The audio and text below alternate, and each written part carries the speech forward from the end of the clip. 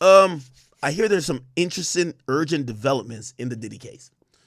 Apparently, Jane Doe don't want to do this no more. She's tired. Now, yesterday was an exposal day for Jane Doe. We heard from many people in court. They felt like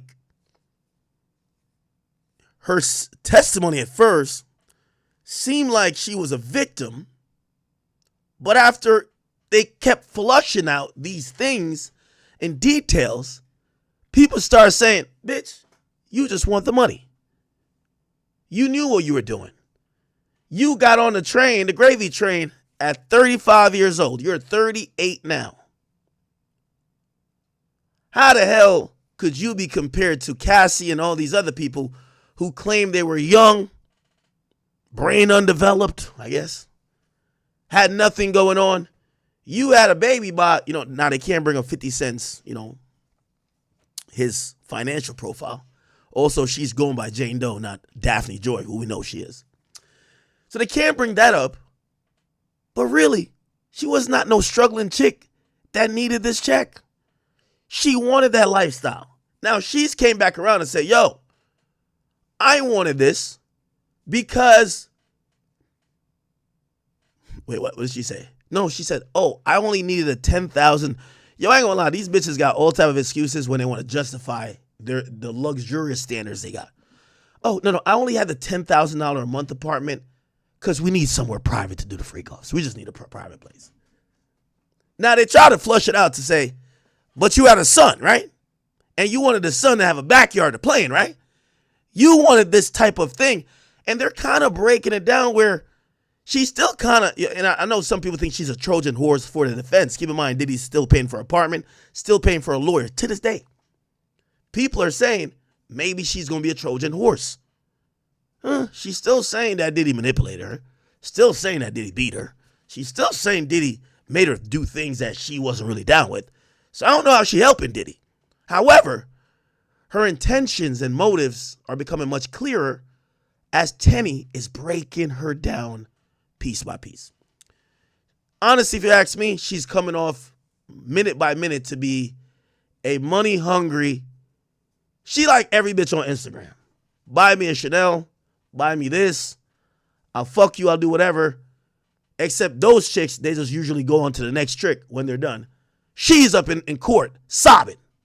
That's going to be a problem. Now, chat, y'all got to monitor my audio levels. Keep in mind, we're doing a 30-day stream. Without my voice, I can't stream, so I can't go too hard. Pause. So I can feel my voice teetering again. So I got to keep it low. We're trying to get to, we got to do about 6 hours today. Okay? By the way, I guess I can announce it now because I'm not going. I was going to the Toronto show. I got 5 tickets to the Toronto show. I was up in that bitch. And then, don't ask.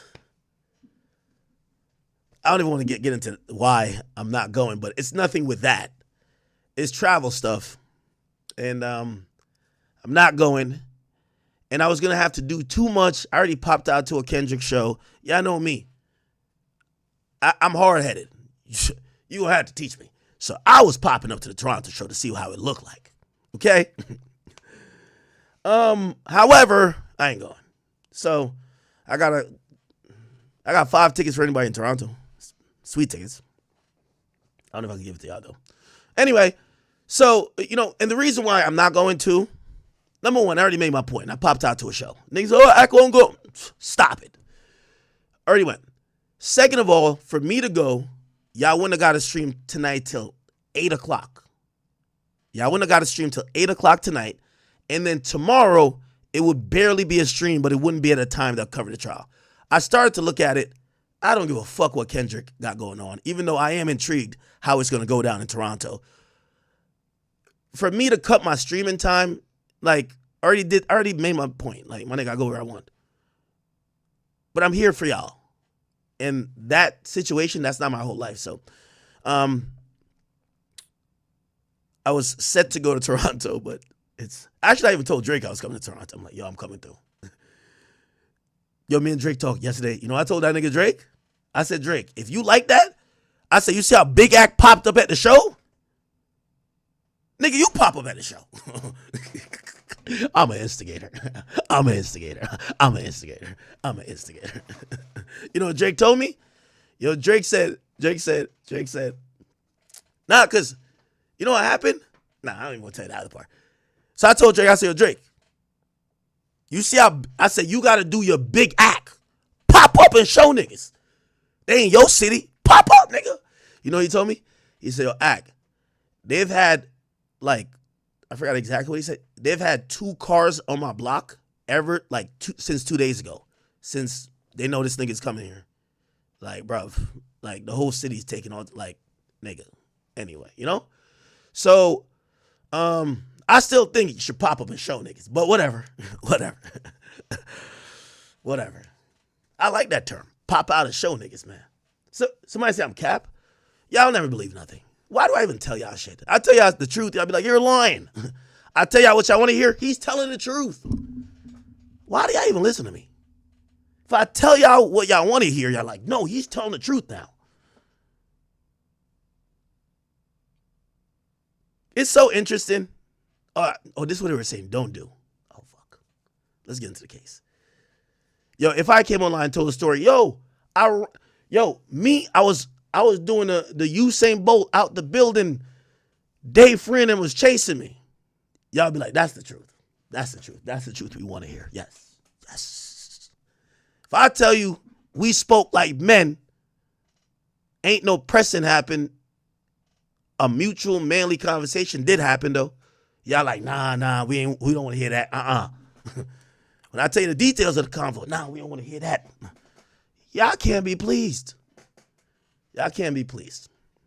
Anyway, I'm not going to Toronto, which I was going to go. I'm going to stay here. I'm going to stream. I'm back to the Diddy case. I'll cover what happens there, and I hope it's peaceful. I'm going to be honest with you. So make no mistake, none of what I'm saying is predicting or projecting or hoping there's any type of disruption, violence, or anything else. I hope it's pretty peaceful, but I do think it's going to be a significant moment. I remember being there. It was historic for me when I was in Philly. I went to Philly show. This is how you should know what type of nigga I am. As I said, this is not only my job, but my life. You get what I'm saying? It is what it is. I don't clock in 9 to 5. I live this shit. Okay? When Meek was beefing with Drake, I could have went to the New York Drake show, the Jersey Drake show. Nigga, I went to Wells Fargo. I needed to see with my own 2 eyes. Will Drake walk up in a Philadelphia arena and perform back to back? He did. He did. So I had to see that with my own 2 eyes, and he definitely did. So we'll see how tonight goes. No matter what, I do think it will be historic because this is like what Drake did to Meek. If I'm going to go up in your city and I'm going to stand there on stage and perform and then call, number one, I want to see if I might really have to go to the show. Hold on, Chad. Starting to think about it. To hear Kendrick diss Canada in Canada, I'd rather do that than make a Canadian nigga. Because, you know, when he's dissing Drake, half of the diss is, he's like downing Canadians. Like, I'd rather do that than make a Canadian nigga make Pac roll in his grave or some shit. Cutthroat business. What is it, the braids? So I want to watch if Canada is going to sit there while he's dissing he's just saying Canadians. And then I want to see if he's going to call Drake a pedophile in his own city. I just want to see it. Oh, shit. He's calling Drake a pedophile in his own city. I don't know if that happens. I don't know if the 6th God could be just 6 Godding. Maybe it could be a 6th angel, but not the God can't let that happen. I got to keep it fair. The God can't let that happen. Anyway, we'll see. Somebody say I gotta go. Y'all, which being honest with y'all, you know, y'all. I only have one boss as y'all. Would you rather me not stream today and go? I'll get over there. We'll get to it. I'll get to it. Don't you worry. I'll get to it. It's a must. I must go.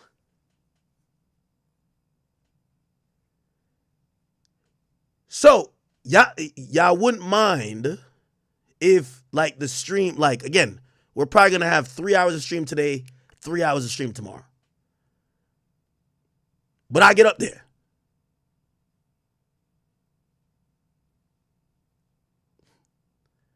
Go make history. It ain't me making history. It's Kendrick making history. I just want to see if he's that bold. And I want to see what Canada's hitting for.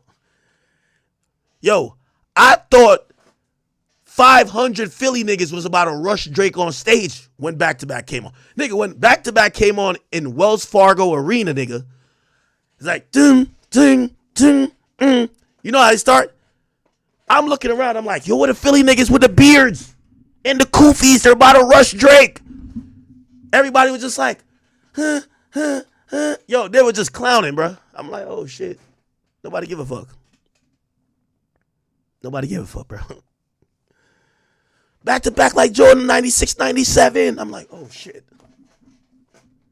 Oh, shit. I was looking around. I'm like, where the Philly niggas at? Now, granted, there was about 4,000 cops outside, but who gives a fuck? Who gives a fuck? It's going to be the same tonight. There's going to be 10,000 cops outside. They're already on Drake's block just circling the shit. I think Drake even was smart. He said, yo, you know what? I'm about to go do a stream with Kai Cenat today. Today's the Kai stream. Let's do the Kai stream. Okay. Let's go figure out the Somebody Who Loves Me song. All right. Anyway, let's get into the case. Wait, should I go? Yeah, run a poll. Run a poll. Run a poll, chat. Run a poll.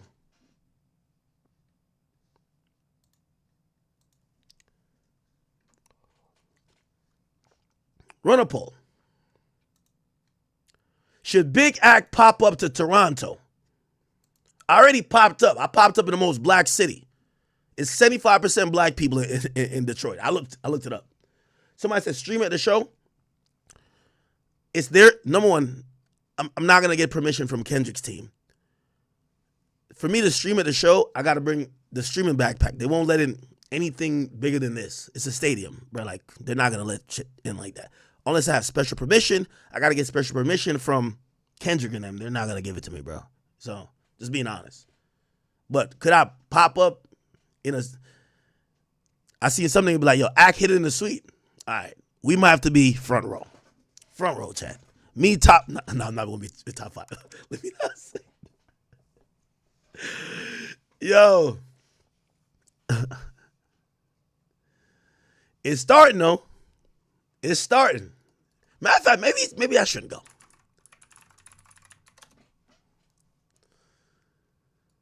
Oh, I guess it's on the close friends.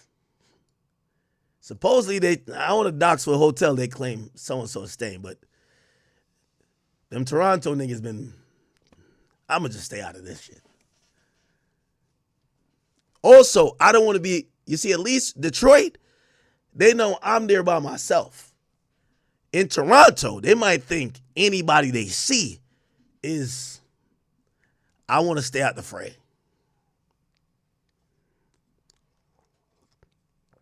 I should have went to go see what was the vibes at New Hope King, right? Double G Double N says go.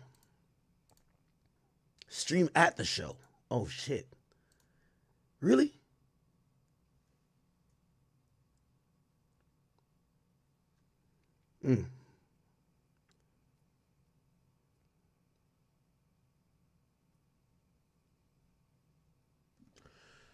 Okay. I'll keep you guys updated. By the way, I did tell Drake my intention to come. This is before I realized it's going to do too much for me to go.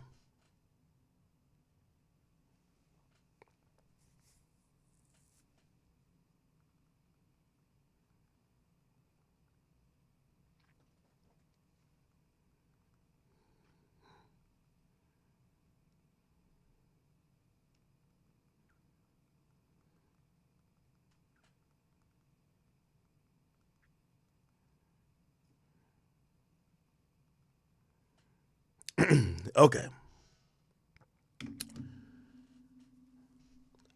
I did tell Drake, I'm like, listen, I said, I told Drake, I said, I don't know how y'all niggas is doing it. I know I'm not beefing with necessarily Drake's team, or not obviously, but I'm not beefing with Kendrick's team. But nigga, I hope y'all are the tough guys. I ain't tough. I'm popping out and showing niggas. Remember they say I only stay in the crib. Nobody showed up to me.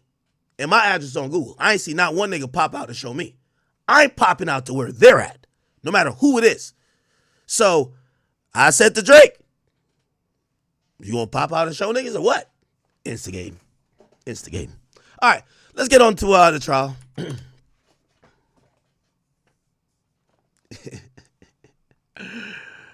Okay, so a lot of drama going on today in court chat. Let me give you the wrap up on what happened yesterday. So Lauren Conlon actually breaks down how Jane is on the stand, and there's some developments today we're going to get to shortly. Lauren Conlon, shout out to her. We're about to do some shit. She breaks down how Jane Doe, aka Daphne Joy, is getting a little irritated. She got irritated with Tenny Garagos on Cross. She is getting a little sassy at times. She supposedly describes one of Diddy's other concubines, Gina Q, as trash. So she's up there getting her shit off. Listen to this, chat. And then we're going to get into reading all the tweets from this morning. The United States versus Sean Combs. We are on day 21, and it was a very short day in court today. So I'll go over some of the highlights. By the way, Hype Exotic, you said I need to go grab some hot tea. You're right. I need some tea. I'm gonna get some tea. Don't you worry. The voice gotta stay. Trust.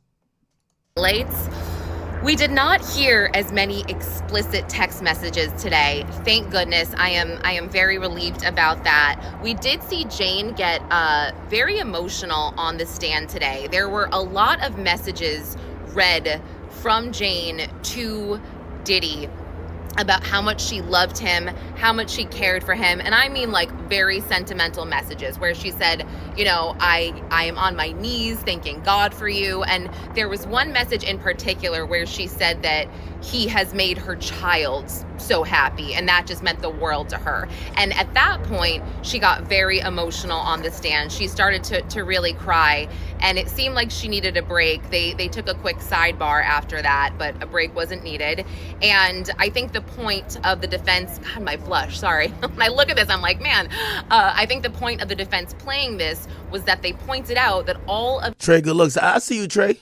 Trey's take. I see you, my boy, on the King Academics page. He said, bro, I told you to get some tea. After trips that involved multiple hotel nights. Now, we also heard just some context behind a couple things that we had previously heard in the past, like the island trip where he went to this island with another woman and he bragged about how much sex they had on this podcast. That was actually with Young Miami. And I think I had previously said it was Gina, but don't worry, we heard a lot more about Gina on the stand today. We saw text messages from Jane to Diddy, again, fighting about Gina, and Jane refers to Gina as trash a lot, saying, you dipped yourself in trash again. I don't want this, toxicity in our... Ooh. A story old as time. A woman saying another woman is trash. Okay? Not knowing y'all both in the same dumpster. Oh, you fucking with her? She's trash. I can't believe you fucking her. Well, I'm fucking you too. Y'all on the same dumpster. Our relationship, because she had indicated that Gina and Diddy were very toxic, and he would sort of bring that home to her. And we also saw text messages where they got in a fight because he had gotten Gina a necklace and she posted it on social media publicly, and Diddy got upset at Jane about, or not upset, but he made her take down a food post that she had tagged him in earlier. So it was like, she can't be public, but Gina can, as well as Young Miami. She just said she felt very disrespected when these women would publicly post. And again, she was doing these quote unquote hotel nights. Now, we saw a multitude of text messages with Jane setting up these hotel nights. And, you know, she pointed out many times that she felt like she had to do this to make her partner happy because she loved him. And there was one point where, you know, Tenny Garagos brought up the 3 men night. Young Carter, don't be hating on the King Academics channel. Hey, the chat just trying to make sure I'm good. Like, yo, we family here. Y'all my doctor, my therapist, relationship coach, health expert, my liver expert. Y'all are everything for me. So no, they didn't pay me to tell me to drink some tea. They want to make sure the stream continues. We got to keep it going. One monkey don't stop a show. A little voice box don't stop nothing. We got to keep it going. I might have to like operate in sign language. Sobriety night. And, you know, she just said like, and she said this a bunch of times, like, you agreed to it, right? And Jane would answer, unfortunately, yes. By the way, okay, oh my God. Skinny Day says, how could you say you and Dave talk trying to stop the BS but still instigating? Brother, me and his conversation ain't got nothing to do with this. I told both of them niggas, yo, y'all issues with Drake. I told Dave, I said, listen, if you feel like, nigga, y'all can't get to Drake and y'all want to get it, nigga, I came here prepared. It's what it is. I don't give a fuck. This whole thing, it's not me de-escalating nothing with these niggas. They have a beef with Drake. They don't got a beef with me. I told them. I showed up to your show because if I had a beef with you, I wouldn't show up to your show. So this whole thing, nigga, I don't give a fuck what y'all told about. I don't care if these grown-ass men solve their beef. I told you if somebody get clipped, I'm not going to feel sad. I'm sorry. They're calling each other pedophiles. They're saying that this nigga don't own his son or whatever. I don't give two fucks. I'm not taking no responsibility for grown man actions. So please don't act like I have any part in this. Dave Free need to go see about Drake about saying that he fathered somebody's kid. He need to see him. Don't see act. See him. And Drake need to go see Kendrick about the pedophile shit. That's a fact. Y'all niggas stop with the pussy shit. Niggas got clipped in this hip-hop shit for less. Stop trying to blame a media outlet. They started this shit. And they still in their feelings about it. Go handle your business. Don't come to the media. Go handle your business. I'm sorry. Go handle your business. I'm not taking no responsibility. When you call a nigga a pedophile, you know a nigga could get clipped for that. That's a fact. If you call a nigga a snitch, you could get clipped for that. Rest in peace, Nipsey. That's what happens. And she answered, unfortunately, yes, multiple times.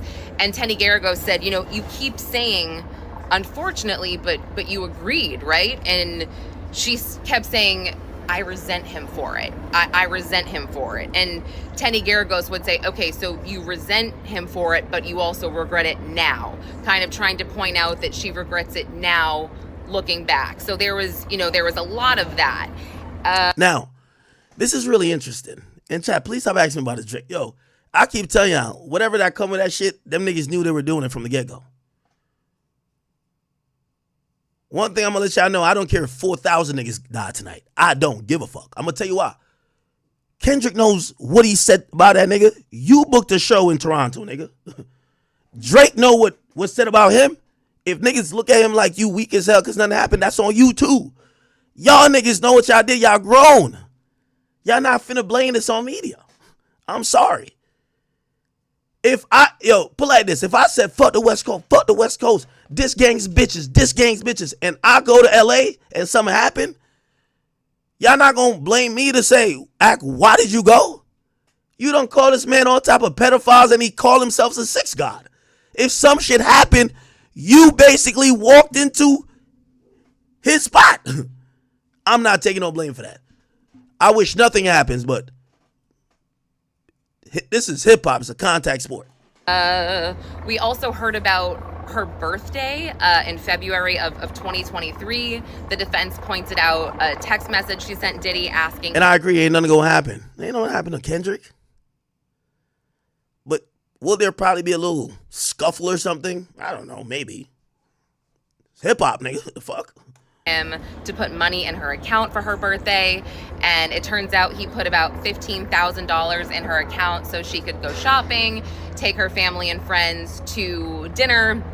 And she said that she didn't have a good birthday. She, on top of all this, and Diddy buying her this birthday dinner for her family and friends, she didn't have a good time. She said that he kind of had her holed up at the Nobu Hotel in Miami after, and she said that he only wanted to eat at the Nobu Hotel because they didn't have to go out and he could kind of keep her there, so she wasn't really happy about that. So Tenny Garagos kind of showed us text messages of her saying, let's go to Carbone, let's go here, let's go there. All right, I'm going to skip a little bit into this. Again, we got to get updated with the current tweets. There's some interesting shit happened this morning, and I'm sorry, I'm going to get to it. Came out, and you were upset because you had also recently seen him in Vegas with another woman. And she said, yeah. And she said, you know, you were following this lawsuit pretty closely. And she said, yes, I was. And then there was an objection and a sidebar. And then we ended early because the government brought up that when Jane got on the stand, the defense had asked her if she got immunity from the government, and she said yes. And again, they asked her, you know, what does this mean? And she said, you know, I'm protected as long as I'm not lying. Sorry, hopefully you can hear me. And she said, you know, or Tenny asked, well, who determines if you're lying? And she says the government. Now, the government said because of this, because they're kind of indicating that Jane could be fabricating testimony in order to please the government, they want to introduce some notes or journal entries that Jane had written after Cassie's lawsuit came out. They want to introduce these in redirect, and the judge said he would make a decision tomorrow, but the defense was kind of just like, I don't understand why you guys are doing this, because we're not saying that Jane is a co-conspirator. We're not indicating that. We're just, you know, this one has nothing to do with the other type of thing. Oh my gosh, sorry, there is a giant cockroach. Holy, can you? New York City, man. Home of the roaches and rats. Yo, so this idea that they've been trying to introduce her notes for the longest. Okay? Now, remember, Diddy's team tried to block her notes before. Diddy's team tried to block her notes before by saying some of her notes was referring to things that were attorney-client privilege. What's that? When Diddy was summing up his apology, or he was writing it up, or he had a script for it, Mark Agnifilo was there when he did the video, Notorious video. I'm sorry for beating Cassie's ass up in that hotel, man. I'm so sorry, man. I'm ashamed. I got to do better. He wrote multiple versions of that apology. Apparently, there was a version that mentions Cassie by name.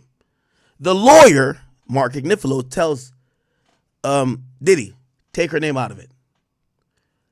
Jane Doe, Daphne Joy, has stuff in her notes saying, yeah, I don't like the fact that Diddy, he apologizing, but he won't say her name. They excluded some of her notes based on, well, she's referring to something that would be attorney-client privilege, but the government's trying to have a second go at it. They're like, no, we don't care about the apology stuff, but there's other things in her notes. Other things in her notes that kind of show that she's not only lying because the government has her in an immunity deal, she's felt this way all along. So we're going to see what that is.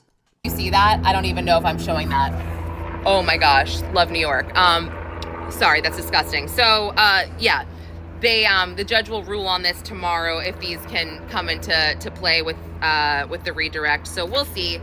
But yeah, overall, there was no big bombshells today. Again, it was just really going back and forth with Jane about her being agreeable, complicit with the escorts, even though Jane would make sure to add a lot of context about why she did this and why she said yes. And at one point, she had said, you know, I would be agreeable because it was that, or I would deal with, the word was he'd be agitated. And so Tenny made sure to say that multiple times. So it would either be with an escort or deal with his agitation, kind of hinting like, okay, so agitation is not that bad. But oh, and sorry, one more thing. We heard about a threat that Jane gave Diddy when he was off with Young Miami on an island, and Jane had planned this Valentine's Day for him, or she was planning it, and because Young Miami and Gina, their birthdays are around the same time, so Diddy kind of had to do both their birthdays.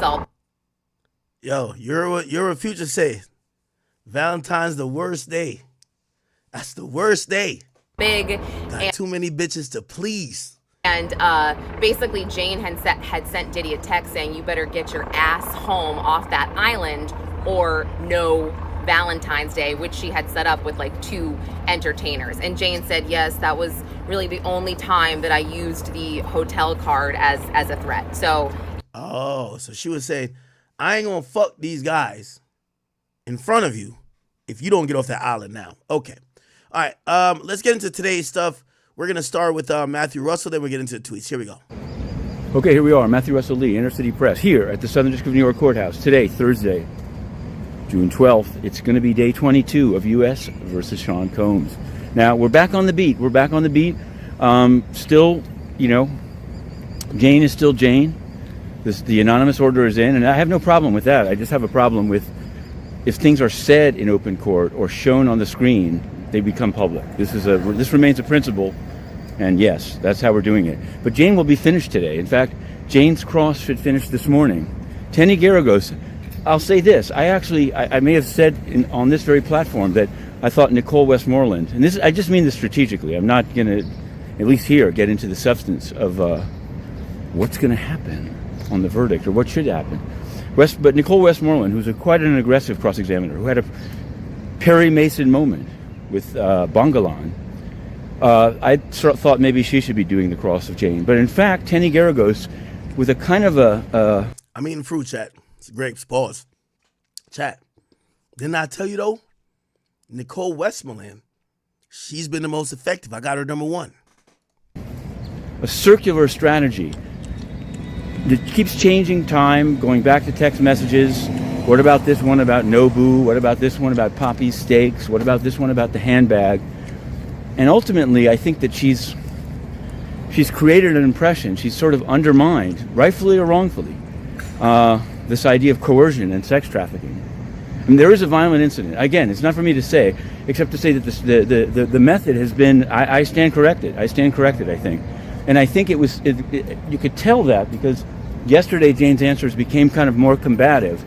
It's like I wouldn't know if that's a good restaurant. Like I think she realized how this questioning was having her come off, which might not be who she is as a person. Who knows? All the juries will know is what they saw in these many days of Jane. And today will be the last day. So we'll see both how Tenny closes it out, how Jane closes it out, and how Maureen Comey on redirect closes it out. But it will be done, and she will fly off. Yeah, you see Lauren on Nancy Grace? That's dope. Away from this trial. And this trial, the government's case at least, is almost over. There may be 3 other witnesses today, one of whom is just a summary witness, Ms. Sankar. How long she'll be on, we don't know. But the main figure is that the government says that they're going to close either next Wednesday or Friday. Now, why the 2 days? Because Thursday is Juneteenth. So after that, there'll be a defense case. Nobody knows. They've implied it's going to be very long. Some people have been asking somehow if Christina Koram would be on the defense side. I can't see it. That cross would be devastating. But Christina Koram is the Ghislaine Maxwell. You rather her not be involved at this point if she's not testifying for the government. And clearly she hasn't flipped. I keep telling you, Gina is a down bitch. And by the way, if Diddy comes out of this, he got to give Gina a baby. Gina been waiting for a baby. Young Miami said it. You got to give her a baby. She deserves a baby. You beat the case. She deserves a baby. Maybe twins. You got to do it. Christina Koram, she deserves a raise. Running Combs Enterprise at this point. Well, I mean, she was chief of staff. You got to give her an extra raise, okay? Give her a little ownership of the company. Those 2 women are the only 2 chicks that ain't flip on Diddy. Every other chick, Diddy was punching hard cock inside Jane Doe, giving her $10,000 a month, this, that, and the third, flipped on him. Cassie, we knew Cassie been flipped. We did find out yesterday. You know what? I think Diddy realized, but I really think this is where kids come in, kids and family. You know, you got a little old joint, and you feel like, you know, maybe you could fall back, you could get back with her. When they got kids, it's over. That shit's over. So Diddy was still writing letters to Cassie, but Cassie already had a family now. So it was ineffective. Cassie got a family. Like, what do you think Cassie's going to leave her husband and kids to come back to FREEKOFFs? Now, if Cassie was just out there fucking with the B-list rapper, this guy, this NFL player, you could tell Diddy missed her. Because Diddy probably was just like, man, these bitches are soft. Cassie was taking 8-9 cocks in a night.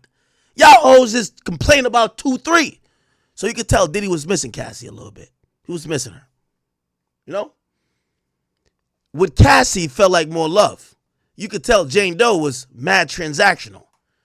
After a good night of baby oil, Astroglide, and male entertainers, immediately Jane Doe, aka Daphne, would be like, you gonna drop something in my account? Almost like she felt like she was getting paid. She just want to get paid for the fucking. Diddy loved when these women just loved him. Only Cassie gave that. Cassie was down to do anything. Cassie was a real one. This chick, he could tell, bitch need a Van Cleef, bitch need this, bitch need that. Like, what the fuck? He already paid. Like, it's like she's, I hate to use 50's term, but she a little sex worker. With Cassie just wanted to please him and wanted him to love her. Now, this girl claims she wanted Diddy to love her, but she was mad transactional. Drop something in my account. I just fucked 3 niggas last night. Drop something in my account. Oh, okay. Make sure you keep paying this and paying that. It was you could hear the transactionality in it. Not Cassie. So Diddy at some point started writing to Cassie. But I think what was probably happening, even though Cassie probably still loves him, and by the way, she admitted that she still has love for the times they spent, Cassie moved on to another place in her life. Cassie was a new mom. I think she had 2 kids at this time. And Cassie was married. FREEKOFF days was a long time ago for Cassie. So I think that's what fucked it up, because I think Diddy wanted to go back to Cassie. We'll just have to see. So we're coming to a close, and we're covering it quite closely on Inner City Press, and we'll have the Week 5 book out, hopefully on Friday, That's a as pineapple we've done in shot. previous weeks. So there's that. Now, what happened yesterday, Bob Menendez, if you remember him, the former longtime senator of New Jersey. Okay. Back in. So, here we go. Before the jury was brought in today, they said the messages that are at issue today for the defense said, can't you redact these messages y'all want to get in? Tenney says, we shouldn't have it. It's consistent. We shouldn't have to, have them redacted. It's consistent with our theory. Hold on, give me a second. Make sure I can see it. It's consistent with our theory, and they opened the door. The judge says they didn't open the door. Wow, okay. Comey, AUSA says, on direct, we elicited testimony about the end of the relationship in 2024.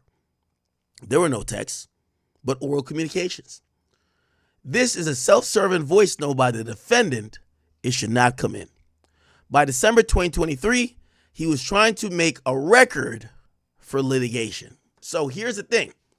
They're saying that Diddy, after he got sued and he paid out to Cassie, and now there was rumors and mumblings that there's a grand jury and a possible federal indictment coming, Diddy started crossing his T's, dotting his I's. All the bitches he's fucking, he would hit them up and be like, hey, just that we clear, you love doing this shit, right? And it was more of trying to cover his ass more than actual genuine relationships or genuine conversations. So the government is saying, we don't want those conversations to be brought in, because that's after Cassie filed her case, and the way he was moving was not a natural movement. That was someone who knew his goose was being cooked. Anyway.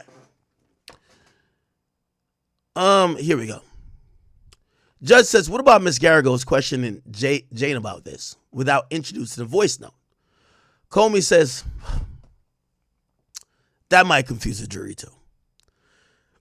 The defendant was trying to feed Jane a narrative throughout their relationship.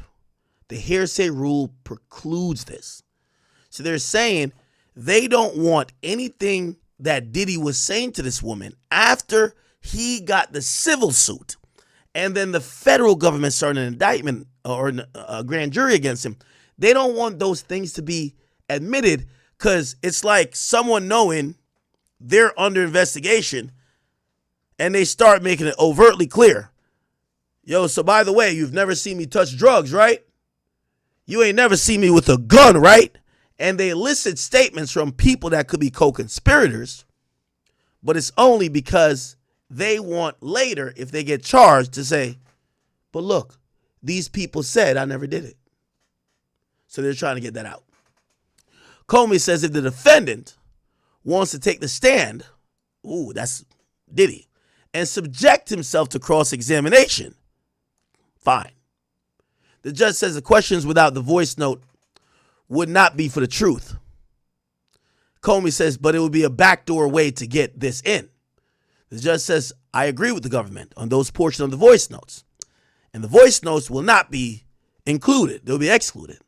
Some questions will be permitted. And if you feel there's a basis for introduction, you can call a sidebar. Now, the U.S. wants more of Jane's notes. Remember, she was one of them girls. She was writing her notes all the time. That's her diary. The judge says, because they were going to make a ruling today, once there's a motive to fabricate, the statements can't come in as prior consistent statements. The pattern or the fact pattern does not appear to have been previously arisen. 2 time periods. The defense argues it would be improper. They post-date the lawsuit. Comey says, I know we're delayed in bringing the jury in, so I don't want to push about getting this in, but the judge says, you could go ahead, push, pause. It's just that the government already put a lot of this messages already in. Comey says, well, we want in her, I felt obligated 98% of the time. The judge says, I'm going to reserve, okay? We could bring in Jane. Comey says, Your Honor, we made an application through your deputy. Judge says, I think it's reflected on this post-it note. And says, isn't this, okay. Got a little fruit bowl over here, Chad. I'm cooling. I can see a fruit fly in front of me. I hate fruits. Fuck. Jack. So good. So now they're talking about, these publications. All right. Now, 10 o'clock, which is about 2 hours ago. They're still in the robing room. Combs has been taken back in the back to the holding cell by the marshals. Look like they might be having a bathroom break. And it says, what would Jane Doe's counsel be getting ready to play? So it looked like what happens is Daphne Joy's lawyer says, Judge, before you bring in Daphne, could we holler at you? Not in front of the court. Could we go to your chambers? Now, remember, it will be an ex parte meeting because she's already on the stand. Unless all 3 parties are there. So there's someone from Diddy's counsel, probably Mark Ignifilo and Tenny because she's doing a cross. There's going to be a court reporter.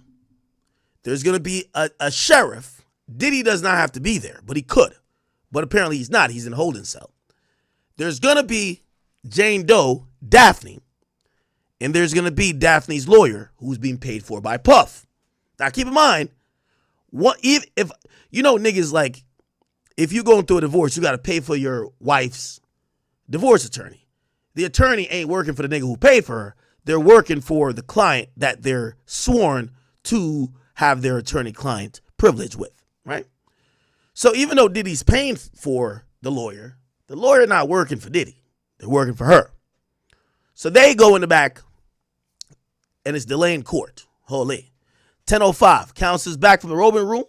Now Ignifilo, Shapiro, and Steele, they huddle with Combs. They're talking with them. So look like they're saying, bruv, this is what happened in the back. We met with Jane, her lawyer, prosecutors, judge, this is what's popping.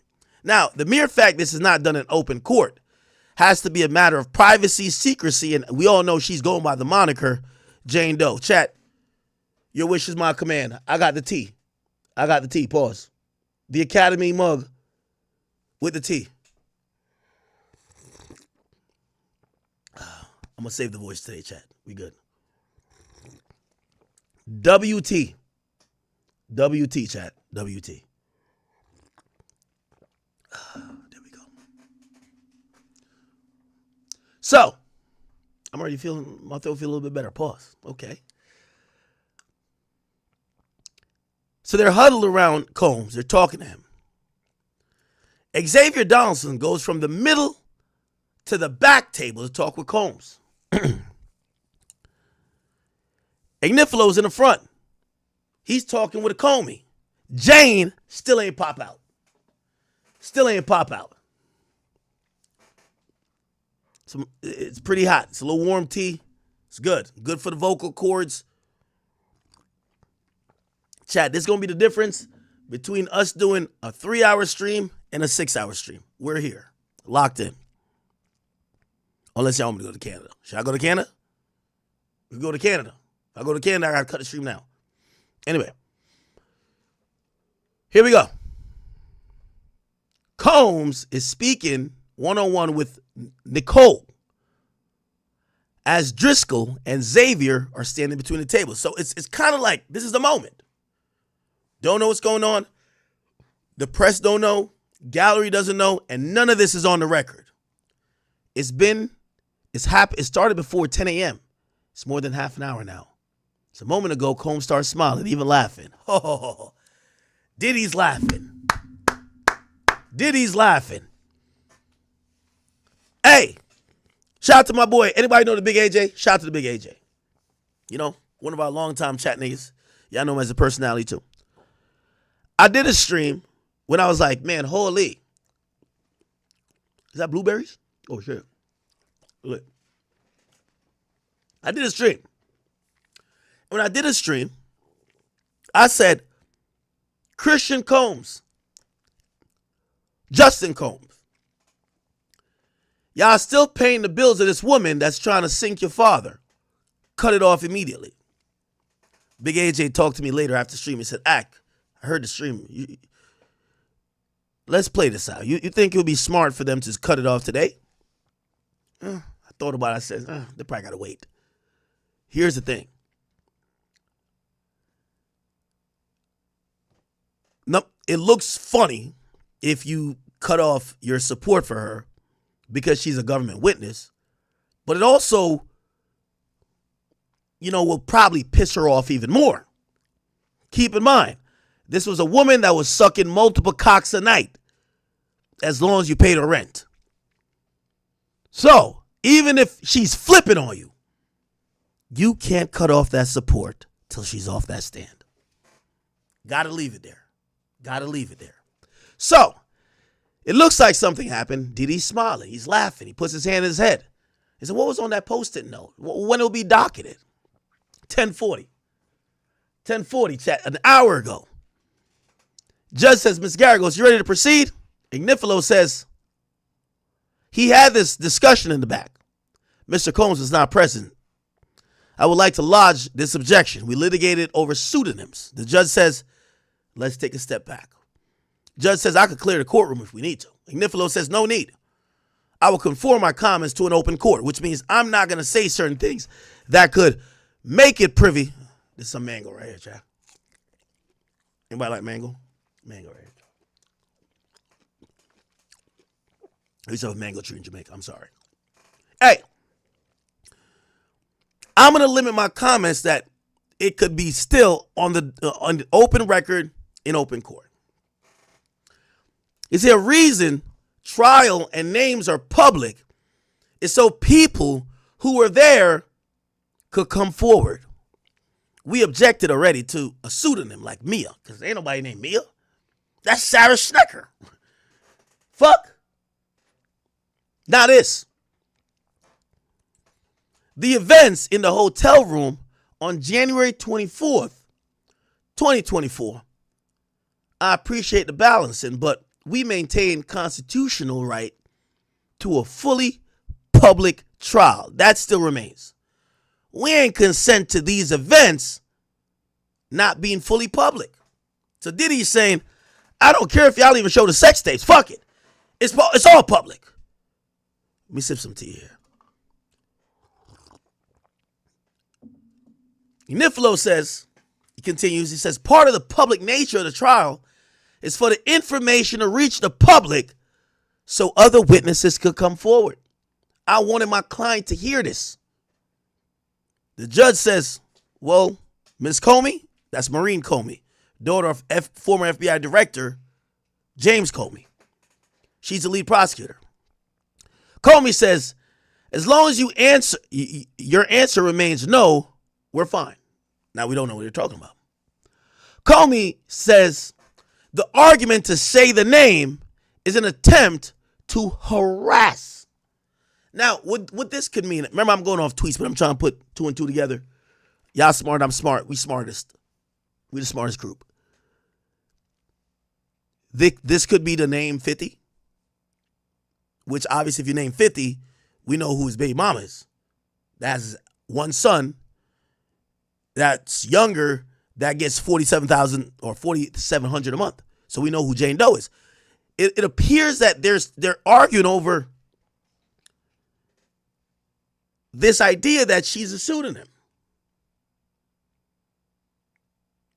Because they're saying it's impossible for us to have a defense to what she's saying because she acting like nobody know her, but the people who we could bring to say she's fucking lying, that will, the AUSA is objecting to because that would clearly dox her. It'll clearly dox her. But here's the difference between her and Mia, which they also objected to. Mia did claim she was a victim, but Mia ain't a main victim. This one right here, I think the government is saying, we're going to expose her like Banner. Not government, I mean Diddy's team, his defense team. So they're going to have some witnesses like, yo, wasn't she your best friend? All right, come to the stand and bring her best friend up there and expose her that she's a whore. She's a prostitute. She just fucks for money. She's done this before. By the way, keep in mind, somebody brought this up. This is relevant. Peter Nygaard, Daphne Joy. Everybody knows this is Peter Nygaard is someone. Let's just Google him. He owns some Jeffrey Epstein shit. He's a disgraced Canadian businessman and former fashion executive that supposedly would have harems of women doing their bidding. Apparently, he was linked to Daphne Joy. Now, that dude was found guilty. He was found guilty. But the relevant part that might be used, and I'm not making this up, but I'm trying to think out loud about why we don't know the full details yet. Maybe they want to introduce that. But if you introduce that, it also doxes Jane Doe. So it looks like Diddy's team is trying to say, if we're going to put up a defense against Jane Doe, which we got a defense, we got to bring people up that she's dealt with before, maybe in a prostitute sense or an escort sense. Just to say, well, if you claim Diddy did this to you and was sex trafficking you, what about this guy? You didn't say he was sex trafficking you. What's up with that? Right? That might be. Not saying it is, might be. Let's keep it going. The judge says, in this event in the hotel is not one of the alleged acts of sex trafficking. It's just collateral. It's not a real concern. Comey says, the identity of those there isn't a defense. Okay, so we kind of get what it is. Diddy is now ready to play dirty. He's down to play dirty, chat. Diddy want to drop names. 6ix9ine must have taught him. He know he was locked up with 6ix9ine. Come on, you ain't gonna act like I'm the only freak in this shit. Come on, Ja Rule, you know your name is in this. Come on, boy. Meek, you know. No, I'm playing. I'm not saying those are in there, but they're arguing about the identity that the identity of other people that I would imagine the government saying you can't name those people because they, and again, it might be 50, they directly link to Jane Doe, which violates the fact that she is a hidden witness. So cool. Pineapple. Anybody fuck with pineapple? Yeah. Love some pineapple, bro. Okay. Chat. W me. I'm substituting Chick-fil-A for pineapples, strawberries, grapes, blueberries. We're doing a fruit diet today. Fruit diet. Okay. Okay, so they're waiting for Jane. This issue of identifying a cooperating witness, bringing forth rebuttal testimony from those who learn about it through the press. It came up before. Oh, wow. Okay. So, just to further explain, there's a thinly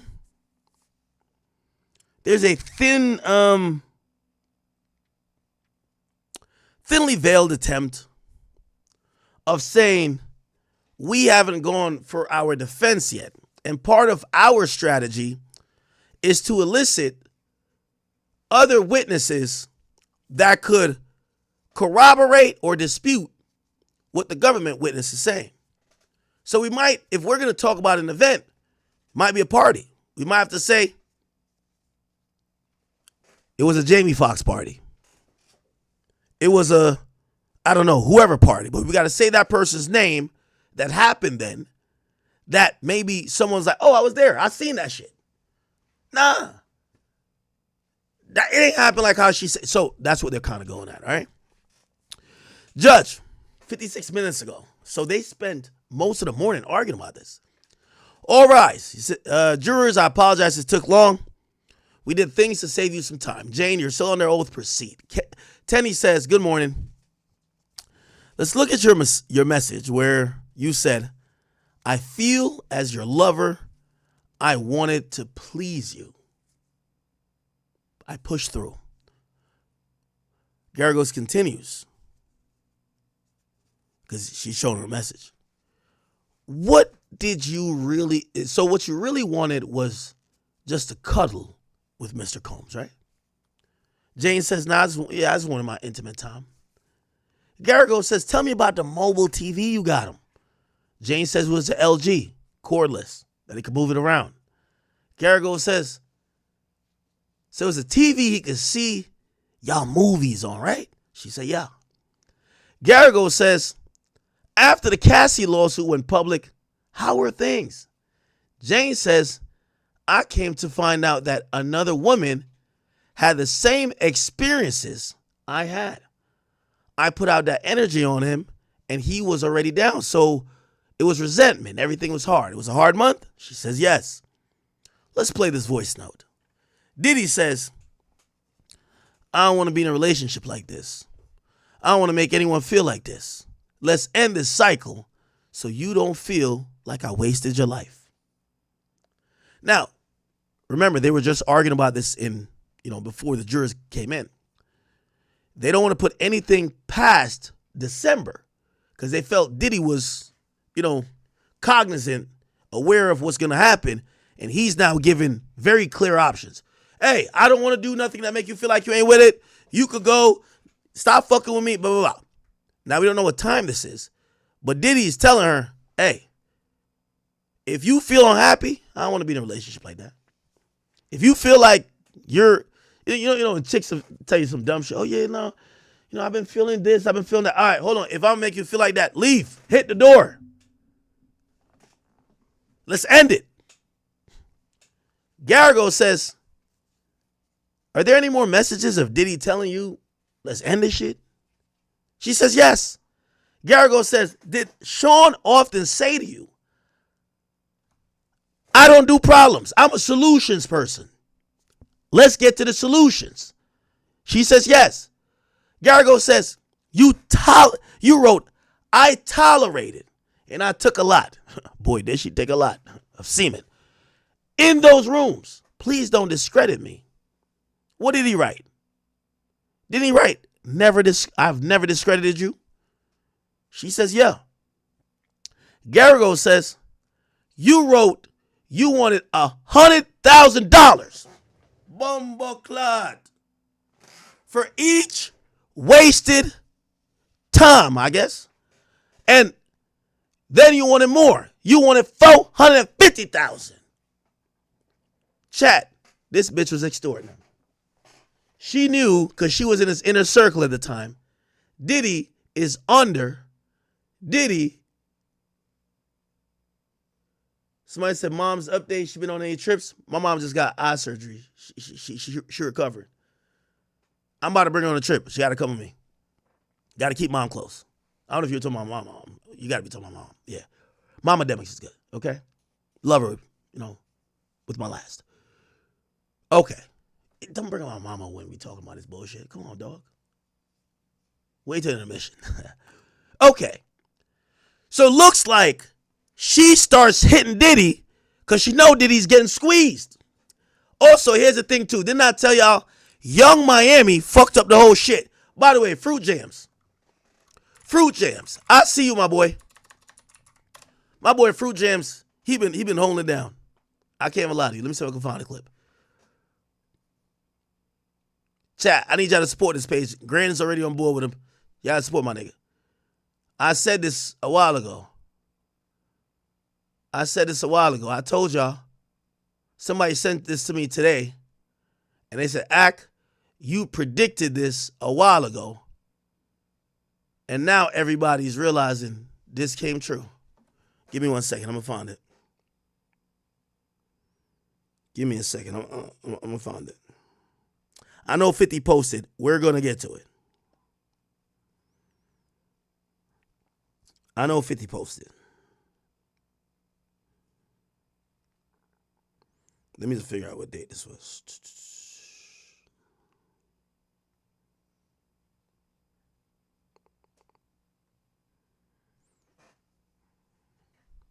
Hold on.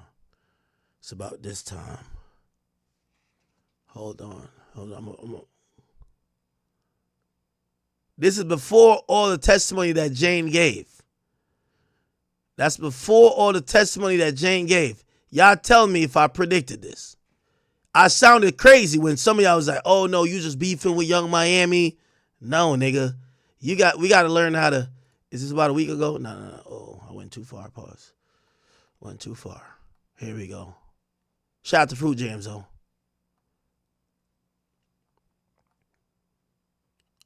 Where we at with it? The 25th? No. It's not that far down. Right here. Listen to this, chat.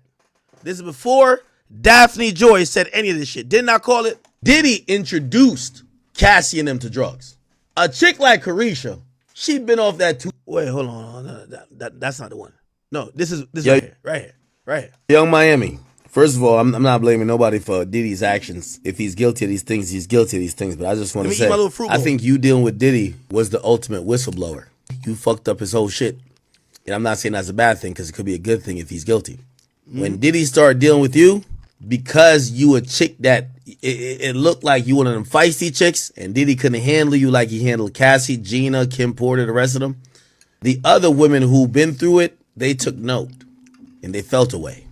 They saw you back talk. They saw you do all the things that Diddy used to slap them square in the mouth for. I'm lying? They saw all the things that what Diddy used to punish them for, you did, and he didn't bat an eye. They didn't like that shit. Then he seen him have a kid with another woman. And it emboldened them to not only file lawsuits, but it emboldened them to speak to the police. So to keep it real, if y'all wondering why Diddy in jail, y'all could thank Carisha. I don't know if she thinks about it like this, but she's the ultimate whistleblower. She's the one that showed people that Diddy only treat whoever he feels he could treat like that. Because when he get a... Didn't I tell you? Diddy fucked up his whole situation by trying to get a city girl. You know what? Yo, your archetype build in 2K is a chick that look like she like Asian She don't got too much of a fat ass, but she's an eater. That's your build. Why you go try to chase a city girl who talk back, who ratchet, who like she'll say some shit to get in your feelings, and she don't give a fuck about going on Instagram to embarrass you and her. That's how Diddy fucked it up. I told y'all this, chat. Told y'all. The bitch who ain't going for it. Like Carisha wasn't going. Like, you could tell he couldn't give her no fucking black eye. Your Fruit Jams in the chat. What up? Yo, Young Miami. Told y'all. So now we're seeing it manifesting. When there's blood in the water, the sharks come. Jane Doe pops up. And at first she's like, nah, she's comforting him. She was there. Sometimes your biggest op be in your bed. One in the chat if you know what I'm talking about. Sometimes your biggest op you laying with. It's crazy. It's crazy. She was there when Cassie filed, not when Cassie filed a lawsuit, when the video came out of the beating. She's peeping game. She read the Cassie lawsuit. She said she threw up. She felt sick to her stomach. She still ain't leave. She turned to the biggest op. You know what she did? Wait. He paid this bitch out $30 million? The number that everyone would say was $30 million. You know what she did over time? All right, I'm tapping his pockets. I'm tapping his pockets because I could see what that bitch was dealing with. If she got 30, I shouldn't even have to sue. He should want to throw me the back. Remember, she went from being a $10,000 a month bitch. Now she's asking for hundreds of thousands. She's asking for hundreds of thousands, chat. She texts him, I need 100 bands for each wasted, whatever. I don't know what that means. And then I need more than 450,000. He said, you wrote that, right? She said, yeah. Garrigo says, and you say you were thinking of hurting yourself. And he said, he said, don't, because he cared, right? She said, I don't know about if he cared. I don't know if he cared. Garrigo says, you said you ain't had no friends at the time. Objection. Garrigo says, I can rephrase. You said you talked about your feelings with Sean because you didn't have other people. Jane says, yeah. Garrigo says, was Sean still paying your rent? Jane says, yes. Garrigo says, but what about that $9,000 from Bear? You had another nigga. Bear. Bear's a pseudonym, by the way. You claim you had known him for your modeling days. Remember the link to Peter Nygaard? She was a model. Peter Nygaard abused many models. She said yes. Garrigo says, did you ever have to do no work for that $9,000 you got? She said no. Tricks. It's tricks. I blame Lil Baby and Gunna for introducing tricking to hip hop. I ain't gonna lie to you. They've made it so cool to trick, and the idea of tricking, I'll get you the biggest Chanel in the store if you want. I'm like, what the fuck are you talking about, nigga? We're not doing that. Not me. Fuck. I'm gonna buy you some titties. What? For other niggas? Hell nah. But Lil Baby and Gunna, the two biggest tricks in hip hop ever. I blame them niggas for making tricking so popular. Houston been tricking, It's tricks, pimps, and hoes over there. Memphis too. But for it to be worldwide, I blame Gunna and Lil Baby. I ain't gonna lie to you. Okay. They said the rapper you mentioned, he was close with 50. No, not 50. Oh, shit. Freudian slip. The rapper you mentioned, he was close to Mr. Combs. She said yes. They play a video. They said this rapper, they will record together, right? And he's also an icon in the music industry, right? She said yes. But you went to the birthday party with the rapper wife or his girlfriend. Did you know that sex worker traveled with them? She said yes. Garrigo says, and Mr. Combs knew too, right? Yes. Garrigo says, when Anton was long dicking that woman, how many people are in the room? 7 or 8. Chat, I've been telling y'all this. There's another part of the industry where these freakazoid niggas just watch sex like it's performative art. Let's drink some mimosas. Let's drink some whatever and watch these two fuck all night. This is what this trial is telling me. I didn't know shit like this exists. 7 people just watching somebody fuck. That's crazy.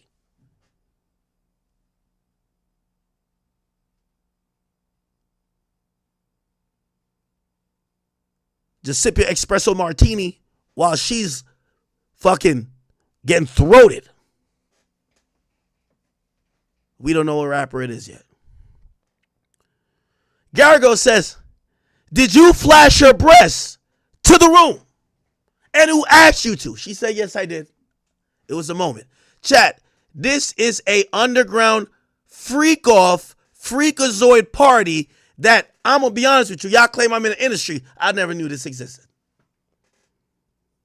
Vlad, this is where you come in. You got to ask every rapper, have you been to some shit like this? 8 people in the room watching 2 people fuck and people flashing? What's going on here? I've never heard some shit like this. So she's in a fuck party watching 2 people have sex. One's a sex worker. We don't know who the woman is. And it's so sexual in nature that she even flashes her titties to the room. We don't know if everybody else is masturbating. We don't know what's going on. So who asked you to? She said it was just a moment. He said, what did a rapper look like? Diddy's team is trying to get to the rapper. Ja, is that you? Meek, is this you? French, it better not be you. Who is this? Who is this rapper? Now they did say this is an icon. This is an icon.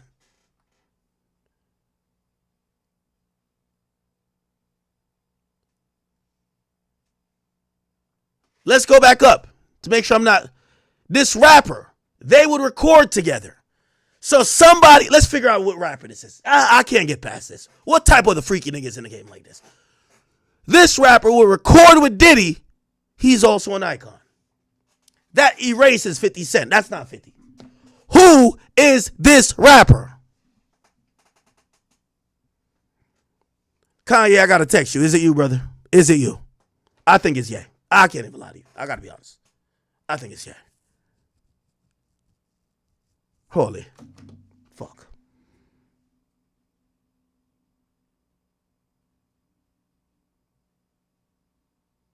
I think it might be Ye. Chat. It's either Ye or J. It's Ye or J. It's Ye or J. It's Ye or J. Somebody says Rose. All right.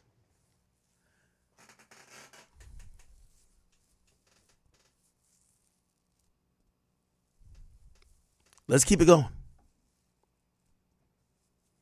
You flash your breast to the room. Who asked you to do it? She said it was just a moment. What did the rapper say to you?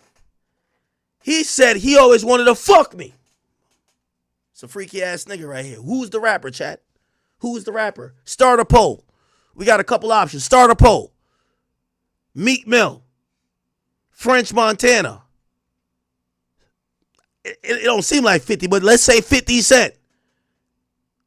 Kanye West. DJ Khaled. And who else? Rick Ross. Rick Ross. Or Jay-Z. Put Jay-Z up in there too. We gotta put Jay-Z up in there. How did you bring up Cabral, aka Sly? They ask if I knew anyone in the lifestyle. Chat, we just found Pandora's box. There's underground sex parties happening in the industry. I guess they're saying, yo, this was fun. This is fun. Yo, y'all know anybody who's down with this? I could keep this shit quiet. Y'all know anybody like it? She says, you ever heard about my boy Cabral? His name's Sly. I said yes. At the time, I thought Cabral was a safe and confidential person. Now, chat, they're exposing this woman to be a constant freak-off attender. She didn't only freak off with Diddy. She's freaked off with multiple other people in the industry. This was just a freak. Tenny's exposing her. Tenny's exposing her. This ain't the first time she sold that box. Won't be the last. What wasn't the first time she sold the box, will not be the last. Can't blame it on Diddy. She's an habitual box seller. Chat, think about it. Garrigo says that was for the rapper and his partner, huh? Say, yeah. Garrigo says, how did they know to ask you?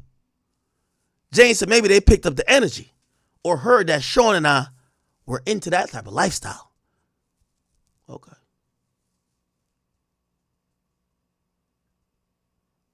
Chat. Drink some more tea. Gotta make sure I keep the voice.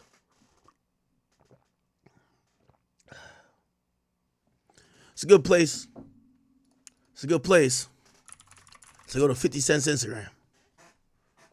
Here we go.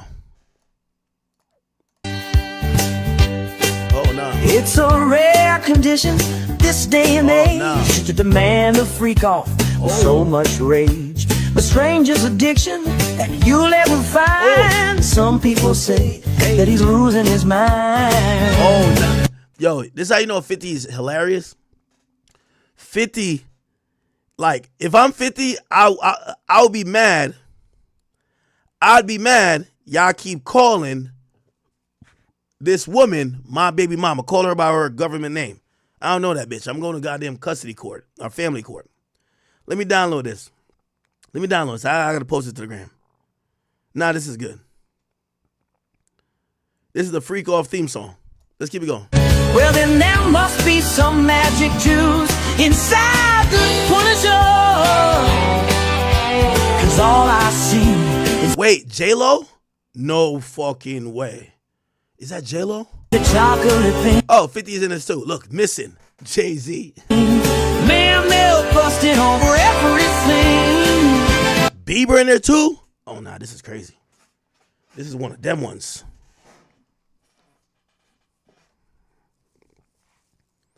This one of them ones still.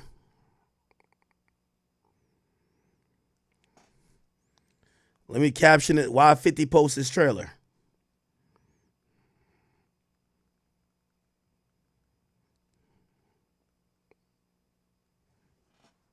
Days gone by. It's the big Oh my God, the Punisher up in this bitch. break of the tangerine. Gotta disinfect after the freak off. That's Gina Hugh right here. Damn. Damn. So chat. My memory is failing me. But that's why I got y'all. We the best detectives in the world. We the best detectives in the world. Now, here we go. Hold on.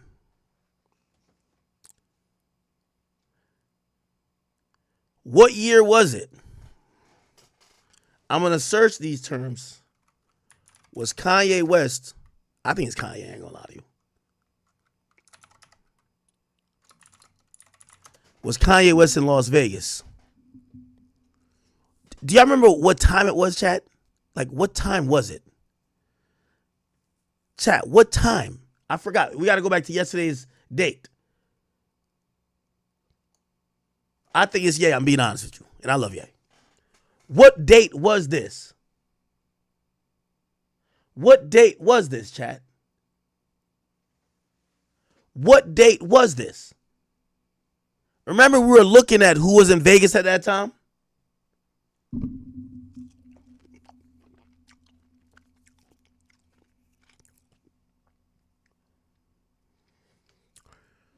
Chat, I only ordered this Soul Fruits because they said when you're getting ready for the freak off, you know, there's a lot of semen in there. They say you got to make your shit taste good. Got to eat some pineapples. I'm trolling, but I'm serious. No, I'm trolling, actually. I'm trolling. I wonder what the pre-freak off diet was. What was the pre-freak off diet? Gotta ask Cassie that, huh? Or maybe the sex worker,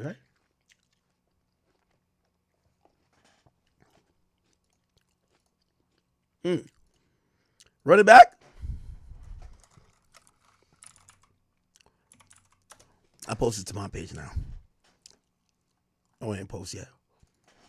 Let's get off 50's page. Oh, the Frosted Flakes. Yeah, you're right. It's a rare condition this day and age to demand a freak off with so much rage. Oh, the baby oil. A stranger's addiction that you'll ever find. Some people say that he's losing his mind. Damn, with 3 basketball players.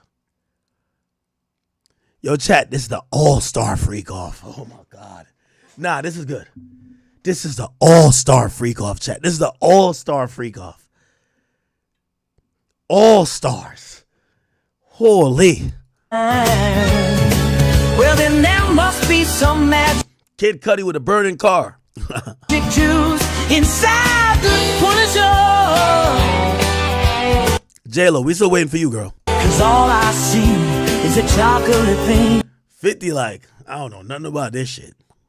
Man, It said, missing, Jay-Z, call police. milk busted on It's a man milk busted on what? everything. Bieber. Days gone by. Why you look like Urkel? It's the biggest break of the century. Executive producer, Kanye West. Oh, man. It's getting out of hand, chat. Little strawberry. God damn.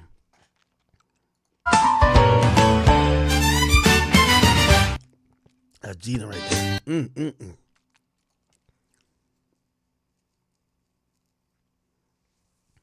What year was this?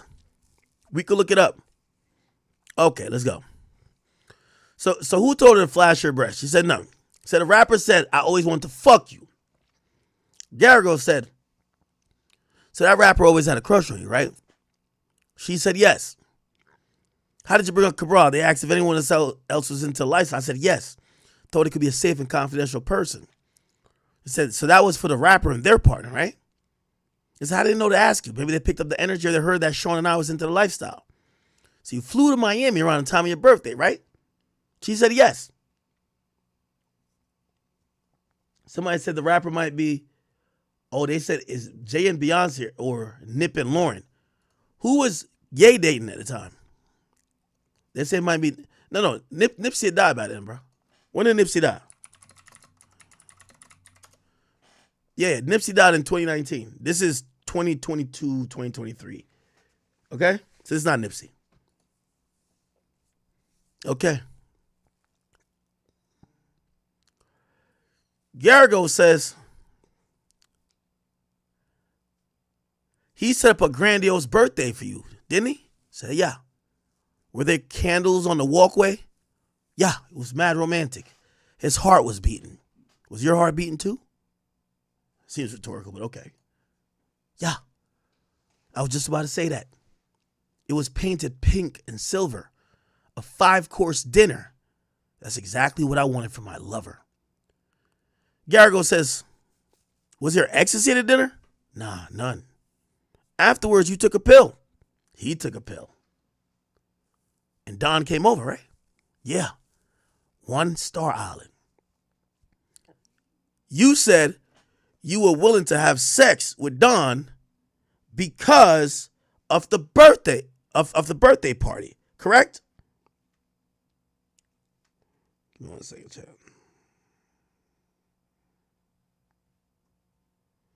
You say you were down to have sex with Dawn because of the birthday party. She says, yes, it was nice. So it looked like she would offer to do these hotel nights if she felt Diddy treated her right. Garrigo says, ain't this between you and Paul, Arthur, in which you ask, do you have plans for Valentine's Day? She said, right. Garrigo says, you wanted to see Paul as a person, right? She said, yes. You said after the Cassie lawsuit, you saw changes in Puff. She says, yes. You said Sean would write you and say, I'm single. I'm polyamorous. And that would hurt you, right? She said yes. After the lawsuit, he went to saying, we are in a relationship.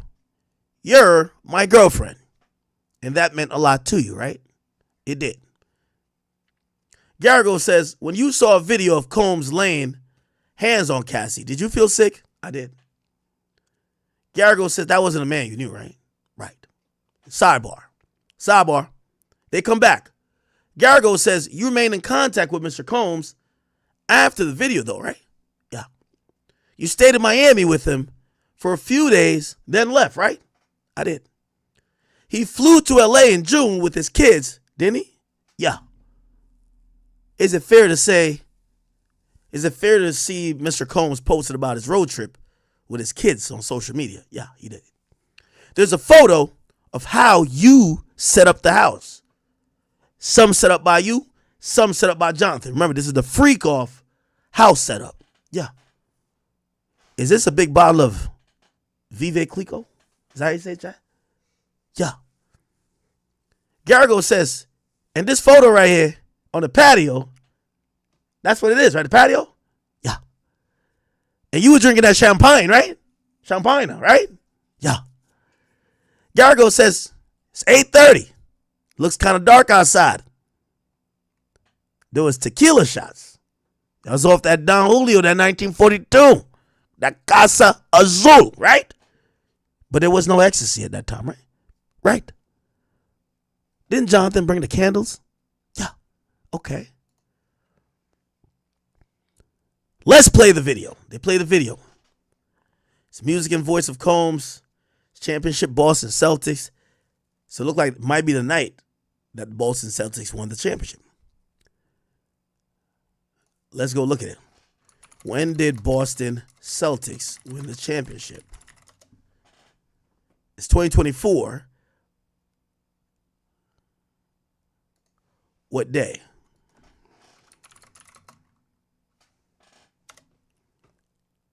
June 17th. Yeah, June 17th.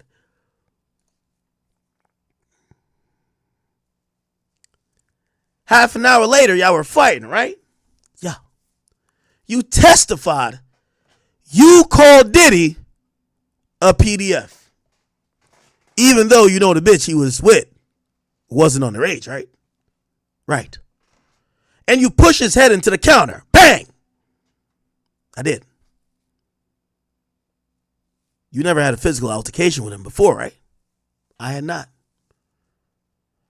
How hard did you push him? Like hard, or medium hard, or soft hard? Pause. Yeah, medium hard. Okay. You threw a little candle at him, didn't you? Yeah. And when you say you lock the door, how'd you lock the door? Was it like a button? Yeah. So wait. So he didn't force a physical lock, but it was a button lock, right? Yeah. What was he saying? He said, I was crazy. There's a lot of yelling. Did you go in the closet? Yep. You take your working out hella serious, don't you? Yep. But you didn't put on an active wear, but it was rather a dress. Why? Because I could put it on easily. Okay, that line of question didn't make sense. After the altercation, you ran and you hid behind a wall. Where was your phone at this time? Back in the house. When you went back, did you ever see Mr. Combs? Yeah, he was out on the streets. Was this hours afterwards? Yup, it had been hours. You were angry and screaming, and you called him a PDF. She clarified. She said, I called him a monster. But when you did it this time, did he kick you again? No, he didn't kick me. You punched him in the back of the head. And he punched you? Yeah, he punched me twice. What they're kind of pointing out, like, yeah, they did have a domestic situation. But this is nothing that was sex trafficking.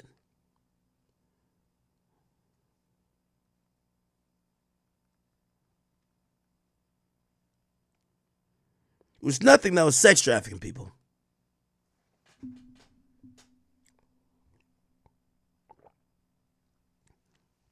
The voice is doing a lot better, chat. Thank you for your concern. We're waiting on some more tweets. Let me go check the donations here. We're having a sidebar real quick while we check the donations and, all right, we're on the King Academics page. Here we go. The Fifth House. Thank you for the 5. Oh, I could tell. This is one of our beautiful chat queens. Yo, chat, I'm so happy. And I've been meeting a lot of y'all. There's so many beautiful women that are chat queens. Y'all better not harass these women and ostracize them out of this community. I love my chat queens. Oh, she looks pretty. She looks really pretty. The Fifth House. Thank you, girl. She says, Ak, I'm so proud of you for eating healthy today and drinking tea. I'm drinking some liquor on the side, too, being honest. But thank you, and I'm glad you're proud of me. Thank you for that. She said, be good to yourself, my brother. Keep it up. The OG creator, thank you for the 2, says, yo, produced by Ye at the end, says it all. You think that's Ye's greatest production? Holy. Rami Ortiz, thank you for the 2. Good Times Jackson says, yo, this is Hot Rod from G Unit, by the way. Hot Rod, what's good, my brother? We might need your input on this, man. What's going on, Hot Rod? Y'all remember Hot Rod from G Unit? He's in the chat. Joshua Bendecore says, here we go. Fruits. We're on fruits today, okay? Good Times Jackson, thank you for the 10. He says, it's Ye. It's Ye. Me and Ye was messing around with the mutual chick. What the fuck? Wait, hold on now, nigga. Wait, what? Did this nigga just like volunteer that him and Kanye are Eskimo brothers? Good Times Jackson, you know you're doxing yourself, but whatever. Says Ye. Me and Ye was messing with a mutual chick. And she said Ye asked her if she knew anyone who could clap Kim's cheeks in front of him and sign an NDA. I was down, but Ye never locked it in. Nigga, he was not with Kim Kardashian. He was not with Kim Kardashian in 2023. When did they break up? You lying like a motherfucker. When did Kim Kardashian and Kanye break up? This is in 2021. Remember, this is in the middle of their thing, so it got to be 2020, late 2022, but I think it's 2023 or 2024. So you're lying. Good Times Jackson, you're lying. Captain D-Hard, pause. So we need to find out who the rapper was. This is wild. I'm not saying it can't be Ye, but it's definitely not with Kim. Oh, thank you for the 5. So Ak, your girl Lauren said the wrong name. Young Miami birthday is a couple days apart from 50 BM in February. It's not Gina. You heard what? When a player got too many women who born in the same month, can't make it special for all of them, huh?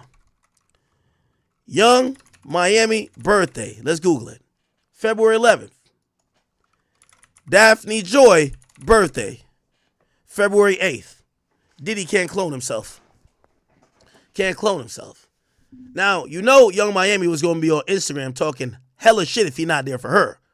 So what he probably would have said, Daphne, I'm going to give you a rain check. I'm going to do a big one for you. Or let's do your birthday early. Then I could leave to get to Young Miami because Young Miami was tolerating that shit. Rick Grimes, think of it too. He said, yo, Ak, ya Jamaican dog. You know say you need some more tea. Brother, fuck with you. Marsalis Woods. He says Logic and Sean G was live together with a shout out, Ak. They gave a shout out. Appreciate both of them. Hype Exotic Worldwide says, yo, Big Ak, fuck the people that hate. Fuck the people that hate people like me. We need people like you. Been a chat nigga for over 6 years. You kept me here when I lost my grandmother. Thanks again. Those messages is why I've started to stream more consistently. I know I've helped you guys a lot in very dire times. I love you, okay? Rest in peace to your grandmother, okay? Lady Shan, she says, you are 50 baby moms. Diddy can't make you his wife. Is she dumb?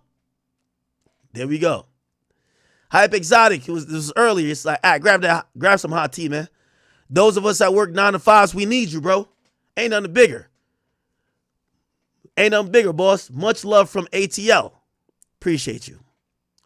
Poppy Chulo says, man, fuck that goddamn Toronto show. Give us a long stream, hack. Let's do it, chat. AJ Pastrana says, yo, go, but only if you link with Drake after. Shit, I think Toronto Secret Service watching Drake right now. Or whatever police department is making sure he don't do no dumb shit. Okay, we read the rest of them. Ant Gaiman says, Ack, Ye been defending Diddy all year on social media. Wasn't Ye dropping that song about him and his cousin? Maybe it was a play to get in front of all of this. He's had trauma since he's been young. I'm going to be honest with you.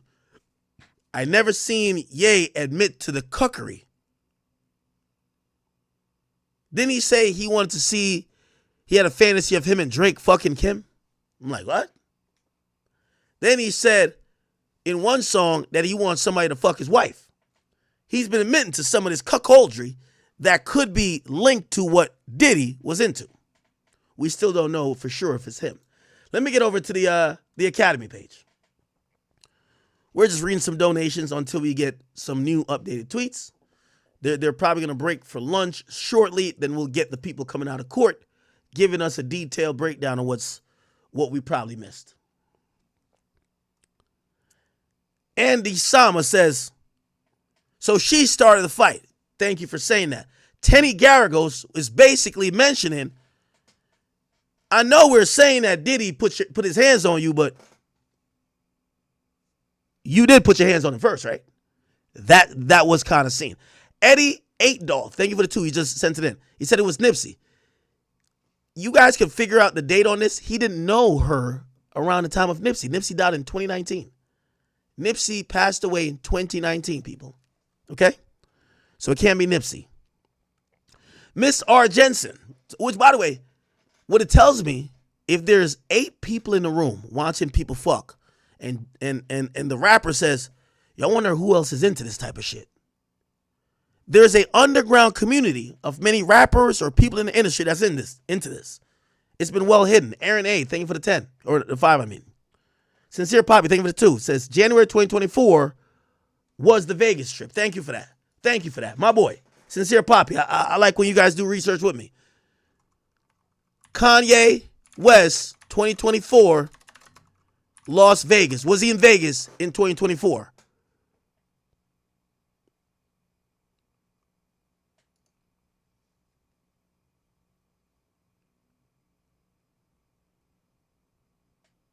Let's see. They said,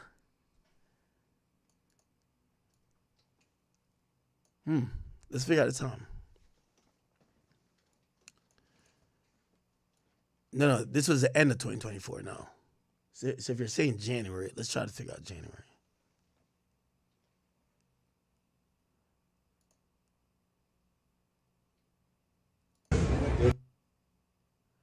Kanye and his wife, Bianca, spotted at the Wynn.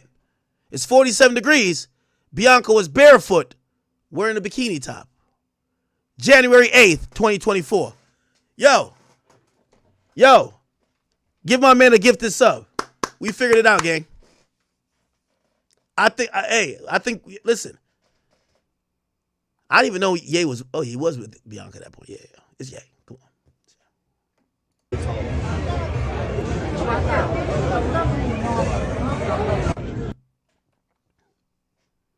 Nah, that's crazy. But okay.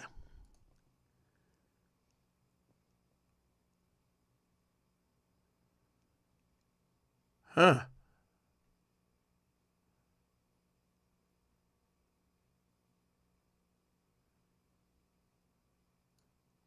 I can't. So he was there on the 8th, but then we also see him there on the 12th of the next month too. He's throwing a concert in the middle of Vegas. Looked like he was doing a lot of stuff in Vegas, even though I think there was a rollout, though, for that album. A year ago, January 8th, they've been spotted in Vegas all week.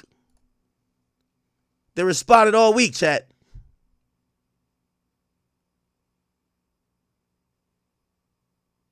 Okay. We're going to go 75% is probably A. With all due respect. With all due respect. Let's get some more tweets, y'all. The judge says, let's break. So now they're at lunch. Somebody said, Swiss Beats and Alicia, the sex ring may be linked. Most hated gold, thank you for the 5. Says, Swiss Beats and Alicia, what about them? The sex ring may be linked to the boule. The sex worker did mention that during the cop interview. Chat, part 2 of this Ye interview going to be real interesting now. Part 2 of this interview with me and Ye is going to be real interesting now. It's going to be real interesting. That works with Mark Garagos. Mark Garagos, the music companies, who represents the media and entertainment in the United States. Most of them, Mercedes does. Kenny Mercedes, which is Groomer Mercedes. Perfect and perfect. Thank you for the 20. He said, I'm just contributing to that fruit fund. Come on now. Fruits. Come on now. I would say fruitademics, but that don't sound too right. Sound gay, huh? Fruitademics don't sound too good. Don't sound too good. Don't sound too good. Don't sound too good. Out of New York. Okay? So what they've been doing is they've been promoting a hate agenda against Trump. So people hate it. Okay? Because they... We're going to get back to the part where he says, or he talks about the boule, which is supposed to be the black Illuminati. We did get some audio leaked. We got some audio leaked. Here we go. Wow. There's another mistrial on one of Harvey Weinstein trials? Didn't he have a mistrial before? The fuck is this?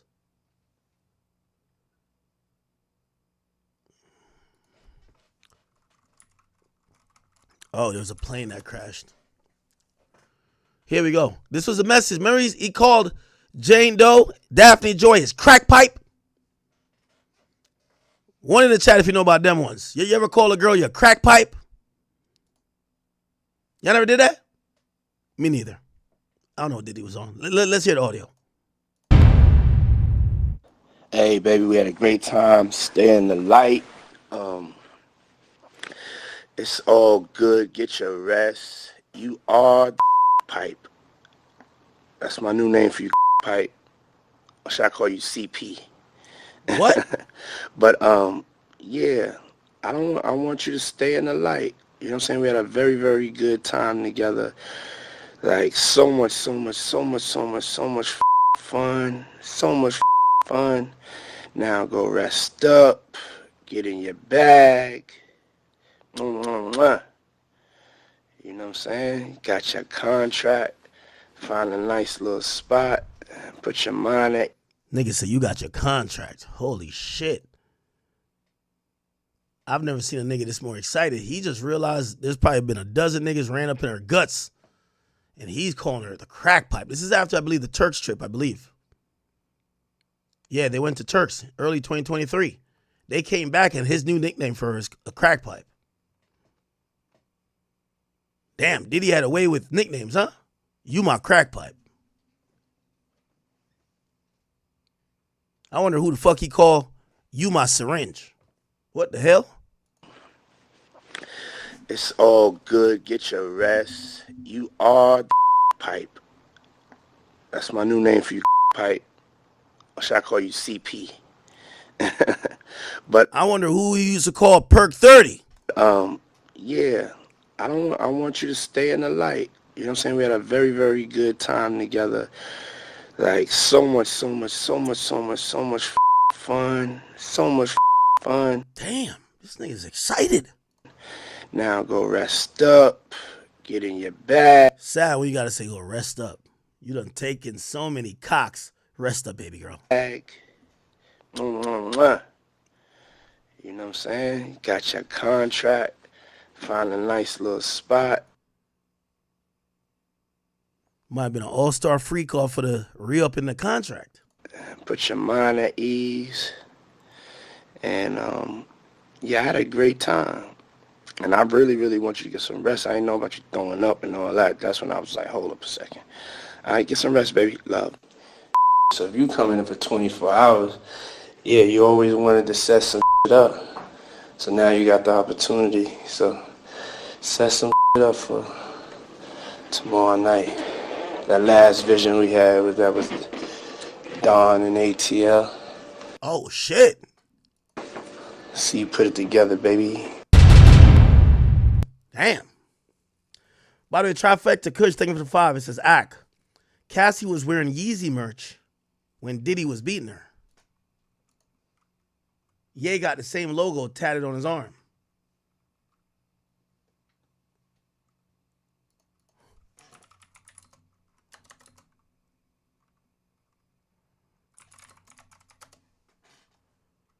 Yeah, the 2016.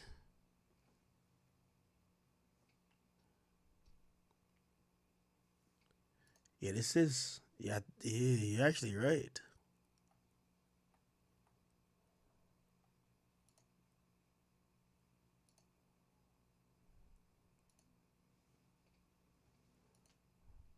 Yeah, yeah.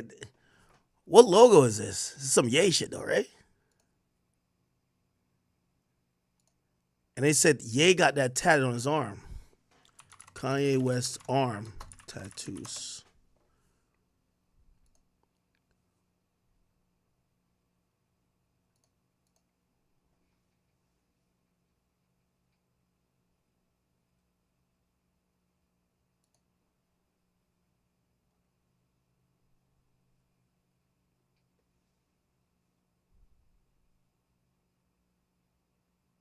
What's that symbol called?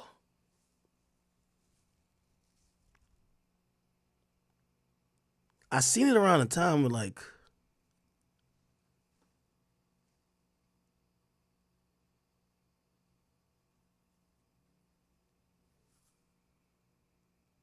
yeah, this shit right here. Kanye West.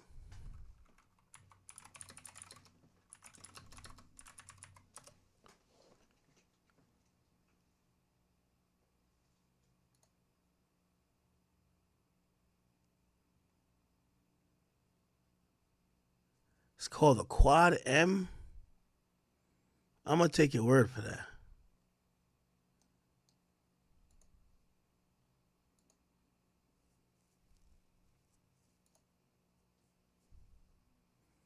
Yeah, Kanye, so he does have this. This is his Reddit.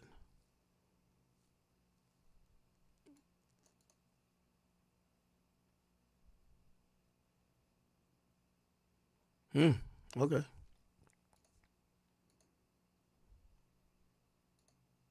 Thank you for that. Thank you for that, guys. Somebody said, you know, Jonathan already said Ross and Khaled are gay in the video. I do know that. Ruger Red, thank you for the 2 gifted subs. Appreciate you, my boy. Big Dog Pops says, W Mama Demics. Appreciate you. Somebody says, maybe Kanye's clear. He said, maybe Kanye's clear. Because Ye was spotted, supposedly, in LA on the 24th. If it happened on the 20th,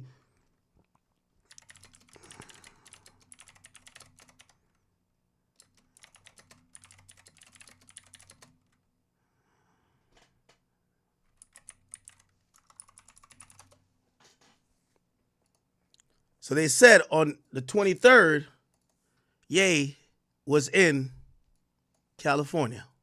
Can't be him. I mean, California is not that far from Vegas, but they're saying it appears that it wasn't Ye. I don't know.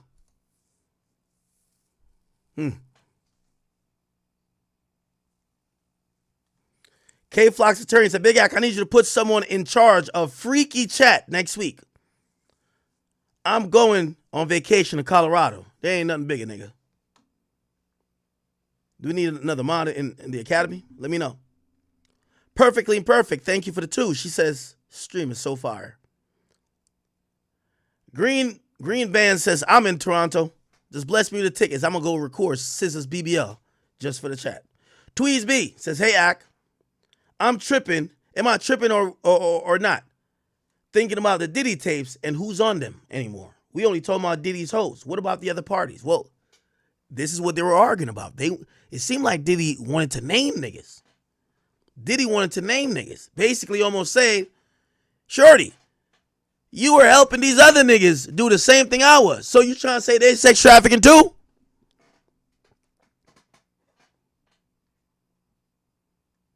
Okay.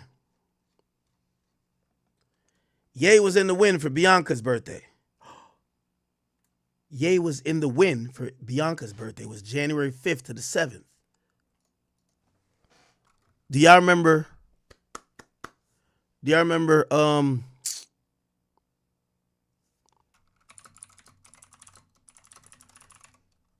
Ye sex worker for his wife's birthday. You never seen that? They exposed him for it.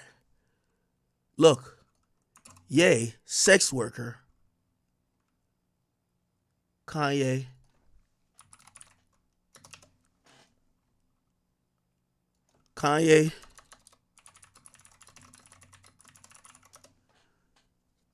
What's that white girl name again? That white girl snitched on him. What's her name? Chat, what's that white girl? Oh, man. Big titties. What's her name? What's that white girl name? She snitched on him on a podcast. Chat, you know what I'm talking about. Come on now. She was with Adam 22 and them niggas. Little freak leak. Kanye, come on now, chat. Yeah, fucking with me. Come on. It was. Come on. Somebody says Tion Tiny. No, it's not Yes Juice. Come on. Y'all know what I'm talking about. No. Sky Bree. Sky Bree snitched on him. Kanye, Sky Bree. Look. Y'all remember this? They were on a podcast together. It was one of them little LA podcasts. Look.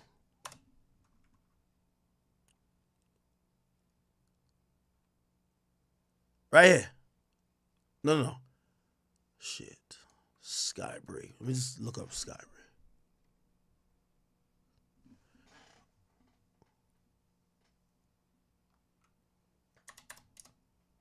And they said he wanted to get Dread. Somebody named Dread. Look. Wife, Dread for Christmas. Look. He got his wife Dread for Christmas. That was his He Christmas. probably honestly did. That's I feel like so they're into like the craziest kinky shit. I sent them 5 girls. I'm happy Did to you say. really? Yeah. I'm happy to say. Are you really? Yeah. Are you lying? I swear, Liam, have I sent 5 people to Kanye? Yeah. Yeah. And I didn't sign an NDA. I can say it. Okay, pimp. That's crazy. I never got a thank you. He got his wife Dread for Christmas. So you might have got Dread for Christmas. Dread for Christmas. That was his He Christmas. probably honestly.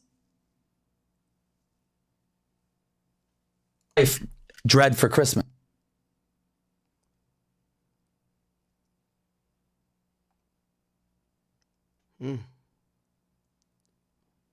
Wow. No, he is very out in Indonesia and he's also born in Hawaii. My settlement put me in a box. Basically, I couldn't talk because otherwise I'll be sued. So I let it be, but they've been following me and they've had, Mark Garrow has had the FBI on me, has had other agencies looking at me and spying on me, okay, because they wanted to set me up as an extortionist. Like if I was extorting Sean for money. It's wrong. Basically what happened is Diddy and Ross, which they're good buddies, okay, they're gay. Who? Both. Diddy and Ross and Khaled, they're all gay. Okay? DJ Khaled, Rick Ross, Yeah. and P. Diddy? Yeah. They all gay? Yeah. Gotcha. All right. Khaled is a Hamas supporter. Okay? Who supporter? Hamas. Hamas. Yeah. Sorry, I said it wrong. No worries. Hamas supporter. Okay? Right. Basically, he's Arab, Palestinian. Okay? The Ciroc agenda, okay, is basically binge drinking poured out on a youth. They promote binge drinking and drugs. Gotcha. The hip-hop agenda was laid out by Obama during his last presidencies purposely. That's why they had Tupac killed, because when they kill them, you gain fame. When people, your record sales go up, and then people listen to your lyrics and everything, and then you become famous, okay? That's how they do it, all right? Tupac's still alive. Yeah. He's in Cuba. Basically, what happens is the following. The hip-hop agenda is an agenda to move drugs all over the United States. You need to involve the DEA. They move all the dope, okay, all the dope on private jets, which don't get screened by customs, by the inside the United States. Okay, they move what's called high grade powdered MDMA. They move cocaine and they move liquid cocaine in their bottles too.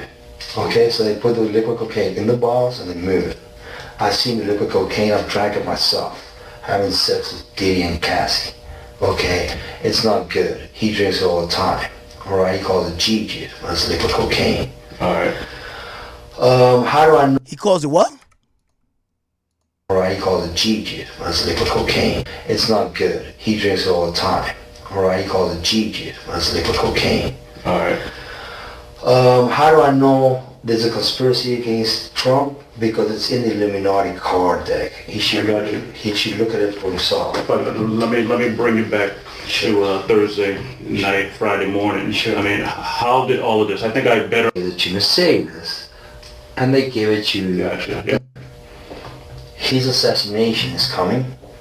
Mm-hmm. Okay, because it's an agenda they perpetrate. We'll get back to the event. Hey, I got like 30 years ago. Mother and father. A message to the American public, a wake-up call, etc. So there's only there's select few of that run the country, okay? Mm-hmm. So, I know you may or may not, I know you're gonna believe me. You have what's called the Illuminati. Illuminati. Okay. Yeah, Illuminati, okay? They've made it in dance. Basically what it means, illuminated. I guess. Okay, they do satanic ritual abuse, which is basically CIA mind programming techniques to their own family, kids, etc. They're in the group, and they bond that way. Okay, so they do sexual pedophilia, they do animal abuse, killing of animals, blood sacrifices and everything in the Bohemian Grove, okay? Right. The Bohemian Grove, the Bushes go there. George C. and George, both of them are in the same agenda. They cousins with the Clintons, okay? So is Donald Trump. He's also a distant cousin.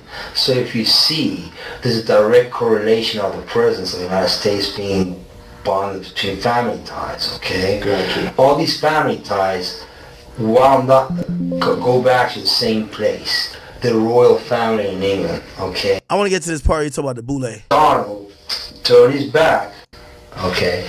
So they have a picture of Donald dead in agenda. That's why he's so famous, okay? I'm from Africa, so I'm not a racist. Here we go. Puff Daddy. Yeah. P. Diddy, whatever you call himself these days. Yeah, go ahead. Yeah, he's part of what's called the boule. The boule is a branch of the Illuminati. Okay. It's the black people. Okay. I'm from Africa, so I'm not a racist. Okay. You my brother, so I like black people. Okay. My mom, I was raised by an African woman in my house. Okay. She was just a servant, but she was she took care of me. Right. So I love black people. Okay. I had settlement with Sean. Okay. And he belongs to that agenda. That's why he's so famous. They land all the contracts. It's his attorneys, which are Mark Garagos and Ben Mercedes. Ben Mercedes. Okay. All right.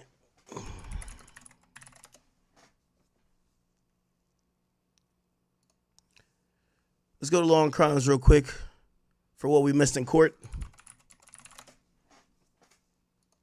This issue, as far as you know. Here we go. Snout like that. Dangled off about with you, Rich. It's a great question. Here we go.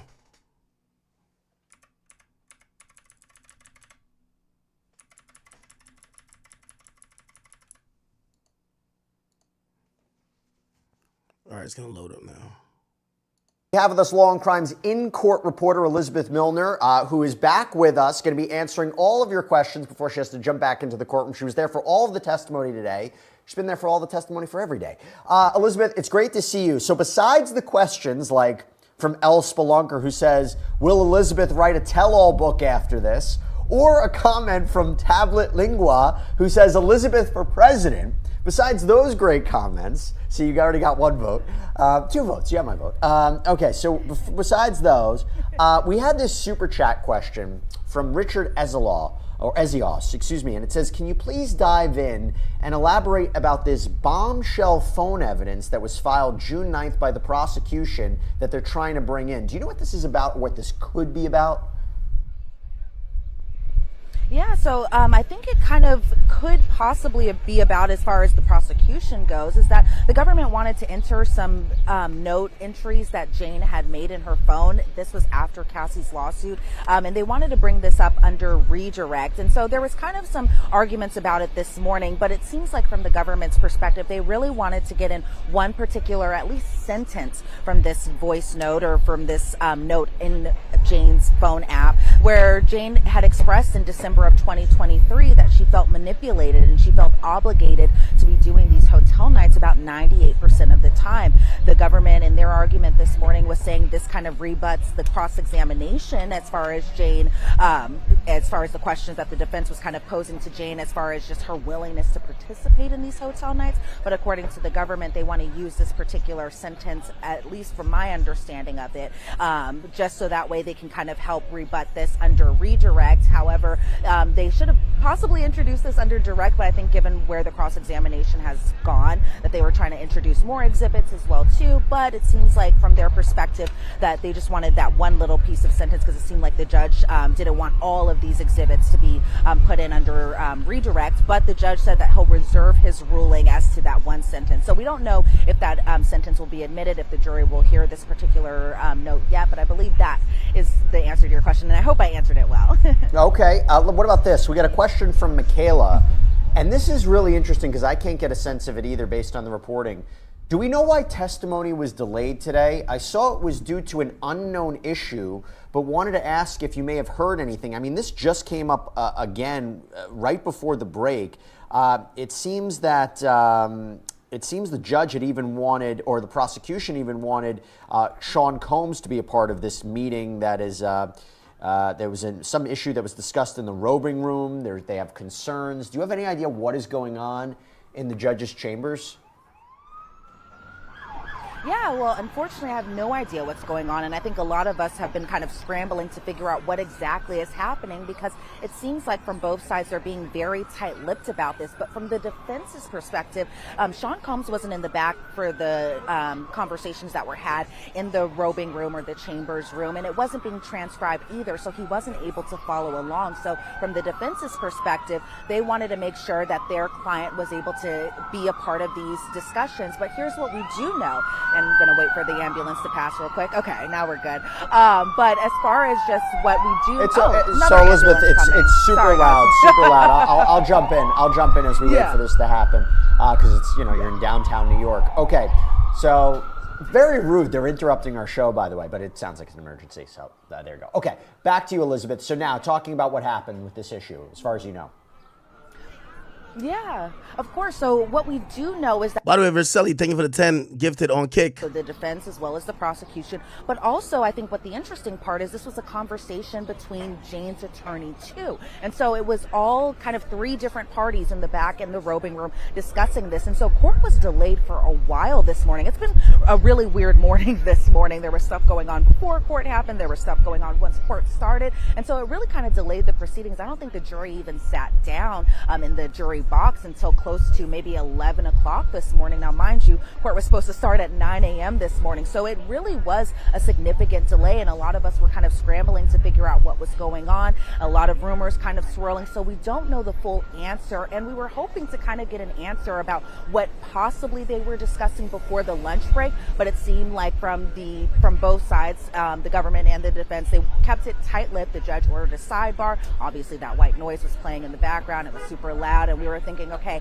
after the sidebar is over, maybe they'll talk about it. And then they were like, okay, lunch break, everyone. And so then lunch break happened. So unfortunately, we still don't know the full scope of what was going on, but it seemed like a very important conversation that was being had because it took so long. I think Diddy really wanted to be a part of it because he seemed a little kind of agitated that he didn't know what was going on. And the defense attorneys were kind of shielding him, talking with him, whispering with him as they were kind of trying to figure out, I think, from their own end what was happening too. Well, I'll tell you, the judge upheld this ruling where the identities of these people that were involved in a January 2024 incident, they will not be disclosed. This regarded a trip to Las Vegas where Sean Combs, and this group, including an unnamed rapper, they had apparently watched this kind of voyeuristic sex session, this woman who had sex with an entertainer that both she and Combs had used in the past. But the judge said that this is not among the alleged acts connected to the sex trafficking charges that Combs faces. So you can see why they made that ruling right there. Okay, this is a really, really important question about the jury. This is from Leg 7K. A question for Elizabeth Milner. Now that the cross-examination for Jane is coming to an end today, have you had any insights and thoughts on the jury's overall reaction to Jane? I don't know how they're feeling about Jane necessarily. I think there were times maybe during, especially her cross-examination, because I think kind of the issue is we hear one thing under direct and you feel for her, and this kind of applies to other witnesses too, where you really kind of feel for them while they're under direct. But then when you kind of peel back the layers just a little bit more under cross-examination, you're kind of learning more of just the scope of everything. So whether it be the text messages, whether it be even her kind of willingness or alleged willingness to participate in these hotel nights and possibly being fine with them, you feel like you start to kind of learn a little bit more and a little bit deeper under the cross-examination. So, for example, when they were talking today about this unnamed rapper and his girlfriend/wife who was going to Vegas and Jane was going along with them, when the jury saw who this unnamed rapper was, because unfortunately we still aren't able to see the exhibits, I did see one juror in the second row kind of going, interesting. So I feel like as far as just where their heads are at, I don't really know. There are also times where like I'm seeing them kind of either looking away or I'm seeing them. Now, remember, Diddy's lawyers want some of these names to be said. Now, you might be like, oh, Diddy, if he's on some, if I'm going down, everybody's going down with me. No, I think the strategy would be, hey, this is like a kind of a hidden community. It's not that we're doing anything wrong. We're just kinky. And maybe if you see another popular person that does this, maybe you guys would be like, well, I don't associate that guy with criminal activity. So if that guy is also into the same stuff as Diddy, I think that guy is innocent. I don't think that guy's a sex trafficker. So maybe Diddy's not a sex trafficker. I got to believe that's a thought. Looking directly at their screens, but I'm kind of thinking, okay, are they wondering how much longer is this particular witness going to be on the stand? How much longer are they going to continue to hear what feels like the same thing over and over again? And they're probably wondering why there's been so many holdups today as far as court starting, court ending, and just the overall testimony too. Yeah, they don't have as much information as we do, including how every piece of evidence fits into the overall case. Before I let you go, Elizabeth, we talked about the jurors. Let's talk about Diddy. ATX Stanley asks, question for Elizabeth, what has Diddy been doing while the witnesses testified? Does he stare at them and nod or shake his head or doodle on a notepad? What is he doing? So from what I could see of him, because I do have a tiny bit of an obstructed view today, but what I have seen of him is he is listening to Jane's testimony. I do see him when he is looking. It's either looking at Mark Agnifilo, who's normally sitting right beside him, possibly chatting with Brian Steele at points, who sits on the other side of him, and then kind of passing notes like he normally does, or just looking at Tinny Garagos do her cross-examination of the witness. And so I haven't seen the nodding over at the jury like I've seen him do for other witnesses per se, but he seems to, as far as just the events that happened this morning, it seems like he's still kind of listening to all the testimony, and if there's anything that they want to be asking, Diddy's definitely writing down that in a note, passing it off to his attorney so that way they can pass it off to Tinny Garagos. Elizabeth Milner, I know you have to jump back into court. Thank you so much. I'm going to see you later for our sidebar, our recap of the entire day's testimony and events. I'll catch you then. Thanks, Elizabeth. Thanks, Jesse. All right, so I'm going to continue the conversation, and I'll get back to the question that came before about, has your opinion changed? But before we do that, Safa, this is really interesting. So the judge said that there is a certain audio recording from December 2023 that is not going to be allowed into evidence. And the prosecutor here had argued that by that time, so Cassie had already filed her lawsuit, that Combs was allegedly making a record, maybe a video record, an audio record. We spoke about this too. That he was trying to paint a certain narrative, that he was trying to craft a narrative about what was going on with Jane, and it's a self-serving false narrative in the recording. And if that's true, I'm surprised that he wouldn't allow it in, but also, doesn't that go into other allegations that we've heard before? I mean, Mia testified that D-Rock, Sean Combs' former bodyguard, had reached out to her after Cassie's lawsuit and was kind of trying to seem to suggest that, everything that was going on with Cassie and Sean, it was all normal. It was a typical relationship, right? And that he was trying to get Combs to reach out to her. And he's already been accused of trying to influence witnesses and reach out to them and tamper with testimony. I mean, look, doesn't that make up some of the racketeering charges that he faces, the racketeering charge that he faces? So I find it interesting that the judge wouldn't allow this in because it seems quite relevant to the case. I would think that it would be relevant. There's certainly evidentiary reasons that the judge may not have allowed it in. I think that whatever the note or recording might indicate could, of course, be something that would reflect possible witness tampering. But at the end of the day, if the government had this item in their possession, I assume that they would have included it in a superseding indictment against Mr. Combs, and to date, they still have not. So that's one thing. Not only that, but with respect to the voice note, one of the things that comes to my mind is, was it completed so that he could turn that over to his attorneys? Okay. Now, let's see if Miss Collins on. If not, we're going to Unc. No video yet. We'll check Logic, then we're going to Unc. Hopefully Unc is live.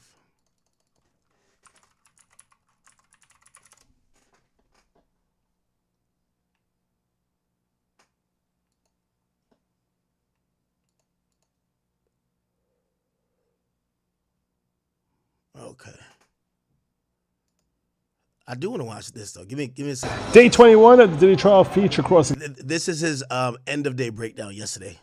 Examination of Jane, that is the girlfriend of Diddy, who was allegedly sex trafficked between 2021 and 24. That cross-examination was conducted by defense counsel Tinny Garagos. Now, she had started this cross-examination yesterday. We had 4 hours of testimony today. It was a little more heated than yesterday, and I felt the opinions of the room were really crystallizing one way or another on this particular trafficking issue. I'm Joe Neerman, aka Good Logic. I am a New York litigator who's come down to the Southern District of New York, a district in which I have practiced in that very building. And I am here to try and break down for you the legal perspectives, how things are breaking down, how well is this. We've been watching this trial day by day. What is their takeaway? And today, we really saw that takeaway. When I'm covering the trial, I tend to focus on which side is doing the questioning. So I'm going to look at this from the perspective of the defense today. And I'll tell you, the defense had a pretty good day. They had a pretty good day in the following sense. When you're listening to Jane, if you're not familiar with who Jane is, meaning you haven't been following the Diddy saga for the last several years, and this is just a new person being thrust in front of you, which hopefully that's the situation for the jurors.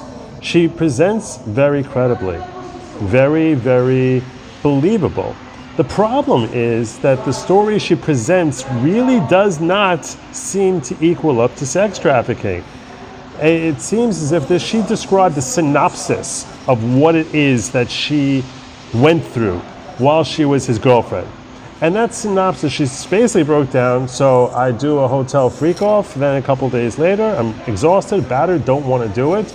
Then a couple days later, I see that while he's giving me that type of trauma, that he's off with another girlfriend of his, buying her gifts, taking her to Turks and Caicos, or some other restaurant. They're posting on Instagram or Facebook, and I'm getting all angry about it. So I start venting at him. He says, if you don't like it, you can leave. And then I do, and his people or he will start blowing up my phone until I finally respond. And then when I respond, he'll love bomb me and make me feel really special and really important, and how completely in love we are with each other, and I fall back under his wing, and then I go back for another freak off, and we repeat the entire cycle. This is awful. It's terrible. This is a nightmare. It really sounds terrible. But is it trafficking? Is it coercion? When she's describing this in this way, is it coercion? When she describes, and some of the stuff that came up on cross-examination today really displayed the fact that she keeps referring to Diddy as my partner, my lover, my partner, my lover, every time she talks about anything she did. I did this, I contacted this porn star at the direction of my lover. My partner asked me to reach out to Cabaret. My lover wanted to see me send out texts about these types of fantasies, so that's why I saw that. That's why I'm doing that here. One after another, over and over again. And let's say I believe her, which personally I do. I believe everything she's saying. But what that means is that when she's going through these freak-offs, the motivation is that it's for Rest up, thank you for the 5 gifted memberships. Her lover. And that became crystal clear. That became crystal clear when she talks about Valentine's Day 2022, which she was basically telling him that she had a special surprise for him that he didn't even ask for, of having a hotel night, one of these freak-offs, with 2 men. Now, in context, a couple weeks earlier, she learned that he had a new girlfriend, much younger girlfriend.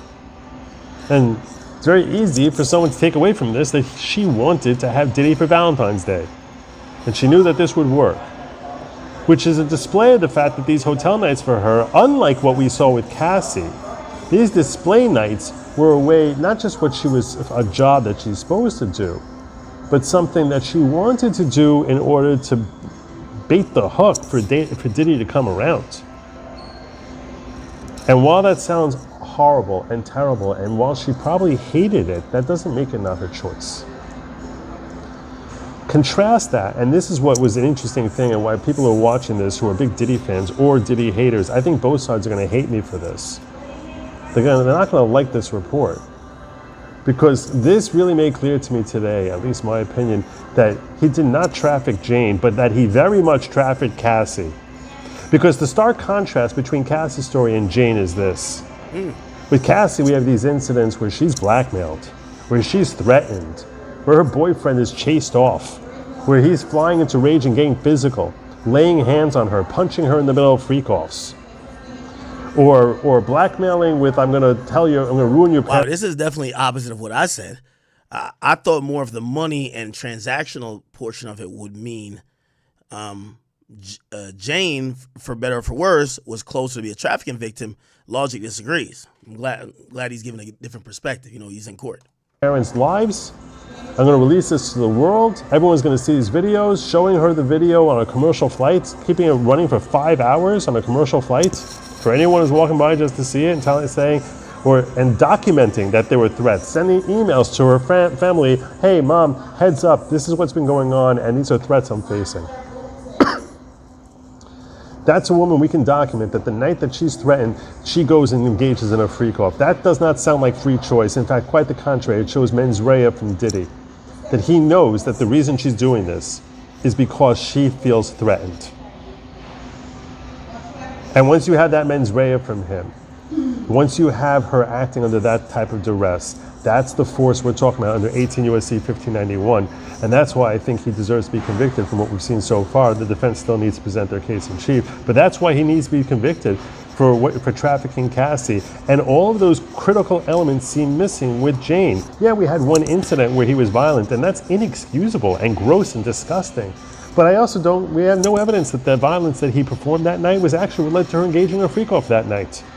Because we also heard about how he was angry that he suspected that she was meeting with a porn star behind his back. So there's violence, and there's, he's. By the way, I agree. Like when I said that, I feel like Jane was more of someone who fit the charges more, not more of a victim, just fit the charges. A lot of y'all disagreed, so I want to give y'all the credit. Right? Acting like a monster, which that's what Diddy does. He is a monster, but is it this crime? Is it trafficking? In order to trafficking, he has to be forcing her to engage in this sexual encounter. And I question whether even that encounter that night was because she was afraid of violence, which seemed like the violence was over.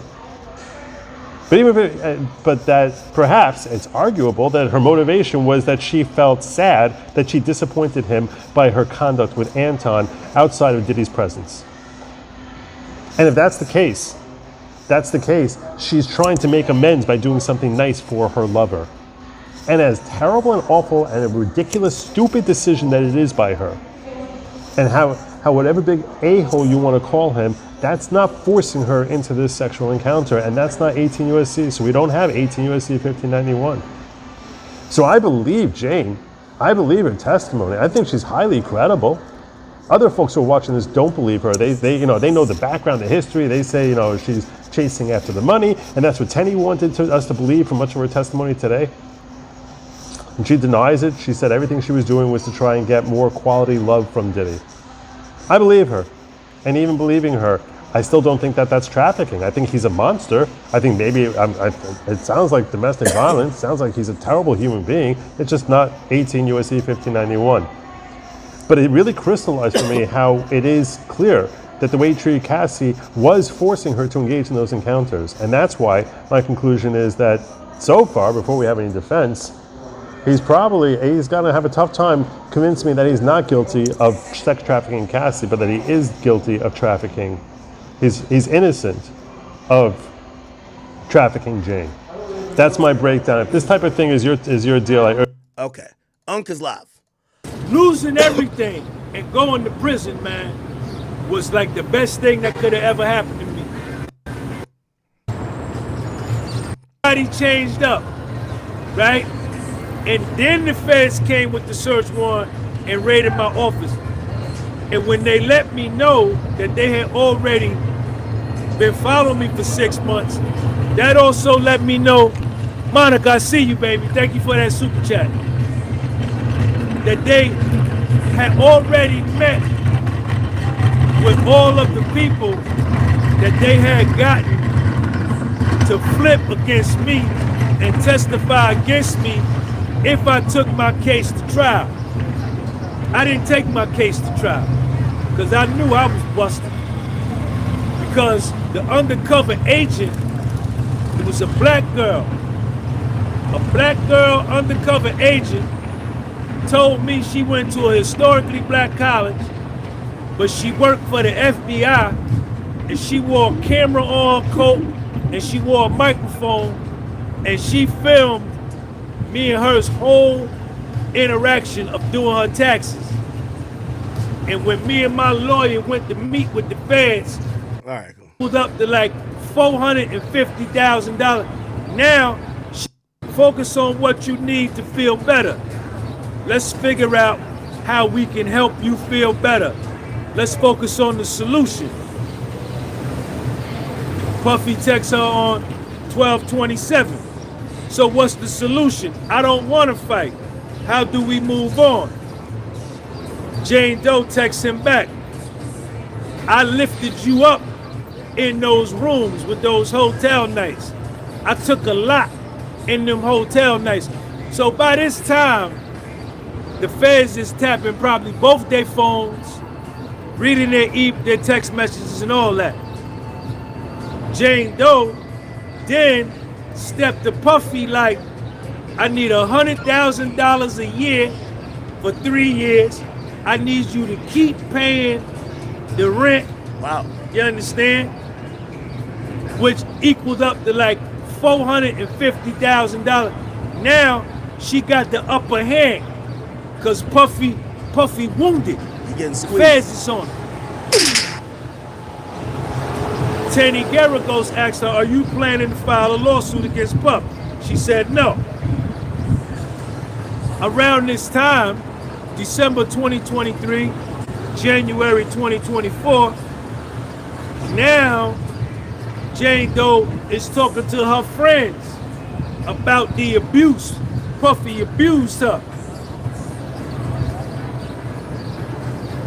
And one of her friends told her, well, you set the tone for the relationship, so what do you expect and how do you expect to treat him? Jane Doe then went to Las Vegas and then she went to Paris, and while she was over in Paris, she said, now I need to find me a Saudi prince. What? You see, chat, none of these chicks said let's find a regular man. Cassie's saying, oh, I should have been with Jay. You know what I mean? Like, yo, if I leave Diddy, I got to see if I can get Jay. Daphne is saying, 50 my baby daddy already. I'm with Diddy. If I leave Diddy, I got to go get a Saudi prince. Holy. Puffy left you alone, but still paid your rent, and he never threatened you about the rent. No.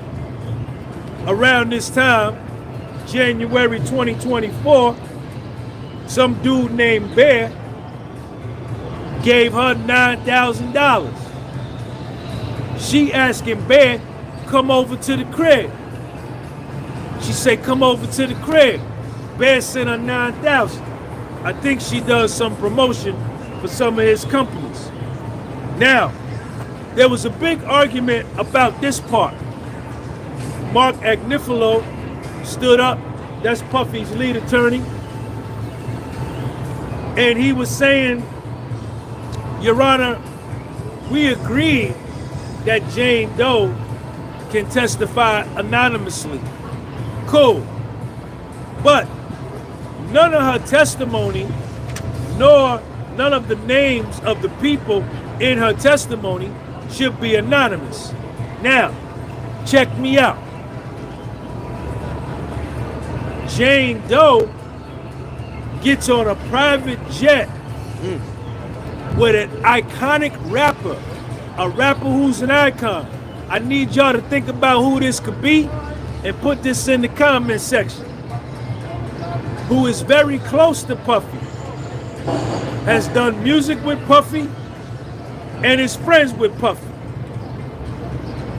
Jane Doe gets on a private jet with this rapper, and they say girlfriend, and the rapper's girlfriend, he's at the top of the music industry, he's recorded with Puff, and he's friends with Puff. And they fly to Las Vegas, but they won't say the rapper's name. They won't say the rapper's name. Check me out. Now, when they get to Vegas, Antoine is there in Vegas, and Antoine is one of the male entertainers that Jane Doe reached out to on Instagram. That nigga is at the Vegas joint.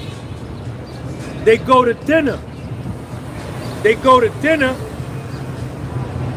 And Antoine was aware that Jane Doe traveled with this rapper and his girlfriend to Vegas.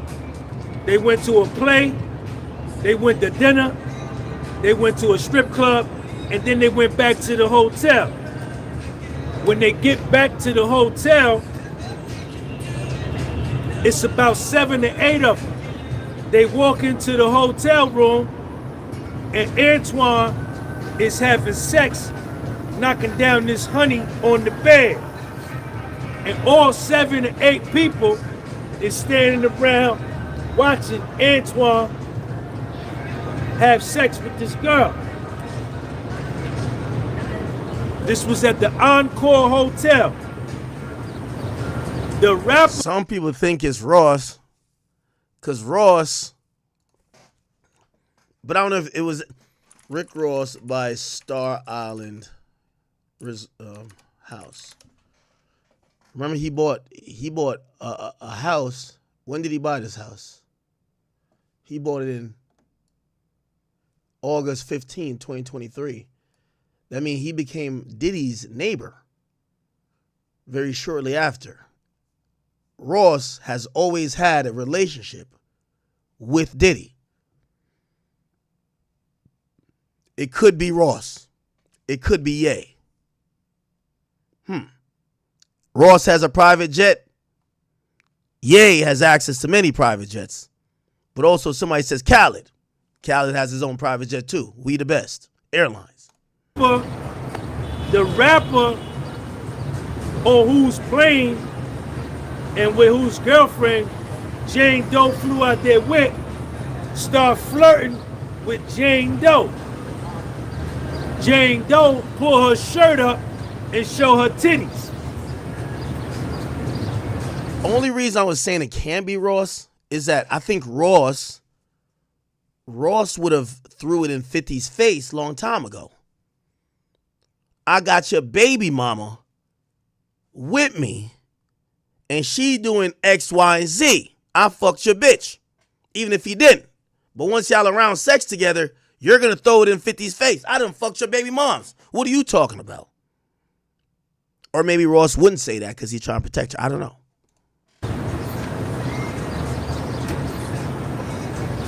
You told the government, this is Tenny Garagos. You told the government. Somebody said, Act, we got to eliminate DJ Khaled out of this nonsense. DJ Khaled says he don't eat vagina. He says a nigga who's scared of eating vagina can't be a nigga who's into a freak off. And girls read too. She says, Act, it's Rick Ross. His birthday is January 28th, which makes sense for them to have a birthday bash in 2024 in Las Vegas. They're saying, Rose, let's Google it. When is Rick Ross' birthday? The 28th. Rick Ross' birthday, 2024, Las Vegas. Let's go. We gotta go to 2024. Rick Ross was at Dre's in Las Vegas, chat, in 2024. Look, it's an Eventbrite. Eventbrite. Rick Ross was at Dre's 4 days before the date, chat. 4 days before the date. Holy. Holy. Holy. Rick Ross, we got pictures. No, this is 19 weeks ago. Nah, this is this year. This year, we need 2024. 2024.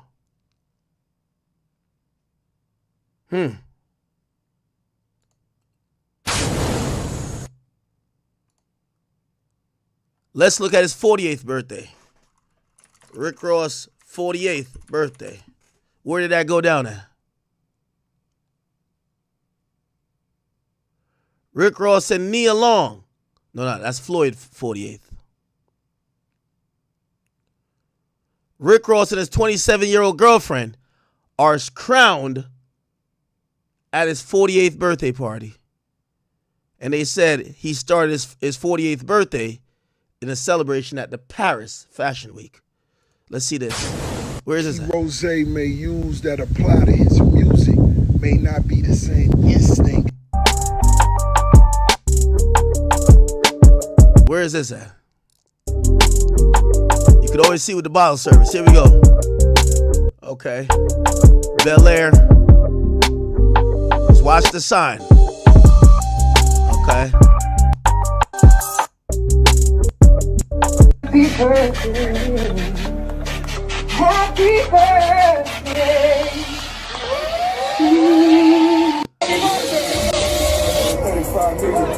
Hold up now.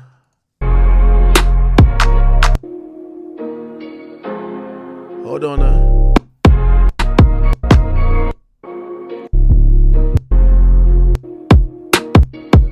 Morning, Gloria. Thanks for. Where was that at, ya?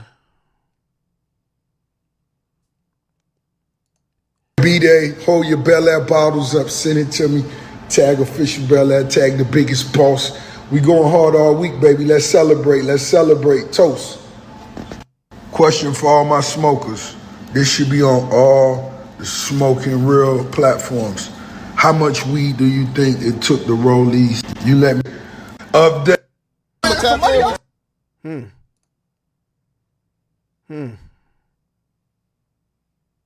Part 3.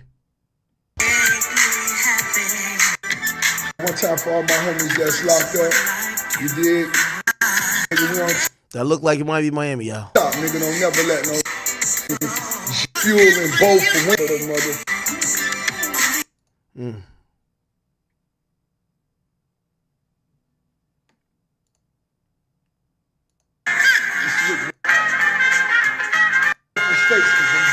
You a tourist.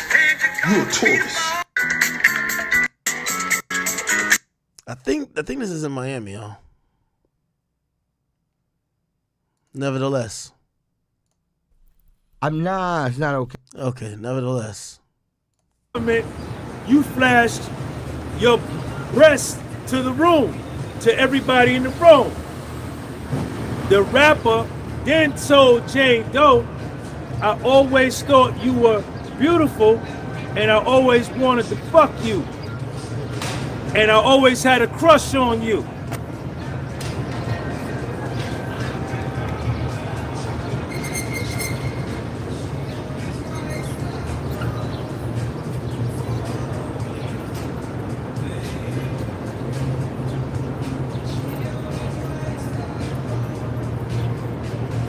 Yo, Unc, what's going on, Unc?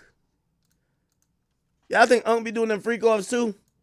I heard that some of this brainstorming is coming from Rumble. They said, Ack, we cooking up who really it is. Let me go over. They said Ross has a jet. He could get to and from in a heartbeat. That wasn't Vegas, though. Right now, it could be Ross. It could be as well. Yeah. Ross was in Vegas around that time for sure, though. All right, come on. Get it together. 2023, 69 days. No. 16, 30, 41 days after Cassie filed her lawsuit, Jane Doe texts Cabral, Merry Christmas. He texts her back, thank you, beautiful. Good morning. What time is your flight back to Atlanta? Wow. Jane Doe is in the hotel room with Antoine knocking down the honey and the iconic rapper with his girlfriend who was friends with Puff and did music with Puff. While in the room, Jane Doe brings up Cabral as another person they could get who's in that kind of lifestyle. Tanny Garrigo says, why would you bring that up? Jane Doe testified, I guess the rapper and his wife picked up the energy from me or knew me and Puff do similar things.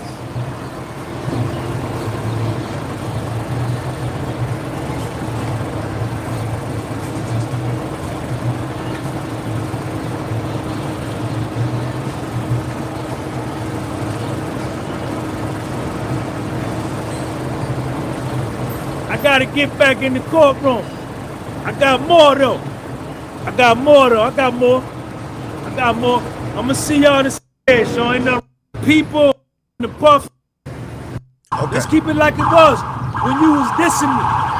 Let's keep it like it was. Okay, Lauren, I don't think Lauren's doing videos necessarily.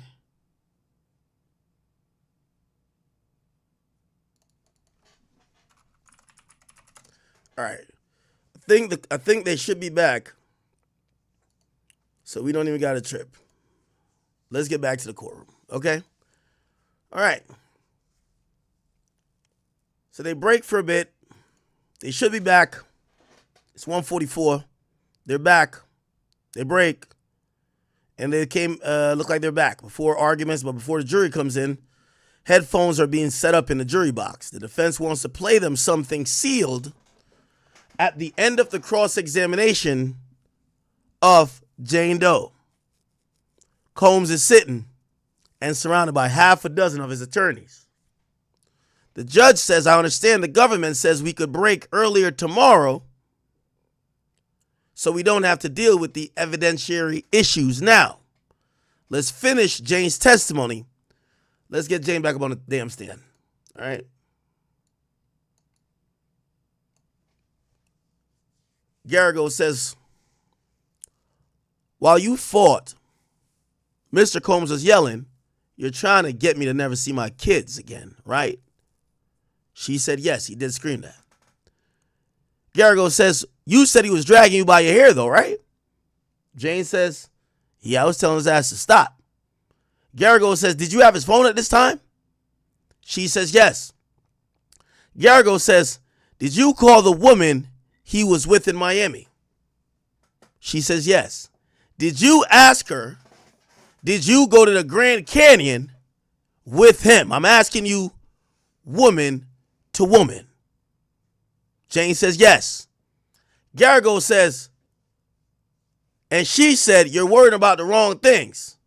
Woman to woman. She says, yes.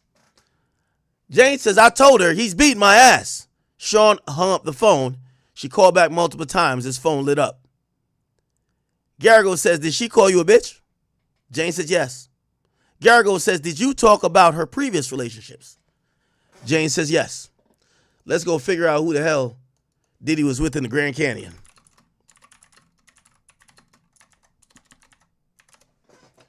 Diddy went to the Grand Canyon.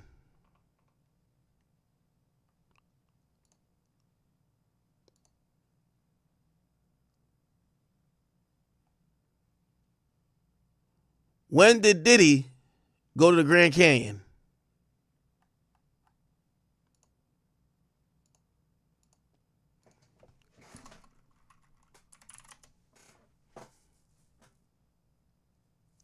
Let's search Sean Combs.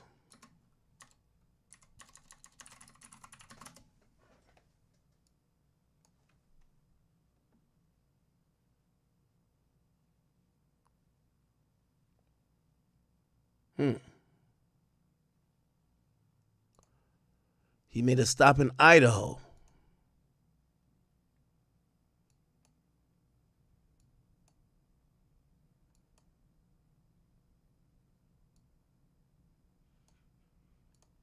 Hmm.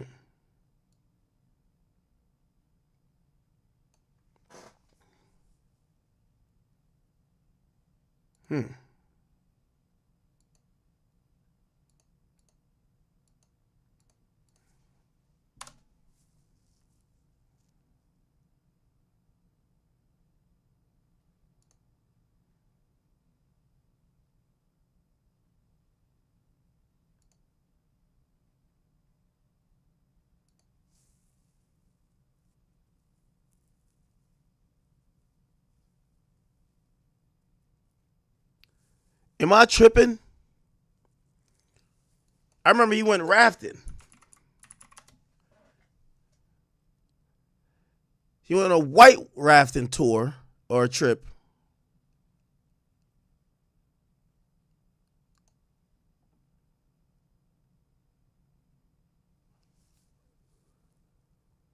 This is the trip in question.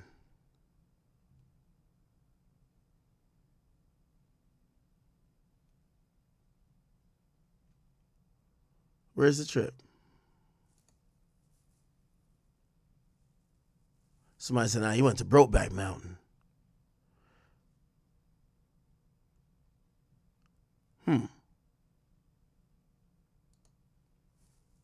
Chat, we're trying to figure out what girl he was with.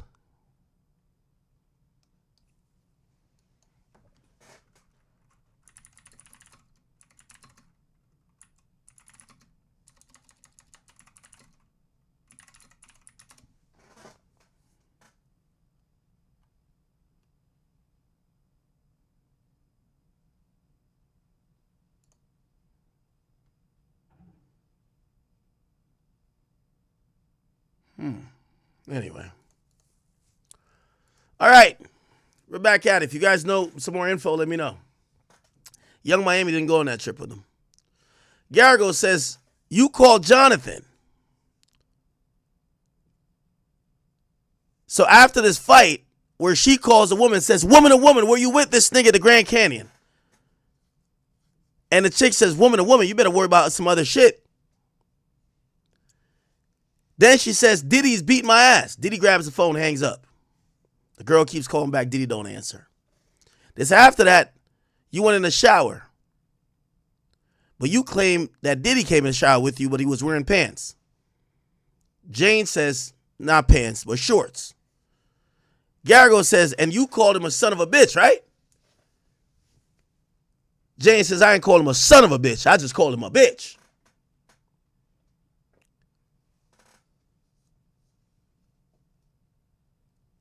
Garrigo says, okay, just a bitch. But you said he slapped you. She says, yes, he slapped me very, very hard.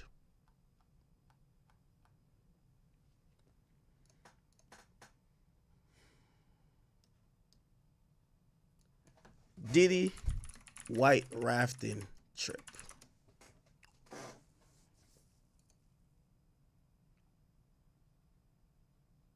Ooh, here we go. Diddy living it up before house arrest. Fancy resorts and fights. Wait, hold on. He vacationed at a fancy Wyoming. Who is this woman right here? Is this Dana Tran? Is this Dana Tran?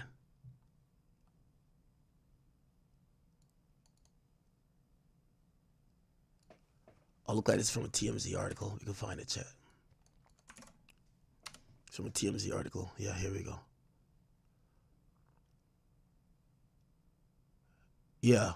He spent a few nights at the Amagani Luxurious Resort in Jackson Hole, according to some who worked at the hotel. He was traveling with a woman and another man. A woman and another man. And we're told he spent the first day at a resort pool where Diddy was wearing a wetsuit with booties. This is Diddy. This is the woman right here.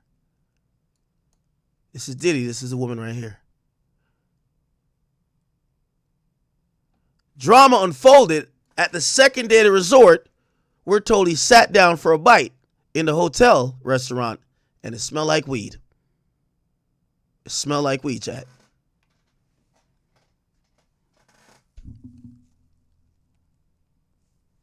Sound like he had the munchies. He ordered steak and fries. He washed it down with some ketchup and some San Pellegrino sparkling water.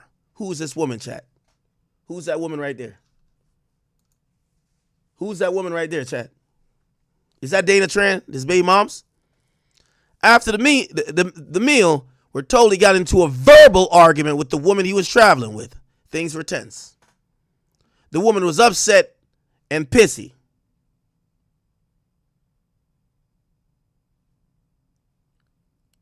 She stormed off to the room after the fight. That nigga got a type. This is not Gina. Blind Girls Read, thank you for that. It says, yo, she went to Paris Fashion Week right after the Las Vegas party. So you're thinking it's Rick Ross because Rick Ross is out there in Paris too. Perfectly Imperfect, thank you for the 5. She said, Whisper Act, chill out. I need to rest up for work tonight. Thank you. I love you, girl. Who is this? Diddy Wyoming vacation also includes some white water rafting. All this was going down in the wake of the release of the infamous Cassie beatdown video and sex assault allegations. This guy's a long way from Wyoming now.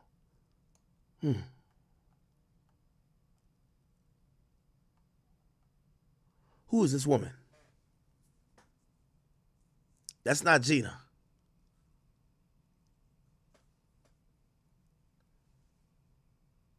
Someone says it's somebody named Jessie May. Who is Jessie May? Jessie May. Who is Jessie May? Okay, here we go. Shade Room. It's from 2022. Diddy sparks dating rumors with fashion designer Jessie May after accidentally capturing her on Instagram.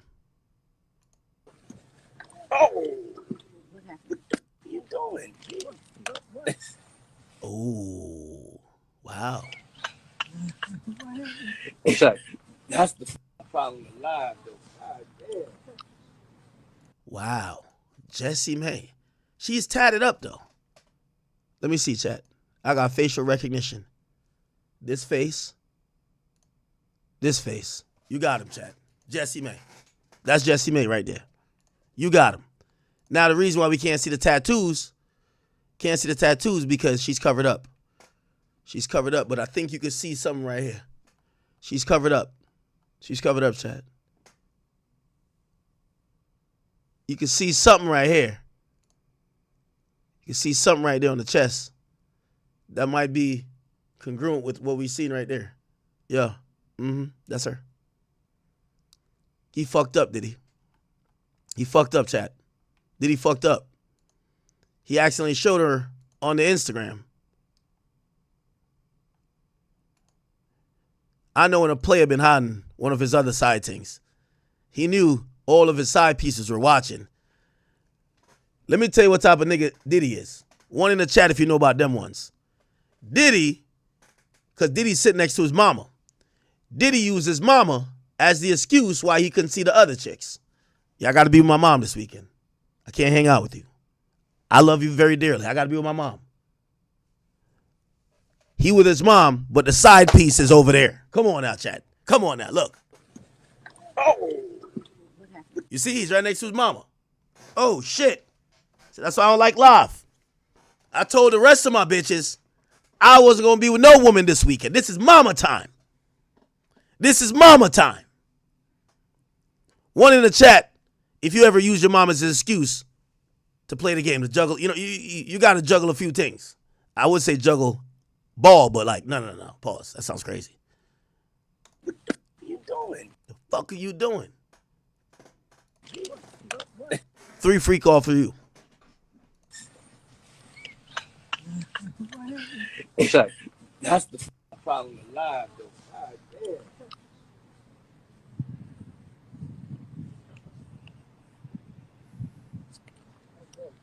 Hi. How are you?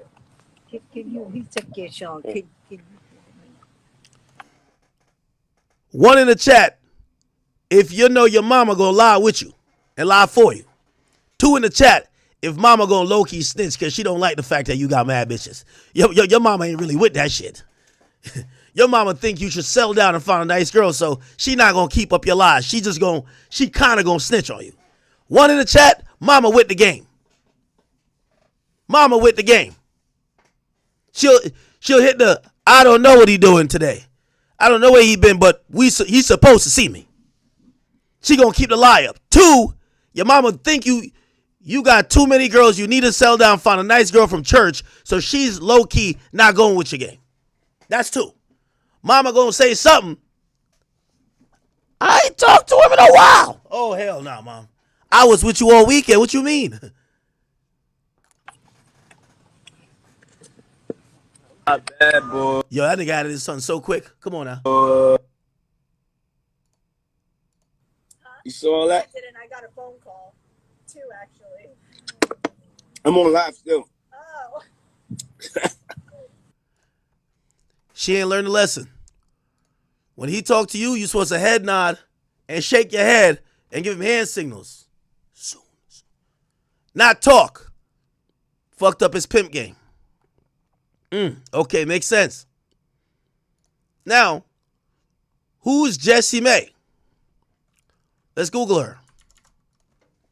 Jessie May. Is this her?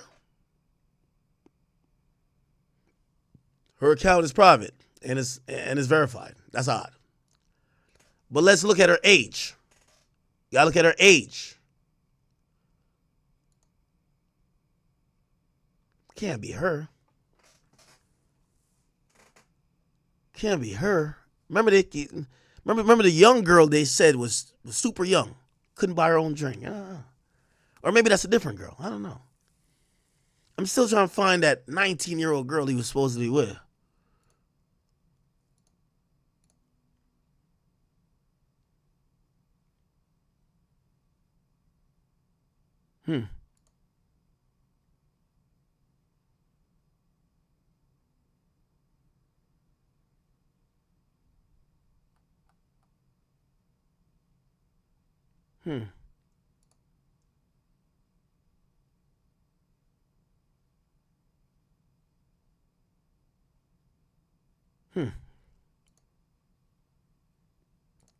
All right. This seems like the woman, though.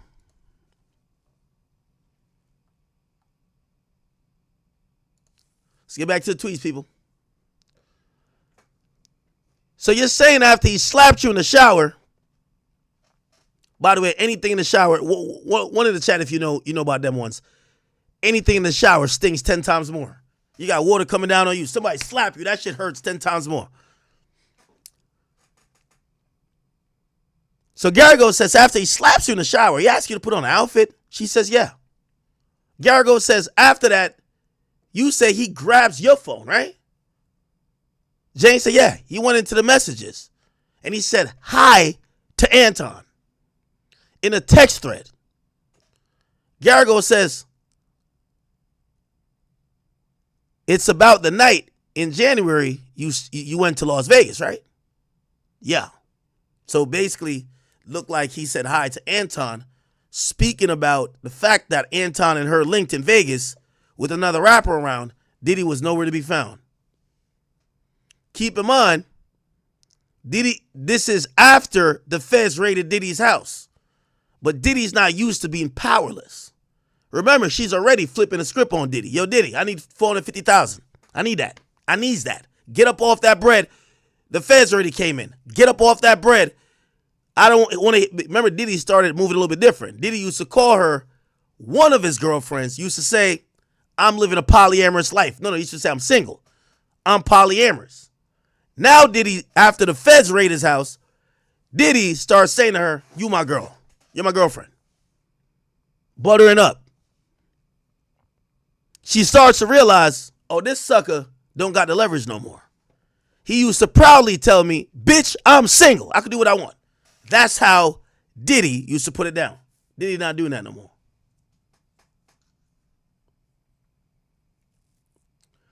Oh, thank you for that. And we did remember that point. You might be right. It says, act. Don't listen to these niggas. It's Kanye.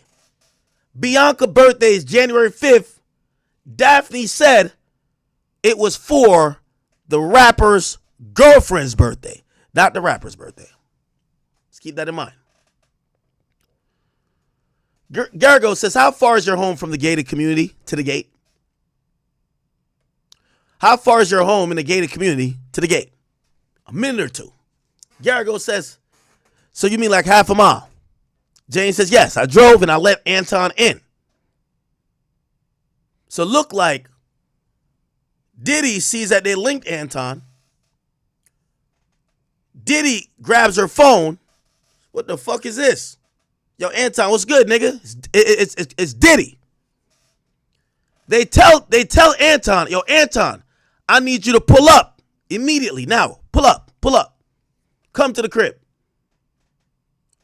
Jane testified on this before on direct that Diddy wanted to have a conversation with Anton. So Anton comes over. She says, I drove and I let Anton in. Garrigo says, all right. Remember, they eventually had a freak off. Garrigo says, So y'all had champagne and tequila, but still no drugs, right? My tea's going cold. I'm wondering why. Who got that reference? It's all good. So y'all had champagne, tequila, no drugs. She said yes. Gargo says you and Sean then go into the bedroom.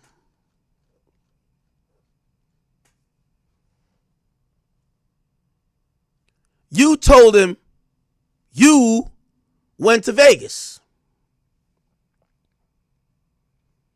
Yes. You told him you flash your titties to the people in the room. She said, I ain't tell him that shit. Hell no. Gargo says, did you tell him you were giving out referrals? It's like one of them Amazon codes. You ever see them? I be doing DIY shit. Like, yo, just buy your tool with my link. You know what I mean? You gave a referral to the rapper off Cabral. Did you tell him that? I ain't tell him that shit. Hell no. Hell no. Gargo says, does Mr. Combs yell at you? Or tell you? What is it? Did Mr. Combs tell at your... How could you... Did he tell you how could you go do another man's freak off? Jane says, yes, he yelled that shit. How the hell could you go do another man's freak off? Bitch, you only do my freak off. It's one freak off, you do my freak off. You can't freak off with other niggas. Gargo says, then you say Sean told you, go out and fuck him. And you said no. So Diddy is so offended that she did a freak off, but it was another rapper's freak off.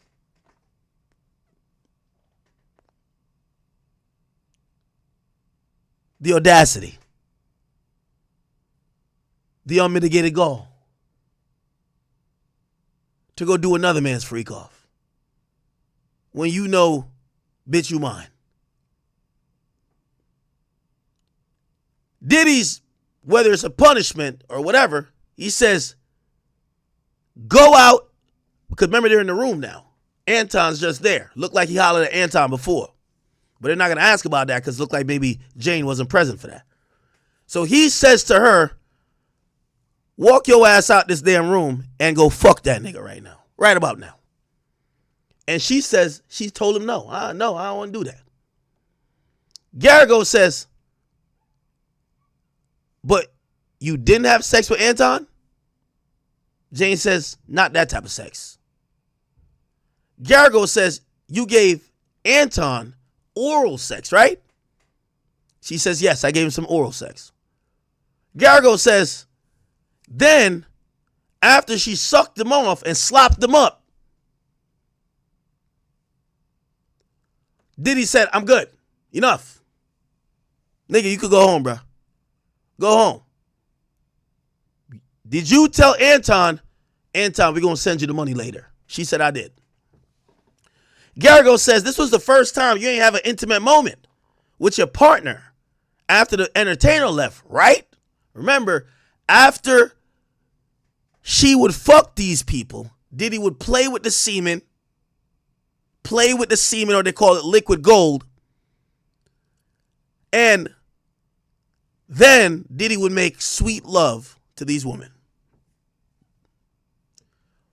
Both Cassie and Jane Doe, aka Daphne Joy, said the payoff for sucking all the cocks we did was that Diddy would make love to us. Diddy would give us some alone time. Same thing that we're hearing from Jane Doe. So they're pointing out after this one time, Diddy does not want to have sex with her afterwards. She says this is the first time Diddy didn't want to make love afterwards. Gargo said, and he said again, bitch, I can't believe you went to another man freak off. I can't believe you went to another man freak off. Teddy's on Diddy's side, but the important thing to ask is not if Diddy made love to her afterwards. after she sucked him off, did she bring the liquid gold back to Diddy? Did Diddy still want to play in the cum? Was he playing in the other room like it was Play-Doh? Was he still playing with the cum? Or was he that pissed off at her, he didn't give a fuck to interact with the semen? Because Diddy was a habitual peddler of man milk. That's a fact. Cool. So, he said, I can't believe you went to another man's freak off. She said yes.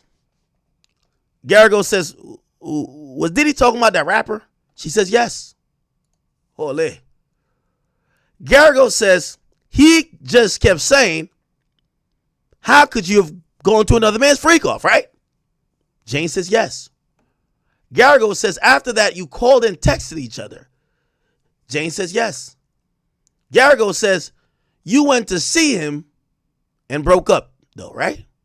Jane says, yeah, we had a 8 or 9 hour breakup conversation.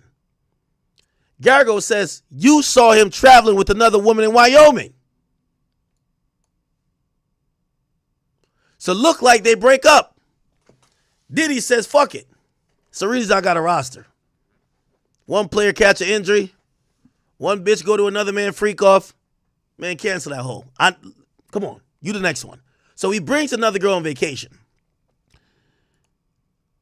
And let's see what happens. She says it upsets her. One in the chat, if you know about them ones. You break up with the chick, and then she see you with another chick, she's still mad. How does that work? I thought we was over. One in the chat, if you know about them ones. You break up. And by the way, my chat queens, y'all could, I got to protect this voice. You guys could be able to relate to this. You break up with the nigga. He says he's done. He see you with another nigga. He tight. He tight. So they break up, 8-9 hour breakup conversation. She sees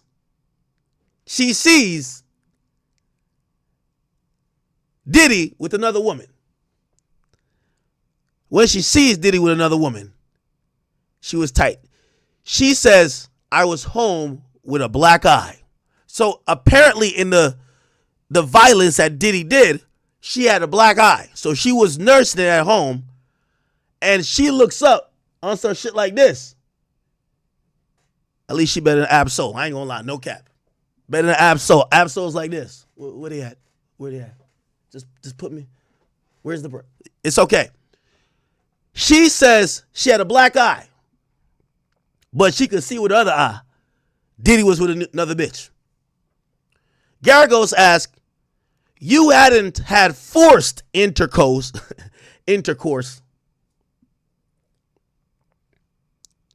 with Anton, right? Like, you didn't have forced intercourse, right? She said, well, we didn't have intercourse, but it was forced oral sex. She calls it forced oral sex, people. They play a video. It's not for the public to hear. This might be a video of that moment. We don't know. They have headphones on. It's not shown in the gallery. Garrigo says, I'll read his response. Combs says, I'm not going to belittle myself for someone named Bear or for my friend. That means the rapper, right? Chat, what'd I tell you, chat? Chat, what I tell you, Diddy was a very jealous but prideful man. Once again, Diddy was a very jealous but prideful man. Remember my theory. He was fucking with Cassie while she did A, B, C, and D. It wasn't until he seen she would still suck a trainer's dick. He said, I'm good. I'm out.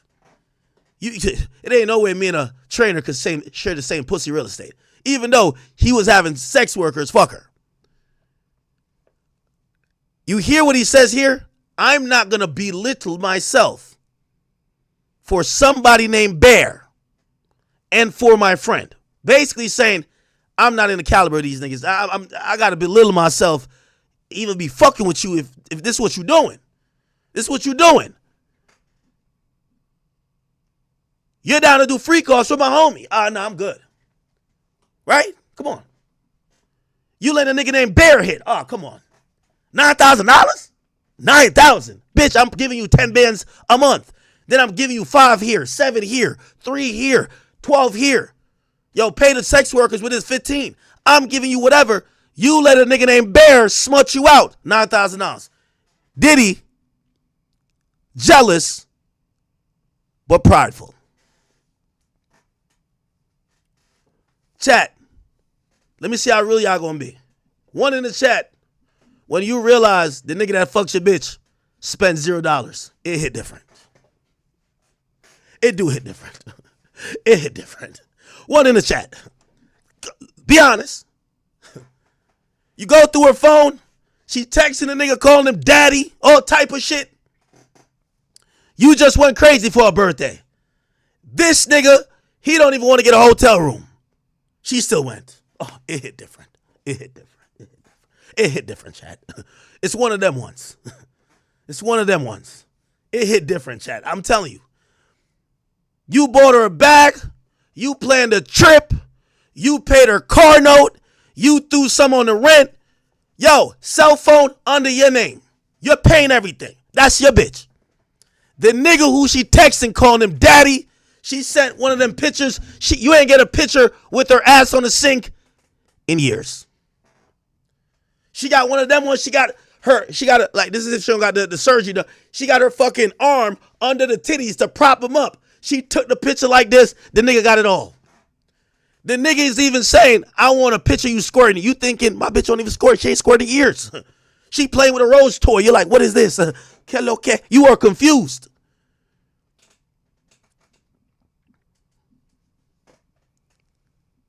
This nigga never gave her a dime. It hit different. It hit different. It hit different. Yo ass in the Cash App scrolling up thinking you'll find a nigga name. Nowhere. It's only you. It's only you. You send money for gas. You sent money for hair. You sent money for nails. You sent money for bills. You sent good morning messages. Hey, baby girl, good morning. 500. The nigga who's getting all the benefits never spent a dime. It hit different. It hit different, chat. It hit different. So Diddy is looking at it like, what the fuck? So the way I'm treating you, you're not even like, yo. Nah, freak-offs is only for Sean. He treat me a little bit different. You do a freak-off with my friend? Yo, what the fuck is going on in this bitch? You could tell he feels belittled. No, he feels embarrassed that she's even fucking with a nigga named Bear. He probably got some bread, not Diddy bread. That's why you can see, even by his response, I'm not going to belittle myself for someone named Bear. You notice he never said the other rapper. Maybe the other rapper got a couple millions too. Or hundreds. Maybe a billionaire too. I don't know. But he don't try to belittle the other rapper. He says, my friend. She says yes. That's what he says. Garrigo says, didn't Combs write, sorry I didn't take you on trips. I was tripping. The baby daddy, you, and KK would have talked yourself into paranoia. You know who the baby daddy seemingly would mean, who that is. I know who that seemingly refers to. What do you think that means, Shad?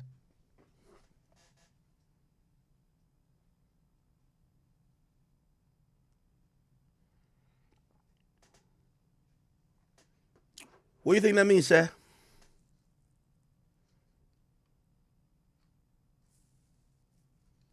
Hey, are we still on YouTube? Because it's not sending the data. It's not sending me the data that of the numbers we got. We still live. We still live.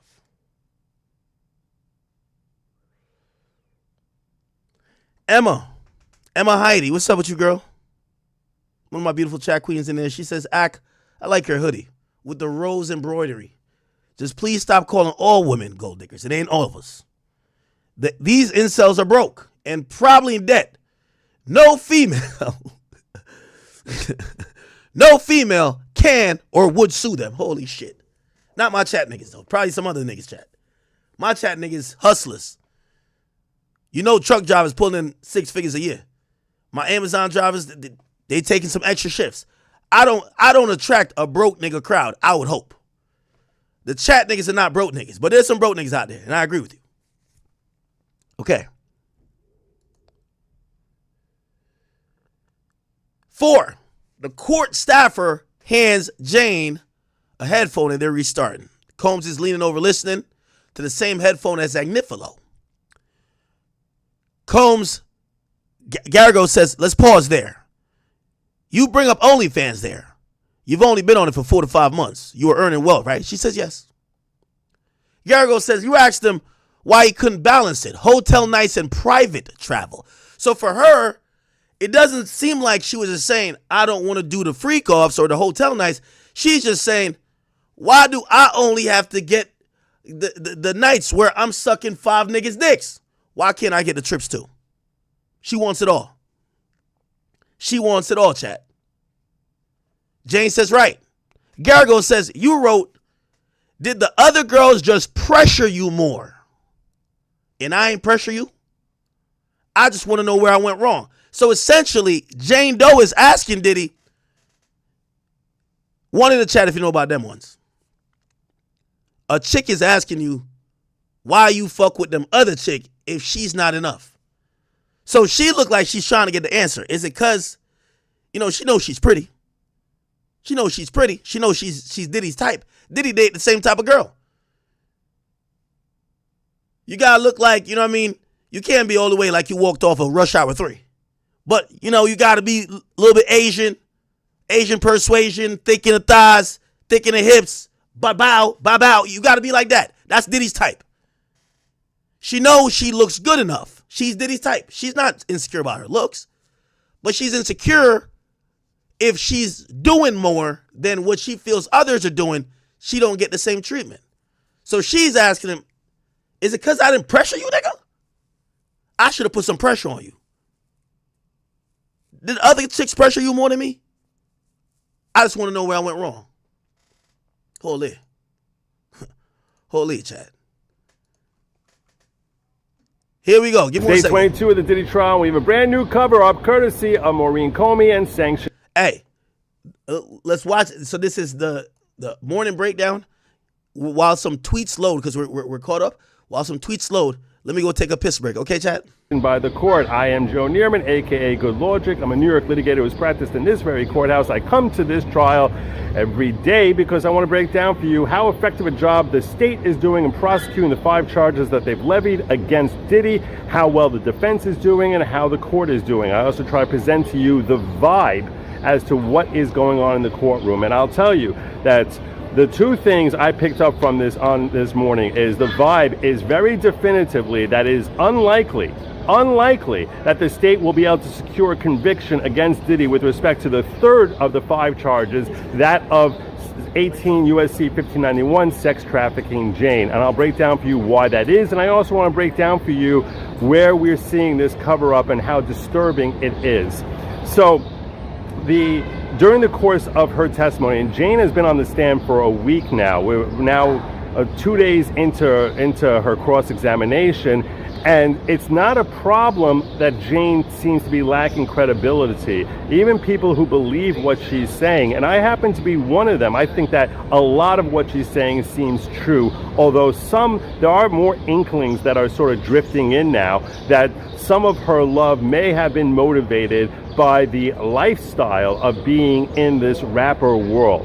And I'm drawing that because on cross-examination, she was asked that when she went on a trip to Paris with her girlfriends, and she was at that point on a break from Diddy, and she was in a fight with Diddy and distance from him, that she was asked, did you make a comment to when you were enjoying yourself in France, weren't you? Yeah. And you made a comment to one of your friends that all you need now is a Saudi prince? And she giggled and said, yes. And what the defense wants us to take from that is that this woman is a gold digger. Now, I want to be clear about something. Even if a woman is a gold digger, even if you draw that conclusion, which I know a lot of people who have commented on my videos believe she's certainly a gold digger, I don't know whether that's true or not. But let's accept for a moment that that premise that she's a gold digger. To me, and perhaps to many on the jury, that does not mean that she could not be trafficked. That doesn't preclude the possibility that she walked into this looking to be a gold digger, or if not for the money itself, but for the power and status of being a main player in this world. Even if that's her motivation, and even if she's willing to capitulate and degrade herself in certain ways in order to stay in there for certain periods of time, that doesn't mean that there aren't other times at a certain point where Diddy is forcing her to engage in these type of marathon sexual encounters at his direction with strangers that she doesn't want to do it. The only reason she's doing it is to please Diddy, and perhaps... Okay, Logic, we fuck with you. I'm going to keep letting it rock. But let's go to a poll update. We're doing a King Academics poll on this marathon sexual encounter. Okay. The poll says, who is the rapper Daphne mentioned? Ye, Ross, Meek, or Khaled? I'm going to just vote for Ye because I think it's Ye. Let's see what the results are. 5,000 votes. Let's see. 46% goes to Ye. 46% goes to Ye. 30% goes to... The reason why I would say Meek is not guilty for this one, Meek don't got no private jet. No disrespect to him. He don't got no private jet. He doesn't have a private jet. Khaled, my boy said he sound like a nigga that don't even kiss. Okay? So we think he's the least, and Ross is in third place. So Ye, Meek, Ross, Khaled.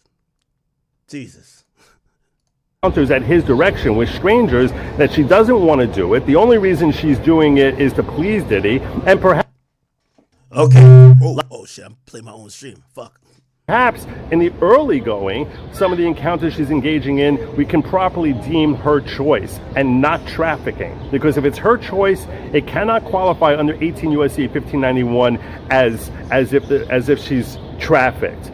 It's only if she's forced, and it's not just that she's forced, not that she subjectively feels forced, but in order for this to be established against Diddy, he has to have mens rea, he has to have intent, he has to know he's forcing this woman to do something that she does not want to do. So that's why, from my perspective, the financial leverage that he has over her, that he's paying her rent, if he feels like he's doing that, he's being nice to her, he's paying her rent, and she feels subjectively like that puts her at his discretion and control, I don't think that necessarily will rise to a level to say that he has mens rea, he has the intent to force her. Because he could just think this is what she wants to do in exchange for the money. Like, okay.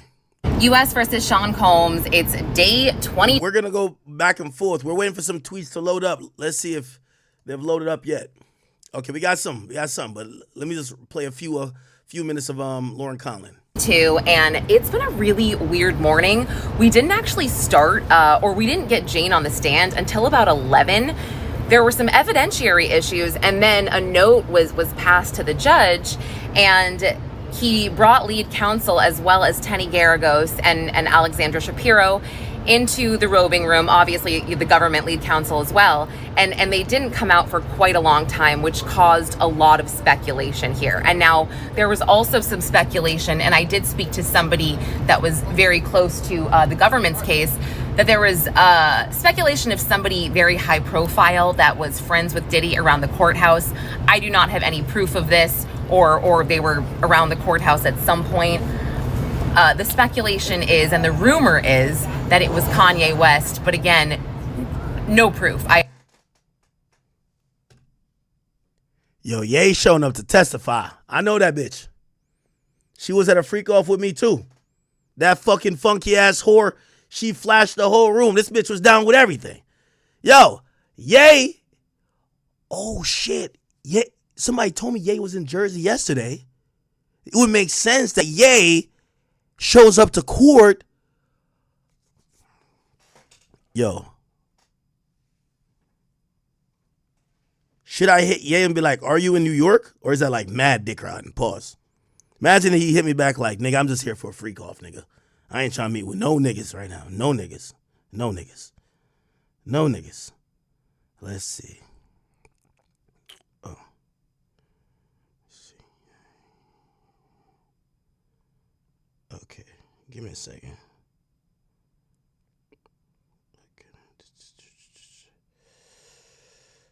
Where's Jay's number? He got a new number, I think.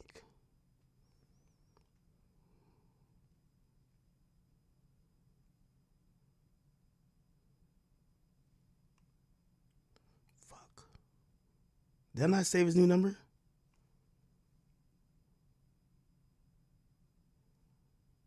Wait.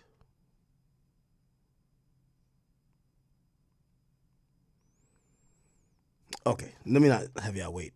I'm gonna just keep scrolling. I'm gonna find it. I don't think I saved it.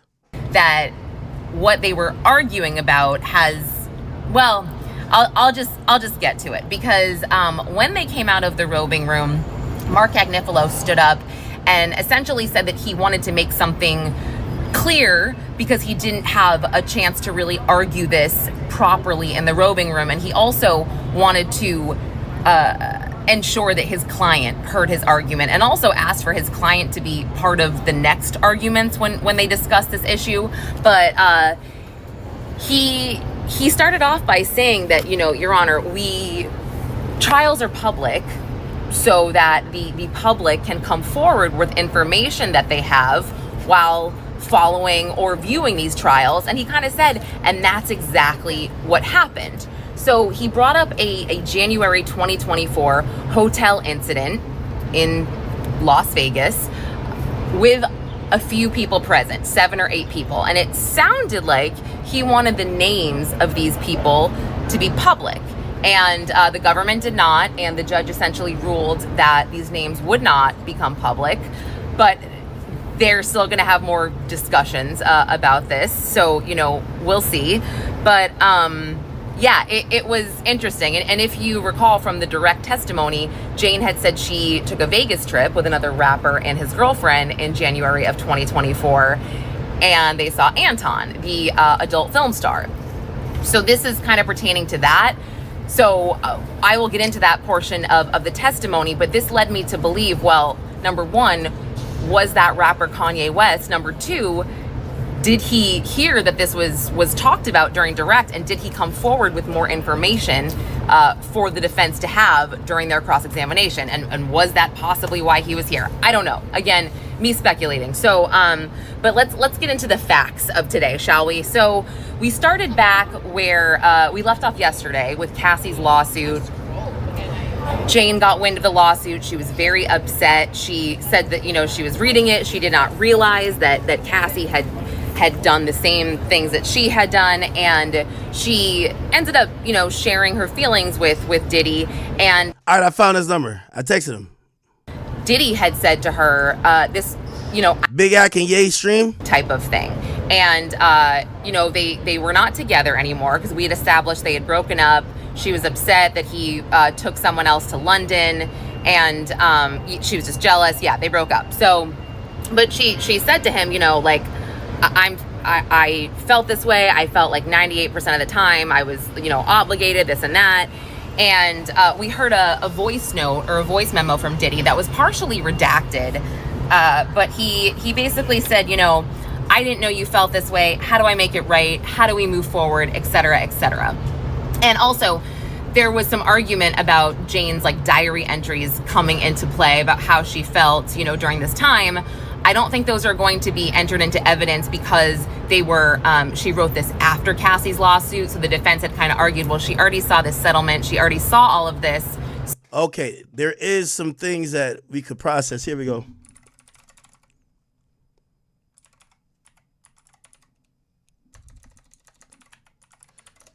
Now, it looks like at least Kanye is going to show up for probably the support. Here we go.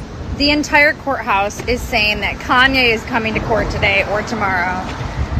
Will he actually show up? I don't know. He did land in Newark last night. Would it be the best thing in culture if he showed up? Yes. Did I tell the Shade Room last week that the best thing to happen to this trial would be for Kanye to come? Yes, I did.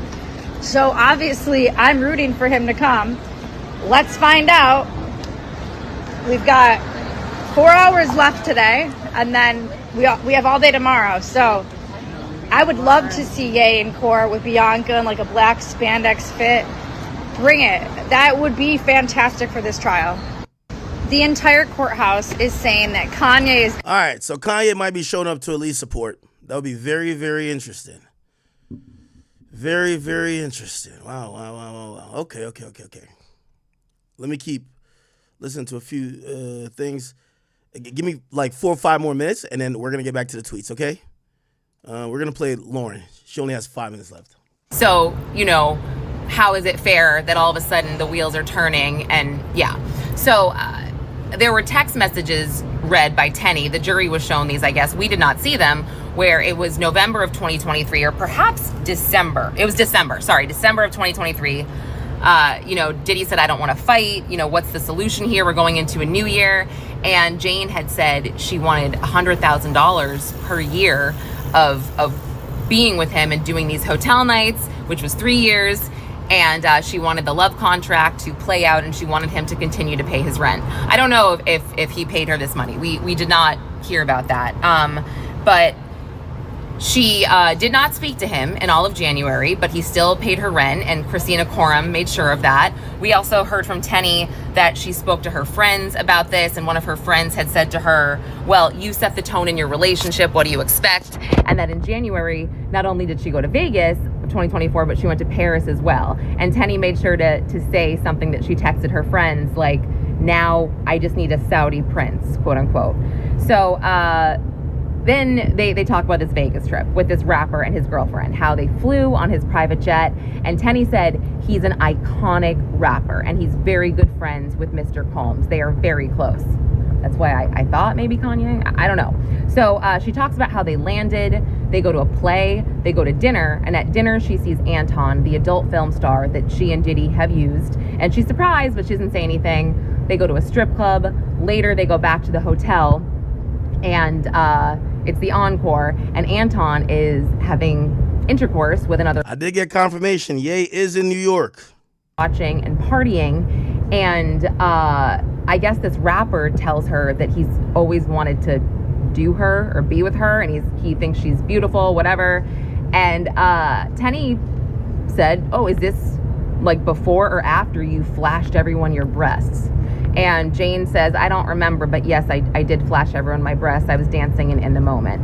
So again, I was like, oh, is this more information that the defense just got wind of? Because I felt like the government has done a good job of getting ahead of some salacious things, so their witness doesn't necessarily look bad on the stand, etc. So yes, that was that. Then, she also said that they asked her if she knew anyone else in the lifestyle they could call. And she said yes. And she texted Cabral, one of she and Diddy's entertainers. And Tenny was like, okay, well, why'd they ask you that? And she was, yo, chat. I'm looking up this other story on this other monitor right here. When you see me look there, I'm like kind of trying to get a handle of it. There was a fucking plane crash and a nigga jumped out of the plane and survived? What the fuck? Chat, is this fucking real? They're saying there's a plane crash in India. And the motherfucker at the exit row said, oh, fuck this. Kicked the motherfucking door open, hopped out that bitch, and he alive and everybody dead. Nah, this is a movie. Ain't no way. Ain't no fucking way. It was like, oh, maybe they picked up on my energy or maybe they knew. And then she talked about seeing Diddy again in February of 2024 for her birthday and how, he did this great birthday thing for her. And Tenny brings up that she had meetings with both, Jane had meetings with both the government and the defense, and the government was present for the defense's meetings. So she brings up, well, did you sleep or be with an entertainer, Dawn, the night of your birthday? Because didn't you say that, Diddy did such a good job with your birthday, you agreed to it? And she said yes, because they did, in fact, call Dawn the entertainer that night, even though it was their first night together in a long time, etc. She said that she loved what he did for her birthday, so she agreed to Dawn. And then talked about changes in Diddy after Cassie's lawsuit. She said he was more loving, he was acting different, he was more apologetic, he listened. And then we get to their fight in June of 2024. And essentially, Tenny just wanted to sort of say that, or bring up that she started it. They were having a good time. She didn't have proof that this other woman was on this trip with his family that he just took, and that she's the one that slammed his head into the marble, called him a pedo, and said that he's disgusting and that she hates him, threw candles at him, and that he didn't actually put his hands on her until she tried to run out the door or something. And then Tenny So chat, it can't be that woman, that Jessie May girl. She's in her 30s. Remember, at the time, what's her name was in her 30s too. Daphne. A woman in her 30s think anybody below 25 is a teenager. Yep. So it has to be a woman that's 25 or younger. When a woman get in her 30s, if she see you with somebody that's less than 25, she think you're dating a child. That's fact. One in the chat if you know what I'm talking about. kind of said, okay, and then when you came back, he didn't initially punch you in the head. You started calling him names again, and then you punched him first and he punched you back. And so she just kind of said, she just wanted to get that out there. So again, she wanted to indicate that Jane started it, type of thing. So they have to. You're losing track of the entertainers' names? Okay. Let me get a crash course. It's different niggas than was with Cassie. Don is Diddy's favorite. Don, whatever he got going on, Diddy like him. Daphne likes Anton. They're hot and cold on Paul. Who else? It's a lot of man meat in this. Don, Paul, Anton, a few other ones. When they come up, I'll tell you how they've been mentioned. Let's get back to the tweets. So apparently, there's a conversation that happens or something. So pause there. You bring up OnlyFans. You only were on it for 4 or 5 months, right? You were earning well, right? Jane says, "Yep, OnlyFans was doing me good." By the way, chat, I'm very disappointed. My Discord community, very disappointed with y'all. For research purposes, I couldn't find anything that could resemble what the hell she was supposed to on OnlyFans. For research purposes, that I could be more of an informed broadcaster. Usually Discord's on it. Disappointed. But I know y'all get it right. Not saying post it in the Discord, because we don't support, posting any pornographic images. Anyway. Okay. Garrigo says, didn't you ask why he couldn't balance the private travel and hotel nights? I asked him that, right. You wrote, did the other girls pressure him more? And she didn't. She wanted to know where she went wrong. Garrigo says, then Combs said, that bitch, that's my friend. That's my friend. I was okay where we should stop. What? Now press play and stop. What? Garrigo says, you said we broke up and I went to one birthday party. Not with the rapper. So Diddy is insecure that, again, Diddy has a weird mind. He's had dozens of men fuck these women. She's even had an ALLSTAR FREEKOFF. But Diddy is insecure that she is now doing this activity with another man. Diddy refers to this other man as his friend.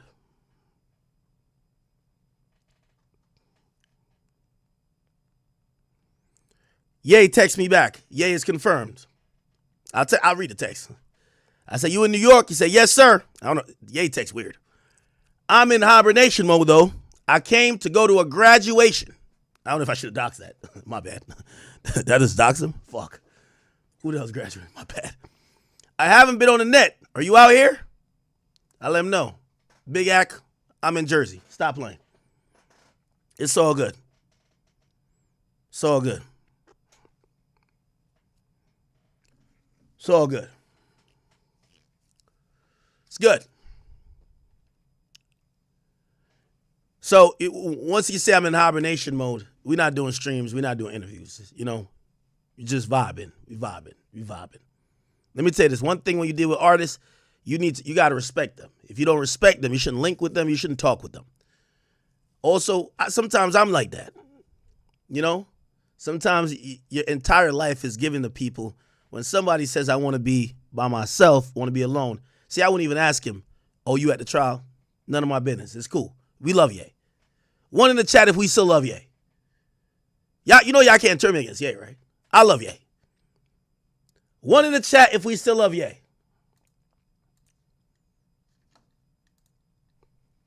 Ye's unk at this point.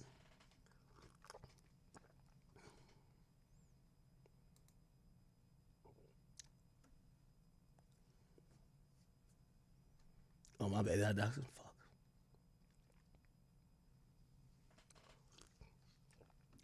We still love Ye. Look at my girl Ray. She says 2, nigga. We don't love him like that. Okay. All right. We're still here. So, chat, we're going to just down that a little bit. You know, the way how I maintain relationships with artists, I'm never thirsty for content. Now, I ain't going to cap with you. And I'll tell y'all, I would say to him normally, because when I start building a relationship with a rapper, I might be like, nigga, fuck the cameras, fuck the content. Let's link up and let's have dinner, or let's just let me pop up by a studio session. Let's drink. But reading this lawsuit, I don't know if I want to do that. I don't know about that one yet. Oh, man. Yeah. Okay. We love Ye. Anyway, let's get back to it.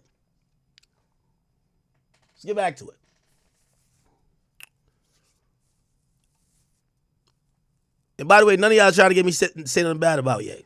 I try to treat people, despite what y'all think about him, how they treat me. He's treated me well. I love his music. All the other shit, it's not even for me to comment on. Like, I don't got to agree, but I don't got to denounce him. Chill. All right, let's go. By the way, let me just do a wellness check on my chat. Everybody's good? If everybody's good, just spam a scorpion. I need to check every platform. I got to make sure if y'all need me to slow it down, speed it up, switch topics, you're bored, cut the stream, whatever y'all want. I'm with y'all. Let me go check over R Block. It's a platform check real quick. I told you we're doing at least 6 hours. Y'all know my voice. We could probably push it to 8 if I tone it down. I got to tone it down.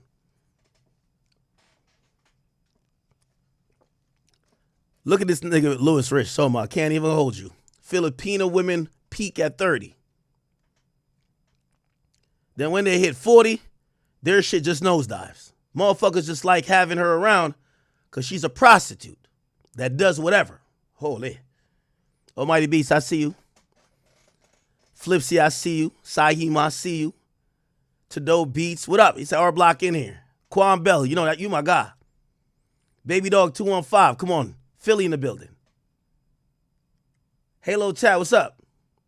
Somebody said when we get a time limit, we know it's a wrap. No, it's not. Chat, I'm just trying to protect the voice. Trust me. I feel bad I gave y'all half-ass streams. Like a 3-hour stream ain't a stream. Y'all agree? A proper stream time for us is 5.5 to at least 6 hours. If I get to 8 hours, I need a W. I get to 10 hours, holy. Holy. It's all good. I'm here to entertain you through your entire work shift. I ain't got nothing to do. I ain't got no life.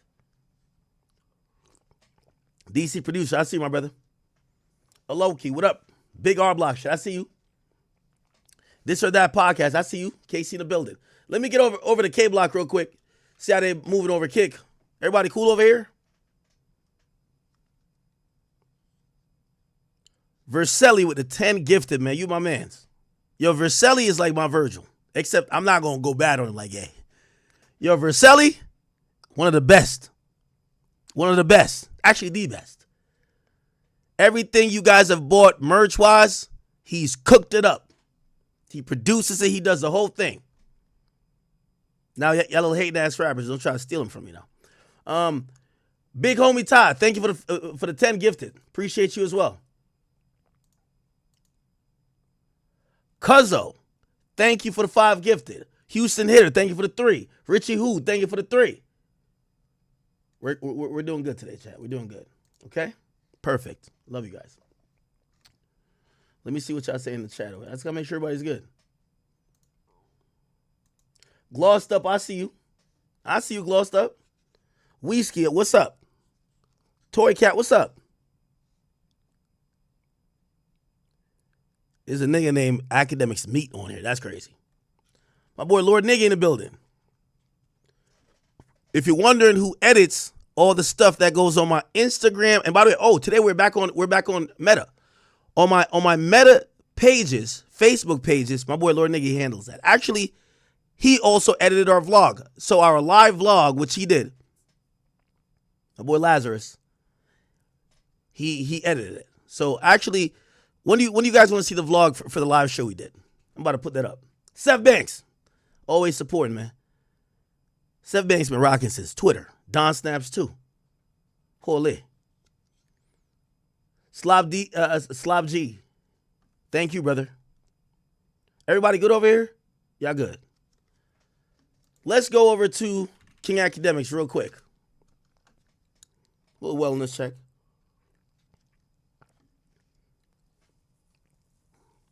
Brown Skin Dragon. What's up with you, girl? Yo, Brown Skin Dragon. Did I meet you? You know, I always meant to ask you this. Did I meet you? So she's from UK. She came to the UK show. And I think I've seen in your stories that like you were in the crowd. Do we meet? That's my only regret. I was so drunk at the end of my last show, because eventually I'm gonna get drunk. There was some chat queens and they'd be like, "Ack, the show was so good." I'm like, "Oh shit, damn, I wish we had taken a picture." They say, "Nigga, we did take a picture. Look at this." I'm like, oh my bad. I am Rain. I see you, my girl. Thank you. Drill was in the building at the UK show. Drill, you gotta pop out and show niggas, man. Kiki, do you love me? Tiffany. Again, we're rocking today. Remember, I told you guys, we got something going on with Bieber. We got to go down the Bieber rabbit hole. I can't tell if Bieber is trying to tell us something, he's trying to finally come clean, or he's going through some trauma, which we have to try to figure it out. Is it Scooter Braun or is it Diddy? Oh, we'll talk off stream. Brown Skin Dragon, I fuck with you. If I've ever met you in person, please, I ain't trying to dox y'all, but Papio, what up?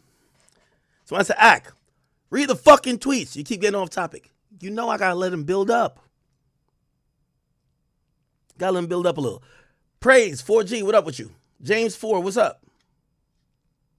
Swollen Colon. I don't even know if that's a pause name or not. Deanna, what's up with you, girl? Elijah Clark, my boy. You think Scooter B? No, not Scooter. Well, Scooter Braun. You think Scooter Braun is the one that's fucking with? Yeah, that would make Scooter Braun the ultimate villain. Taylor Swift just got back her masters. Before, for years, she was like on Scooter's neck. Elisa Marie Chaidez. Oh, I like that name.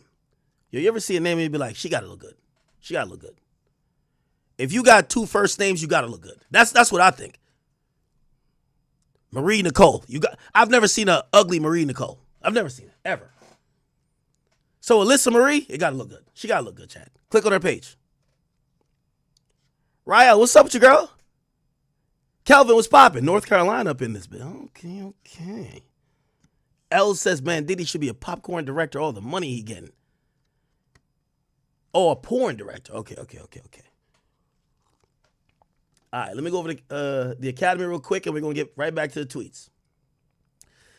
Chat, we're locked in here for like 6, 7, 8 hours. Just let me rock. Kelvin B, I see you, North Carolina represent. You in both chats. Oh, no, never mind. I didn't even go to the other joint. I'm like, what the fuck? The Academy. Let's go over to the Academy real quick. The Academy's leading today. 9,000 watching over there. Somebody said I'm in a good mood. I'm in a good mood a lot of times because of y'all. Victor Bote. Are you Nigerian, brother? So shout out to the Academy chat. I remember when We used to be 2K views daily. Man, get the fucking lights up. Why do y'all like the Academy page that much? Thank you for the 2 months, though. Marcus Allen. We got the same last name. He said, yo, I got my box from your shop a couple days ago. Oh, you got the, I hate to do this plug. Sorry. The Academy.shop, we have what's called a mystery box. Sometimes it's an item that is no longer available. Depending on what you purchase, you will get an item or items of equal or more value. But it'd be things usually from our past drops. He said, what'd he say? He said, hold on. Love the Star sweatpants. I'm about to buy a 75 box. Make sure I get that hoodie. If your name is Marcus Allen, we're saying on stream, Verselli's watching. He does all this stuff. Verselli, get that man the hoodie. Get the man the hoodie. The man says he wants the hoodie. He wants the hoodie. Sorry, get him the hoodie. Okay, thank you, brother. Fly boy says, Ack, you know it's damn well yay. Says, yay.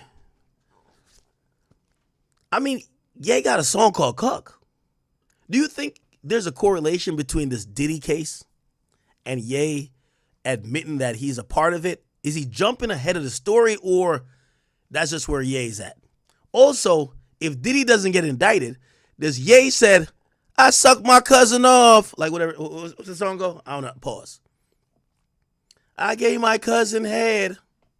It's crazy. Queen Prodigy. Love you, girl. She says, people are rude on the other one. Who's rude? Somebody said the chat's been cutting out every 5 minutes. Hey, you know what I've realized? There's a YouTube thing today because like my number's been jumping. Like right now we got 23,000. It's been dropping to 6 or 7, and that's without the both YouTube channels. So it's not getting data from YouTube, so I don't know what's going on. Failed Noise Beats, what's up with you? Drama, what's good? Everybody's good. Black Bonnie in the building. Black Bonnie, you never heard that song? He gave his cousin head.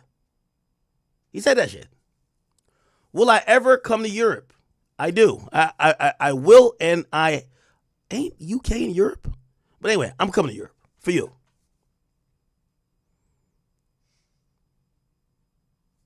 Somebody said, it's a YouTube thing today. I apologize for you guys. Somebody said, Ack, remember when Drake had a line for Ross on the OG push-ups? What was Drake's line for Ross? Drake push-ups OG original lyrics. We're going right back to the tweets right now, chat.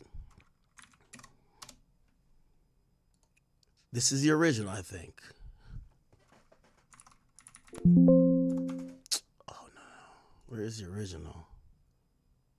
On the original, he did say something about Diddy.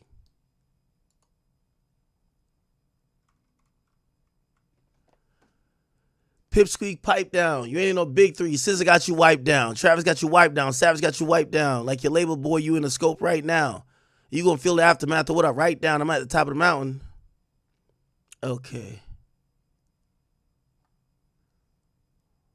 Oh, I might take your latest girl and cuff her like I'm Ricky. Can't believe he jumping in. This nigga turning 50. Every song that made it on the chart he got from Drizzy. Worry about whatever you got going on with you and Diddy. Wait, let's play the original real quick. We only get copywritten, but hold on. Push-ups, Drake. Here we go. Sorry, I don't know why I'm sneezing. Here we go.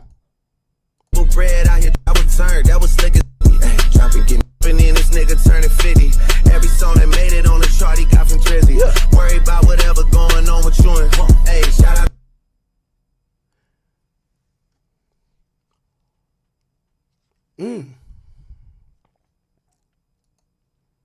What? Shout out to the hooper that be busting out the gritty. Holy. I think Drake knew something.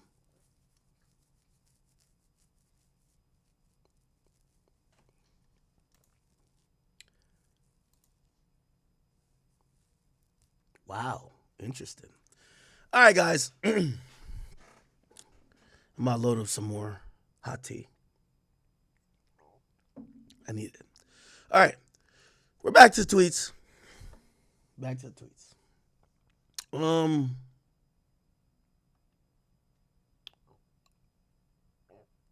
Okay. Actually, give me 1 second. I gotta go get some tea. I ain't gonna hold you. My voice started to crack. Hold up. Like a hooker, right? I mean, a hooker is not being trafficked because they're choosing to engage in it. So if that's what she's choosing to do, and she's sort of playing this hooker/girlfriend type of role, well, in that case, that's something. People are allowed to prostitute themselves without the pimp necessarily being considered that they're sex trafficking. It only becomes sex trafficking once they are forcing the person to act against their will. And that's why, for me, the financial leverage that he had over her, or may have had over her, I don't think that it makes us cross into 18 U.S.C. 1591. But still, I think it's possible to get there. I think it's very fair to argue with Cassie that once he starts trying to blackmail her, which, if you believe Cassie, that he was threatening he's going to release videos of her freak-offs, and that he's going to share it with her mother and share it with the world, and she's even documenting that she's being threatened, and he's showing it on a plane. To me, this can draw a conclusion that he's intentionally trying to make her feel like she has no way out of this. And she said that she was expressing years earlier, how do you get out of this situation? If you can't get out of the situation, that's when, and he knows that he's not letting you out of the situation, that's where I think you cross over. Even if Cassie, let's say theoretically, started as a gold digger, she may have, a lot of people I'm sure believe that about her. I have no reason to think that's true, but even if that's 100% true, at a certain point you can see how we can cross over between the blackmail and also the physical abuse that's been documented that he engaged in against Cassie, and documented and testified to.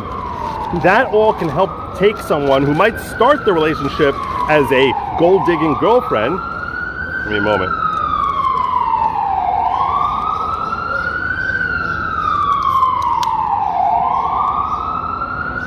That they may start as some type of gold-digging girlfriend, but at a certain point, if they can't get out, and he knows I'm not letting you get out, in that case we can cross over into a zone where that gold-digging girlfriend is now being trafficked. They're being forced to act against their will. In contrast, what we hear from Jane is that Jane seems to, there's no incident where she's being blackmailed and said, do this or else, and you have to go engage in this type of sexual activity or else. We've never heard about an or else. The closest thing we've had to an or else is that she felt that if she did this, and at one point he's like, okay, if you don't want to be my girlfriend, I'm going to stop paying your rent. If you want to claim that falls up, that rises to a level of control, okay.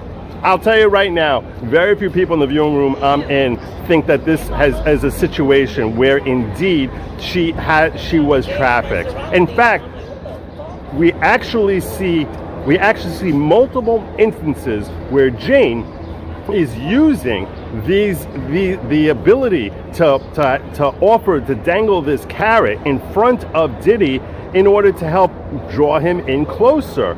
We saw on Valentine's Day that she's like, I agree on that one. I agree. I'll perform for you with two guys. That's her using it as a carrot, saying, don't go with one of your other girlfriends, hang out with me on Valentine's Day. She testified today, and then she reaffirmed what she had said on Direct, which is that he did this beautiful romantic birthday for her in 2024. And it made her feel so happy and so thrilled. This is after they reconciled and got back together.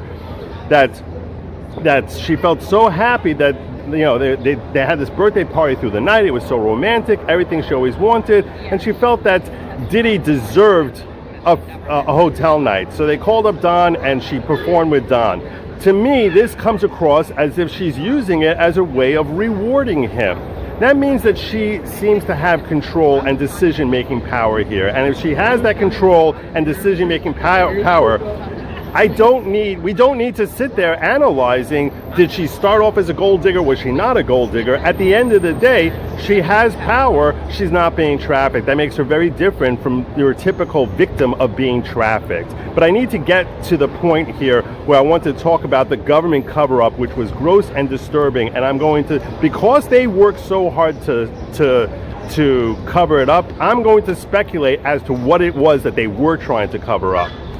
When they were talking about the break that they had, which went from like sometime in late November to through the end of the year and into January of 2024, she testified that at a certain point in January, she got an invitation from a rapper to go on a trip to Las Vegas.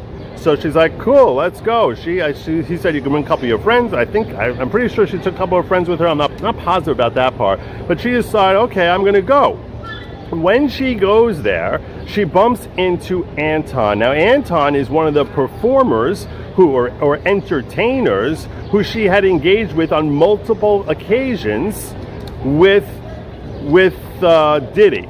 So she knew Anton through that. When she bumps into him at this party, and this party, which is in January of 2024, was being thrown by this rapper for his wife or girlfriend, and they kept referring to her as wife or girlfriend. Now they sort of like glom past that whole part of it, and it was only on cross-examination today that it became evident just how hard the state and the court, and even the defense seems to be going along with it, how hard everyone in this courtroom is working to make sure that we never find out who this rapper is. What they did was they showed a video of the rapper at the party that she was at, and they said, we're going to mute the sound here so that no one can hear the sound. And when she's questioning Jane, she says, so this is a rapper, right? And he's a friend of Jay-Z, right? Yes. And he's not just a rapper, he's one of the biggest names in the industry, isn't he?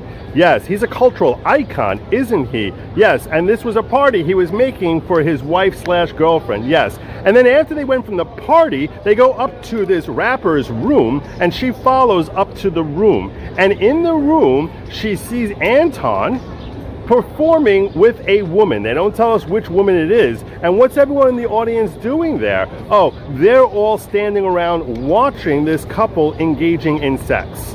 So that's what she and this rapper and this rapper's wife/girlfriend were watching Anton perform. They never told us who the woman was that was performing. I don't know if that's our business. I have no reason to speculate as to who in particular it was. However, what I'll be clear with you about is this. They definitely didn't want us to know who the rapper was. And furthermore, she said that she ended up referring, this is what she shared with us on Cross today, that she ended up sharing the name Cabral. Now, Cabral is another entertainer performer. And she said that she told them about Cabral when they were asking her if she knew anyone else in the lifestyle being a reference to this explicit sexual activity. So now we have this rapper who's basically asking her, hey, you know any other performers who would be really good to enjoy for us to hire to bring on in here? So she offered the name Cabral. Tenny Garagos asked Jane, why did they ask you? What made them ask you? That think that you would know someone? You know, the whole time we're hearing about how secret this is. So she said, well, maybe I seemed comfortable with what was happening there, or maybe it's possible that they know a little bit about what Diddy is into. So this is someone who's close enough with Diddy that they know what he's into, and they figure that she would be able to perform something. By the way, something else she mentioned, which the defense brought out to help take away some of the shine and veneer of refinery around Jane, is that they had her admit that she flashed the audience at one point there. Like she was just having a good time, so she decided to flash the audience. And perhaps that's what led them to believe that she was very comfortable with the situation. I don't know. She hasn't testified to that causal link specifically. But the interesting thing is here, when they're talking about this, it was very obvious that there was a paramount objective that they do not possibly let the jury, anyone outside the jury, know who this rapper was. And it was so contorted. They're bending over backwards, making sure we can't even hear the guy's voice because they're worried that people in the audience will recognize his voice. So they turned off all the volume. They said, we're just going to show you a video of you and this rapper at the party and just confirm that, yeah, that this is this guy. Also that this rapper flirted with her and there's other stuff. Bottom line is this. The way they were bending over so hard to protect them, my first thought was, they're referring to him as an icon in the industry. My first thought, I was speculating, is that it was Jay-Z. However, that doesn't fit with the information we have. The reason it doesn't fit with the information we have is because the birthday party they were going to celebrate was for the rapper's wife/girlfriend, wife and or girlfriend, and it's not clear whether they were using the term wife or girlfriend because this is a woman who takes both roles, or because they're trying to keep it that veiled that we shouldn't know whether or not this rapper is married. But I checked up as to when Beyonce's birthday is, and her birthday is in September. So even though I thought that Jay-Z would fit as far as being the potential answer to whom this may be, it doesn't work when you know that she's there for the rapper's wife girlfriend's birthday in January. And when I was having this conversation with other journalists who were all trying to speculate about this, someone pointed out that Kanye is good friends with Diddy and that his wife/girlfriend, I'm not sure what status she has, I think that status might change back and forth, I'm not sure, but that that her birthday is January 5th. So I don't know who the rapper is. I have no idea. I'm just telling, other than the clues that we've gotten so far.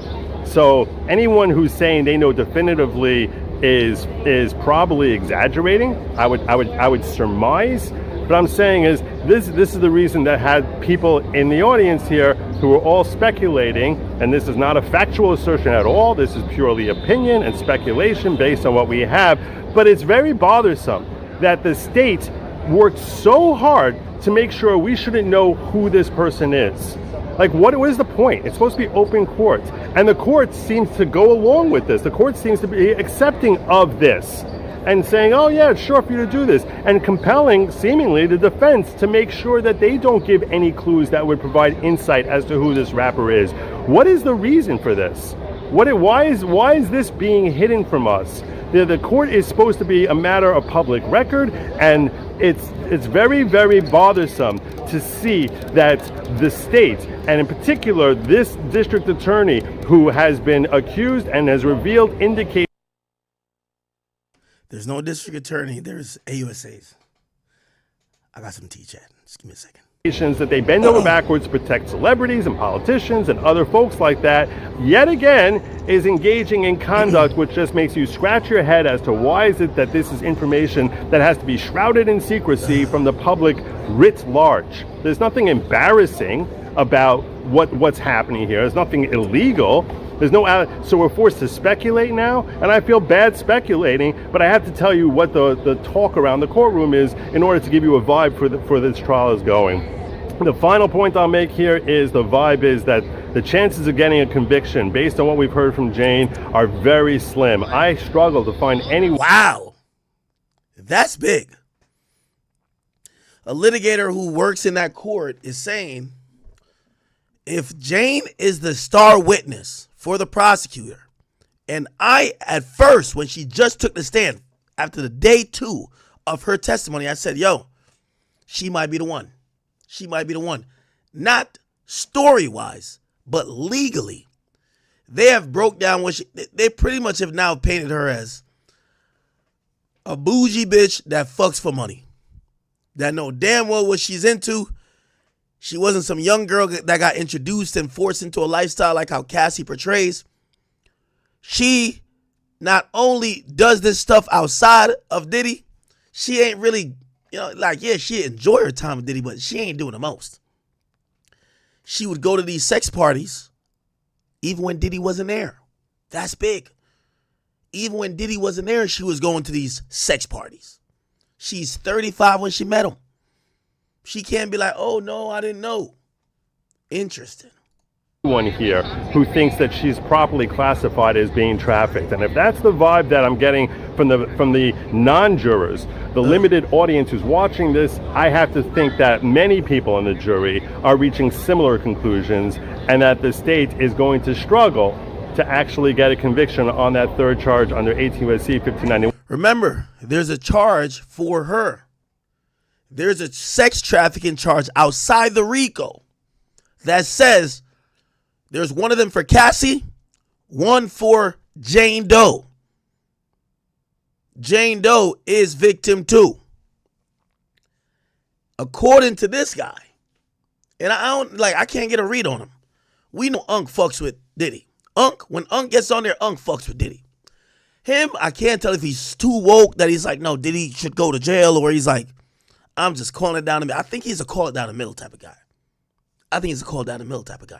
According to him, that sex trafficking charge that's only for Jane Doe, he said that shit, it looks crazy.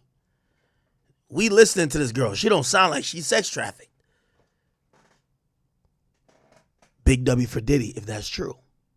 We're going off their personal opinion. Chad, I got some new tea here. Don't worry.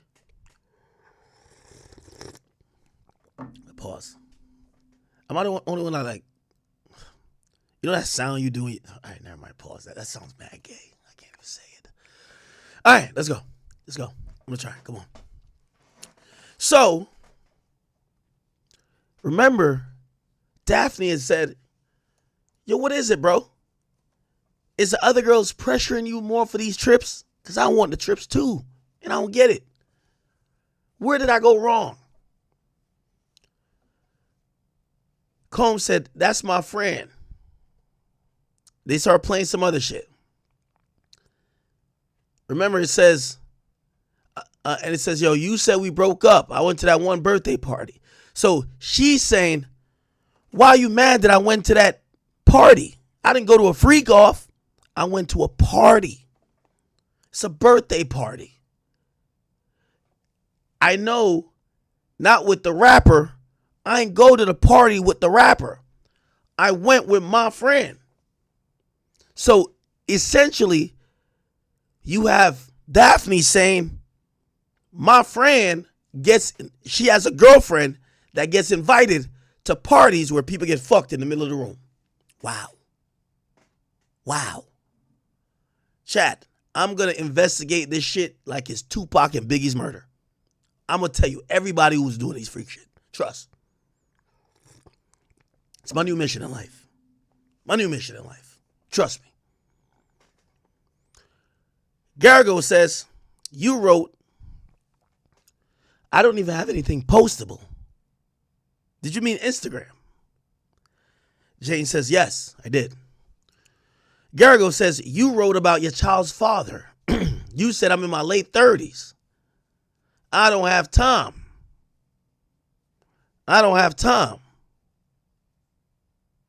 They play some video. There's no sound. Nobody can hear it. Gargo says the last part, I guess it's a voice note. I don't know. The last part, is that about your child's father? Jane says, yeah. Gargo says, you wrote, I just want to travel with you. Jane says, yes. Gargo says, you sent the clown emoji and said, if I fucked more, maybe I could have went on trips, huh? So she called Diddy a clown. You a clown, nigga. One in the chat, if you know you ain't in no real relationship if your girlfriend never calls you a clown. That's a fact. The clown emoji, yeah. You a clown. I ain't gonna lie, that's normal talk. You getting a beef with your chick, man, you a clown. You keep liking all these bitches' posts, man, these bitches don't even want you. You a clown.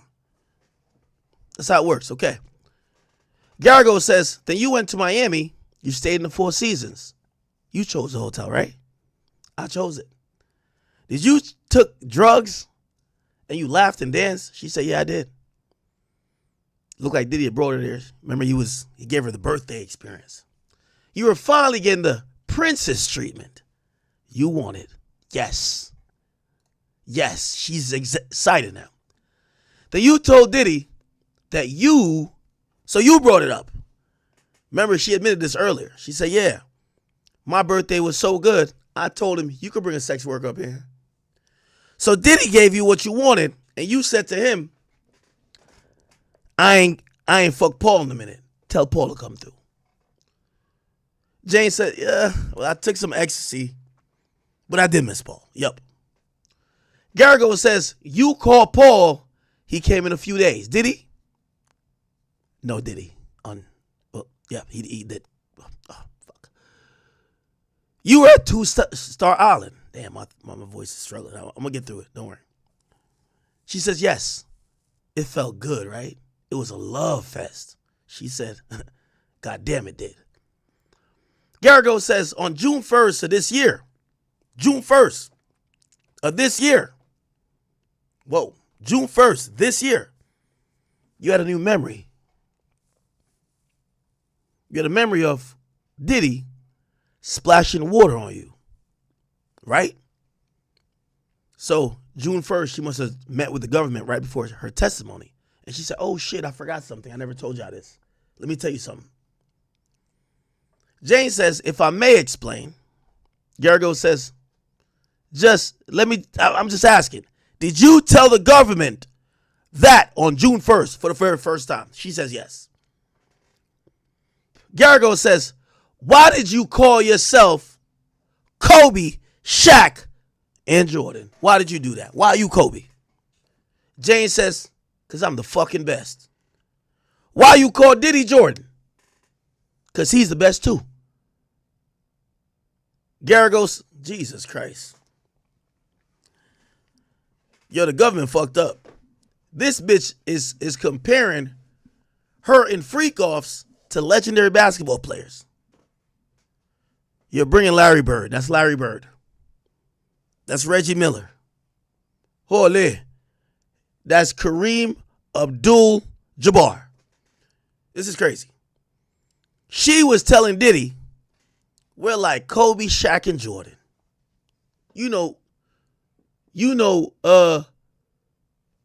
I'm Kobe. She basically saying, think about the dynamic. Anybody know basketball? I know y'all know basketball. She's saying, Diddy, you the GOAT. Jordan, you the GOAT. Me, I'm emulating you. That's what people know Kobe to be. He modeled his game after Jordan. But he's a GOAT too. He's one of the greatest.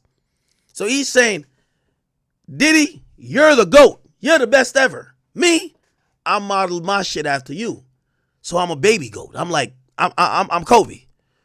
We trying to figure out who Shaq is. Because we talking about Shaq in 2000 or Shaq on the Celtics. This is, one of them ones? Yeah.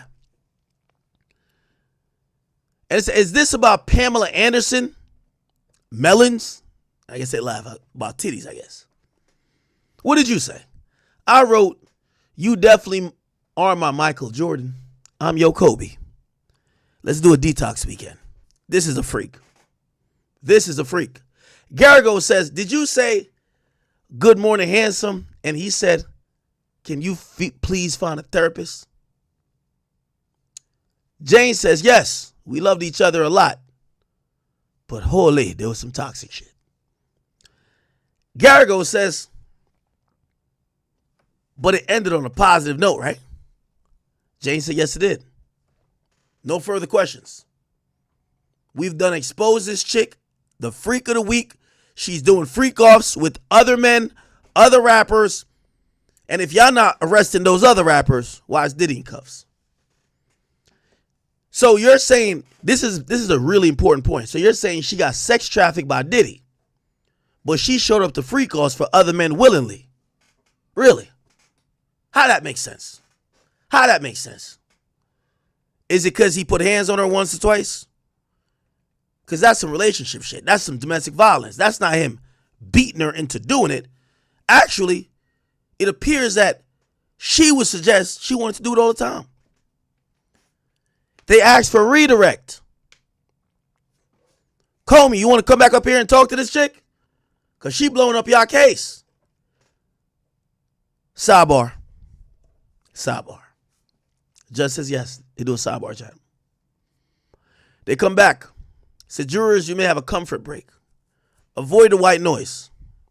Because in the sidebar, they play white noise. They're playing this in the whole courtroom.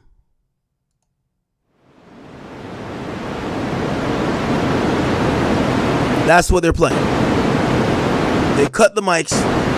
They play this over everything, and they basically remember the speakers are there. So now everybody comes in front of the speakers. They're talking without the mics.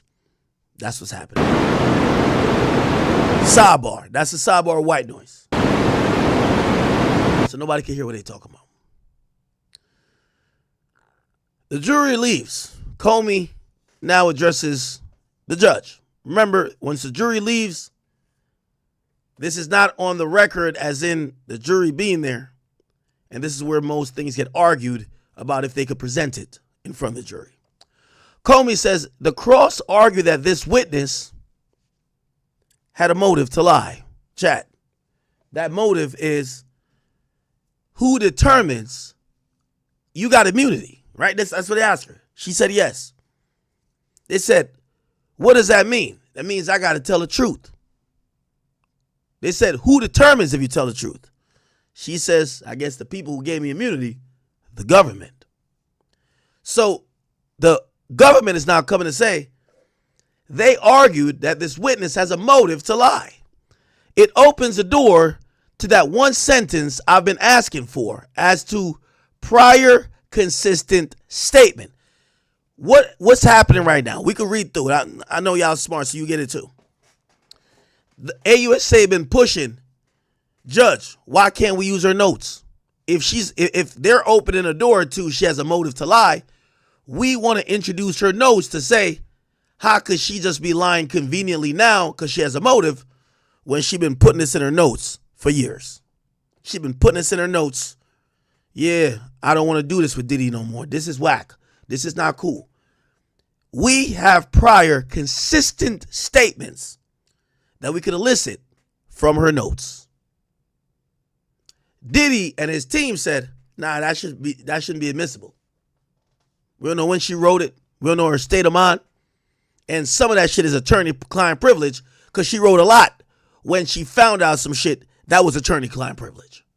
The judge hasn't admitted yet, but now the judge is going to rule. How does this go to an event months later? So they're saying the stuff you're trying to bring in isn't including the stuff that she was just questioning on, which happened months later. Comey said, it's on their point that Jane is shading her testimony to correspond with the government's theory that she was coerced by the government. Comey said Jane testified on the stand for days after getting immunity. She ain't trying to get a payday. Why would y'all accuse her of lying? But they might think she's trying to shade her testimony to please the prosecutor. Driscoll says, that's all hearsay. They have a fringe theory. The judge says, Comey, how long do you anticipate your redirect? She says, half an hour. Judge said, let's take a break first. Shapiro says, Your Honor, may I? The judge walks off. They take a break. They come back. They're back. The judge said, defense, in what way did Jane's lawsuit constitute the type of influence as in Tome versus United States? Ooh, so there's a lawsuit there. Let's look at what Tome versus United States is. There was...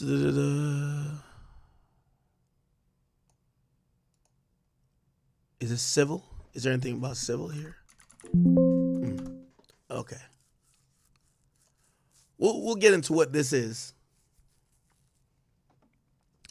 Driscoll says, I hear what the AUSA is saying, that she's not seeking monetary compensation at this time, and she told on the stand that she...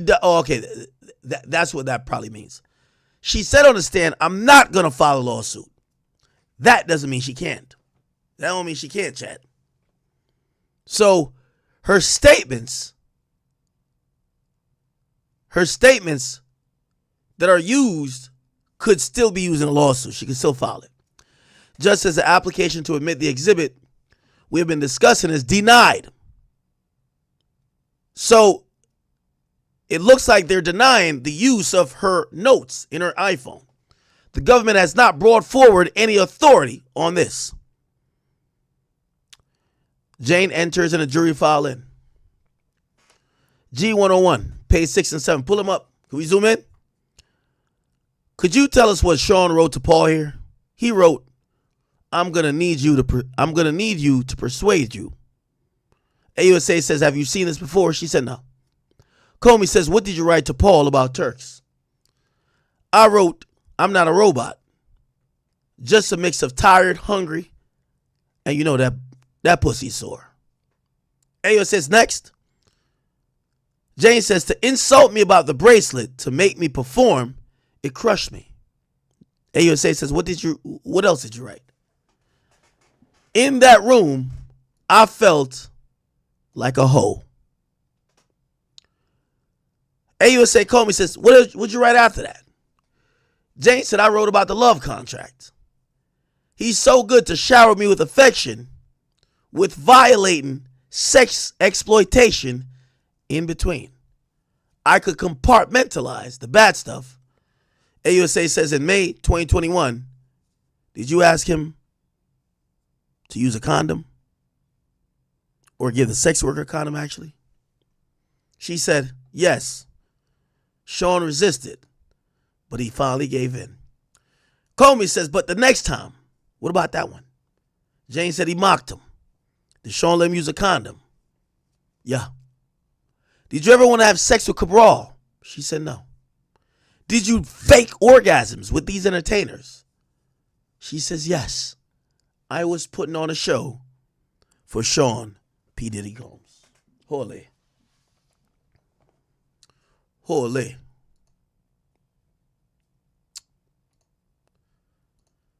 Holy.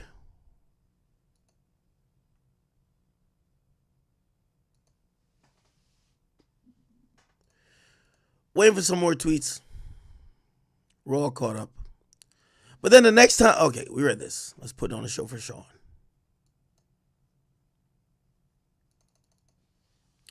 Wow.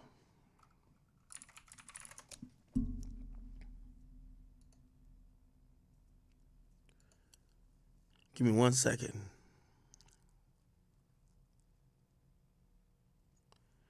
What's happening in another court simultaneously? R. Kelly is in court.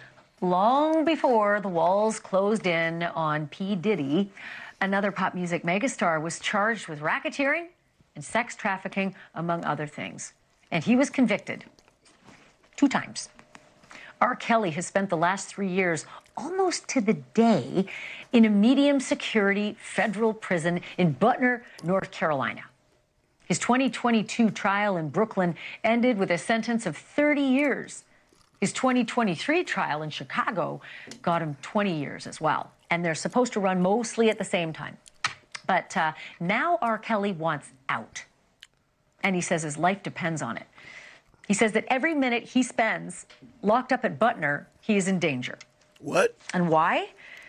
The way his lawyers tell it, prison officials want R. Kelly dead. Really? You heard me. The government, they say, has put a target on the singer in prison.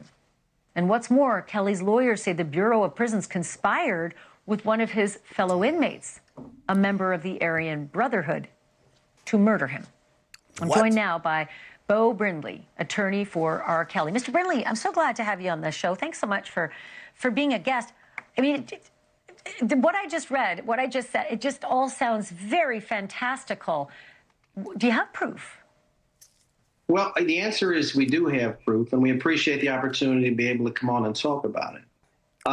In terms of proof, the most powerful piece of proof I can provide is the sworn statement of the man who says that he was solicited to kill R. Kelly. Michael Glenn Stein has provided us with a full declaration signed, and he's given his willingness to sit down for a polygraph examination. Okay, so some guy is saying the jail officials want to kill Kelly. He's trying to use that to get out. Don't know if that'll work. Here we go, though. All right, welcome back. It was all normal. It was a typical relationship, right? And that he was trying to get Combs to reach out to her. And he's already been accused of trying to... Oh, here we go. This is how Diddy's beef started with Cudi. Now, was Cudi recording with Cassie while you're still there? Nah. So all this happened afterwards? Yeah, this happened afterwards. Well, according to Capricorn, Cassie started to creep around with Kid Cudi behind his back. Capricorn was scared for Cassie, so she got her a burner phone. And at one point, when Cudi was with Cassie, I guess Puff found out about it. So he got Capricorn and his new security, Ruben. Rube, yeah. Rube is D-Rock's little man. Right, he come from Junior Mafia. Exactly. Do you know him personally? Yeah. Okay. Why did he choose Ruben as security for that point? Because he was close to D-Rock and so forth? Well, Rube, he knew Rube from back in Junior Mafia days. But then when D-Rock got out of jail, Rube started coming around all the time. So he started traveling with us when we was out of town, and he was basically one of the security. You know what I'm saying? So Rube was D-Rock man. When D-Rock couldn't make it, Rube would come. So he felt real comfortable with Rube. You know what I'm saying? So him and Rube became close. So when I left at the end of 2011, Rube kind of filled in where I was at. And he became that everyday person. He moved out to LA, everything else. So Rube didn't have a lot of things that I had. Like I had a wife at that time. You know, Rube wasn't married. So his availability was there. He didn't have nothing to run home with. His son was with Christian every day. So it was a reason that he was there. So, you know, Puff finds a way to take advantage of everybody and everything around him. Well, according to Capricorn, when Puffy found out about Kid Cudi, he went and got a gun, got Ruben as security, and got Capricorn and said, we're going to go kill Cudi. Let's go. And I guess he made Capricorn give him the address. Right. So the three of them jumped in the car to go to Kid Cudi's house. That was Cassie. Right. Have you ever seen Puff do something this reckless before? I'm just saying, yo, the Puff that I see now wasn't nothing like the person I seen in 2011. You know what I'm saying? Like I said, I don't know if it was drugs. I don't know if it was the billionaire status making him feel like he was untouchable. I don't even know if it might have been some things that he went through and got away with, so he felt like he was untouchable now. But when he say killing, I'm gonna be 100% honest with you. I think that was a figure of speech of somebody being mad. Yo, I'm gonna go kill him, because Puff ain't killing nobody. Well, what about just grabbing a gun and going somewhere? Did Puff ever, hold his own guns before? Not when I was around. Yeah. Nah, not when I was around. That seemed a little weird. That almost seemed like Capricorn put a little extra on it. Yeah, but I'm going to be honest with you. I don't put it past him. Okay. You know what I'm saying? Because it comes a time where you around people and you trying to keep a facade up. So by you trying to keep a facade up, you go outside your body. And Puff has done that a million different times when you say a person of that status and that amount of money is not supposed to be involved in certain things. I've seen Puff get involved in certain things, certain fights, let's go, we're going to punch him in the face, we're going to do. But everybody's not fighting, Puff. So if you want to go up there and fight, everybody's not fighting. And I used to tell him that. He'd be like, yo, what that nigga said about me? And him and Kid Cudi always had a little situation. I don't know what it was, but it was one time we went to a concert, and me and Puff walked in, and he heard Kanye on the stage, and Kanye was performing. And Puff said, yo, come on. So I don't know what's going on. So we run up behind stage, and as soon as Kanye got off, Puff jumped in his face. And I said, yo, what's that about? He said, nigga, that's the 16 that Kanye just wrote for me. He's up there performing the 16 that he sent me for my record because everybody know Puff don't write his own stuff. So I had no idea that was the 16, but and Kanye had no idea that Puff was coming to the concert. So when we walked in, he heard the same 16 that Kanye must have sent him. So it was actually Kid Cudi concert. So Kanye was performing because Cudi was his artist.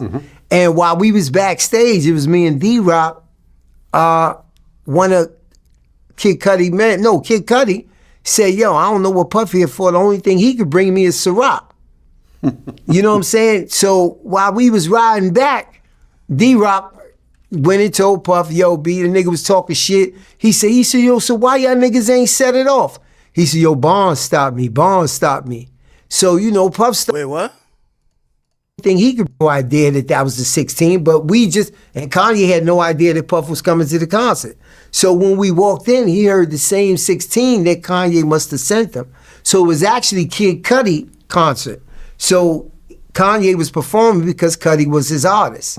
And while we was backstage, it was me and D-Rock, one of Kid Cudi said, yo, I don't know what Puff here for. The only thing he could bring me is Ciroc.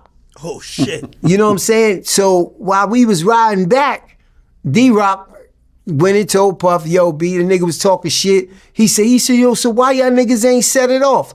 He said, yo, Bonds stopped me. So, you know, Puff started looking at me like, yo, B, you scared or something? And it wasn't that I was scared. It's just that I'm a thinker, yo. I'm not jumping out the window for every little thing.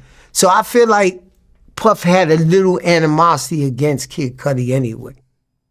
I mean, how many physical fights did you get into while doing security?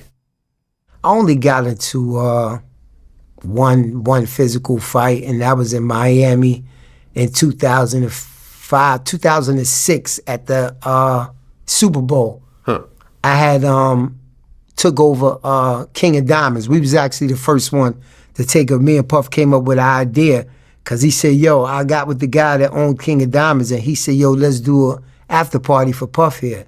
So Puff said, yo, I'm not interrupting my money because back then Mansion and everything was rocking and he was already booked for that. So I said, all right, let's do the after party to the party. And we did that. And when Puff got on stage, that was the first time Drake ever been to King of Diamonds had just opened. And when Puff came, he came with everybody from Drake to Rick Ross to everybody. And somebody had said some real slick stuff to him from down below, and we had got into a little fight and everything there. It wasn't nothing big, but that was the only physical fight that I could say. Everything else was basically taken care of because of who I was, and when I stepped to the person. Should have some more tweets here, people. Let's go. Yo, this tea work wonders. My voice will be going out, and it comes back just off tea. It's just crazy. All right. Comey says, but then the next time he say he mocked me. Did Sean let you use a condom? Yeah. Did you want to have sex with Cabral? Nah. You faked an orgasm? Yeah. I was putting on a show for Sean. When did Sean threaten to release a video of you? 2023. I called KK. Sean's drug use. So this is after he got sued. AUSA says, Sean's drug use. How did you send cues you were tired? I'd make little faces. I'd sigh like, how did Sean respond? Push through. One more round. How did you try to avoid setting up hotel nights? I try to navigate the night to something else. Comey said, how many times did you have hotel nights in 200 Mapleton? I guess that's at her house. She says, no, that's not her house. Once, 2-star. That's 2-star island. 3 times, 1-star island. 1 or 2 times. I think 200 Mapleton might be her house. Jane says, I felt it was unfair. All the pressure. So what do you mean? Those nights with other men. She's crying again.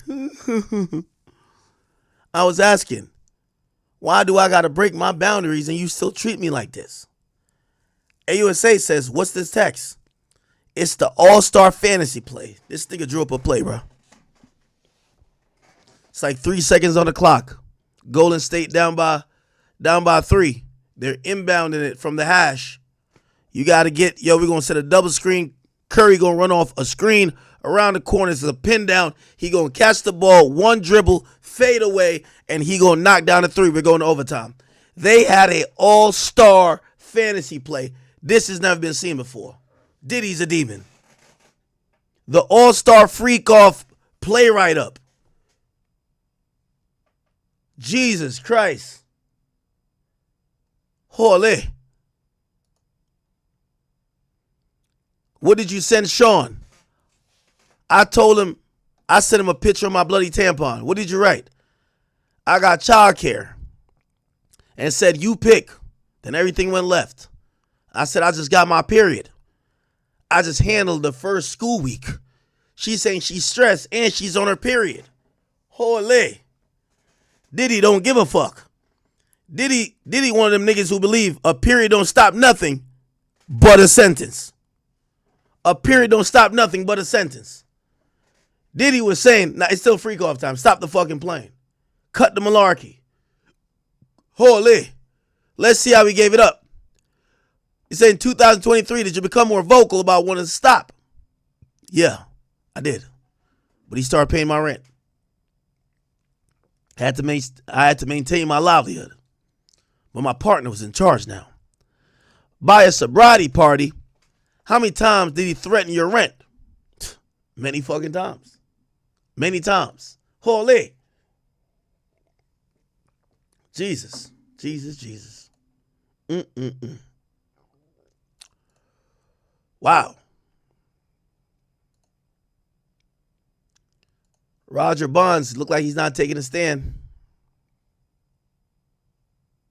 Look at this. It's crazy. They don't turn Cassie's pussy into a goddamn meme. How was the pussy? I'm not asking that, but that's what Cam asked, and that shit was hilarious. Well, I have to repeat what Cameron asked you. How's the pussy? And I got to repeat what Cameron told me. So that day specifically. Dude, I was petrified, bro. I couldn't feel anything.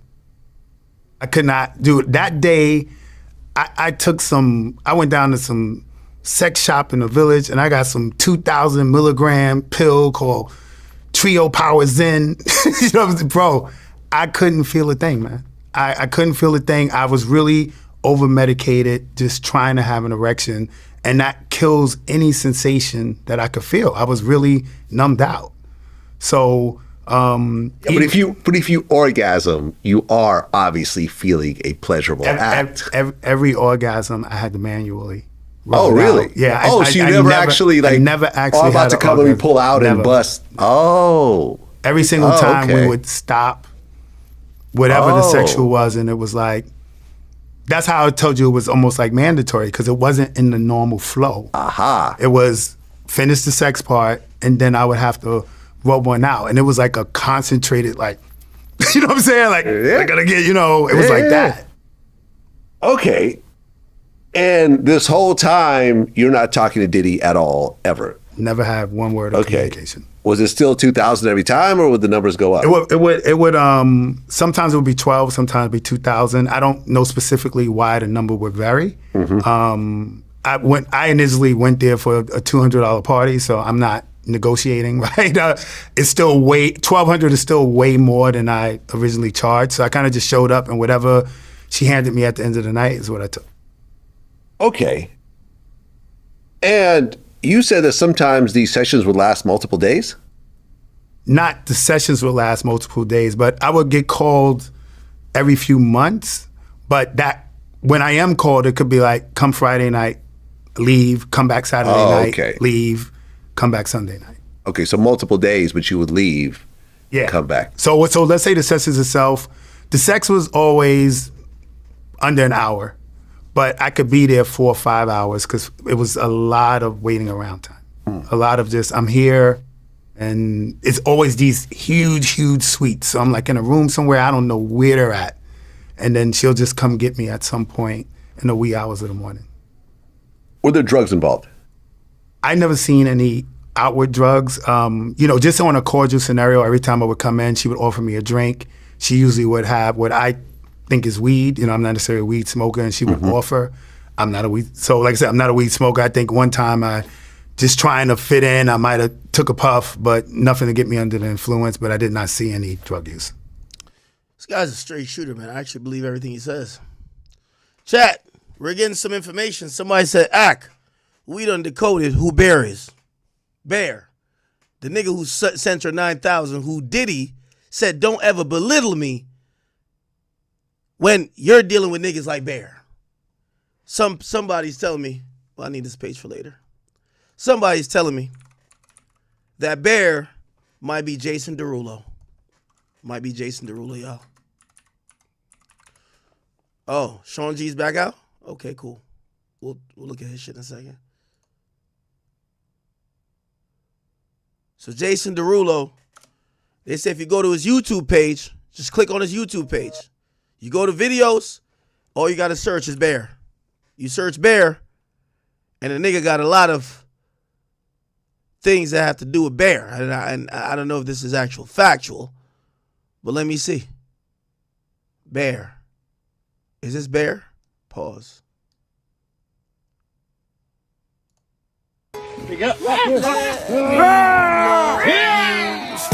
Now, what does it got to do? What the fuck? That's an actual bear. Wait, hold on. Don't tell me they give me bad information now.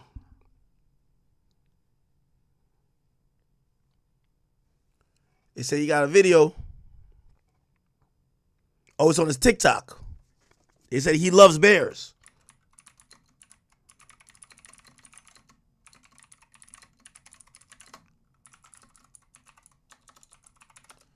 Let me see. Apparently he loves bears.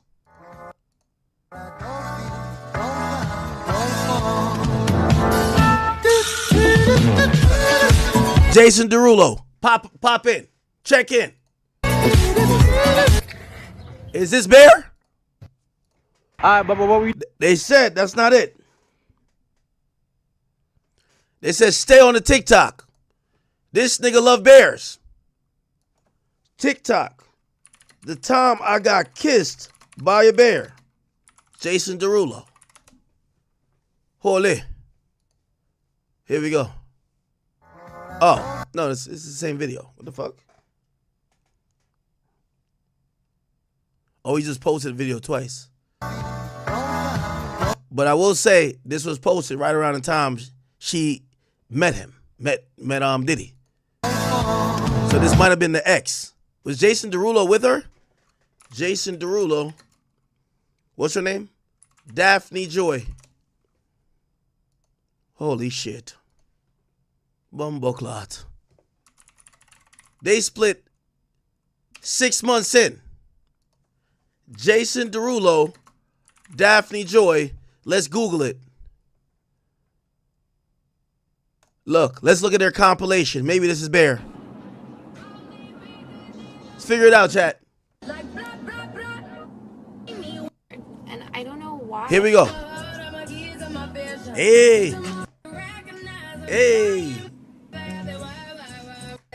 Weird. And I don't know. So, random fact, Jason thinks I'm really weird. And I don't know why. I think I'm amazing. Yeah, you're a fucking smut. Of course you're weird. Of course you're fucking weird. Give me a second. You guys,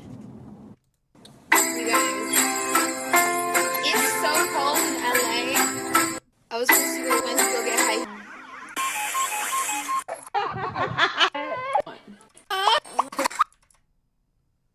Is that? We want to see some shit with her and London Bound. I can never grasp the concept of the steering wheel on the right side. Like, I can't even parallel park. Keep watching, chat. We're going to figure it out. We'll figure it out. Comfort Essentials. We're going to figure this out. I think that's Jason Derulo shit. Okay.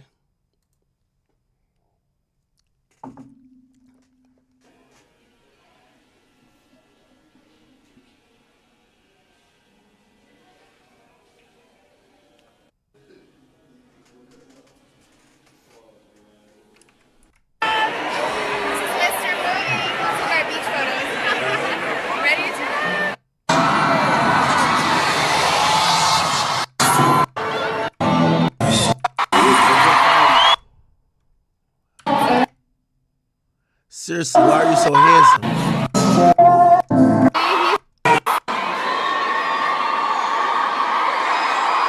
Seriously, he's so handsome. I can't even fucking take it. So I think I'm gonna let go.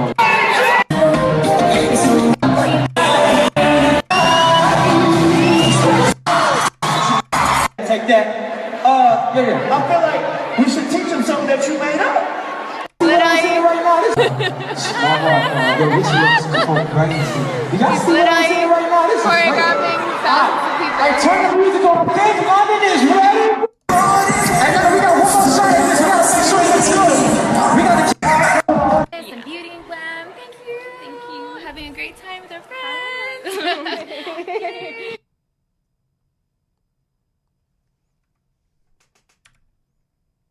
We just doing our research.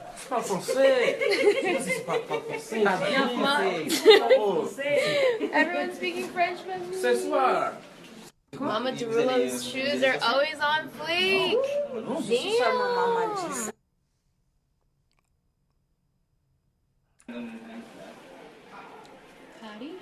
Paris.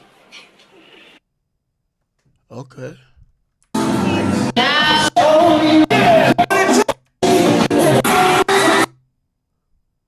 Guess who?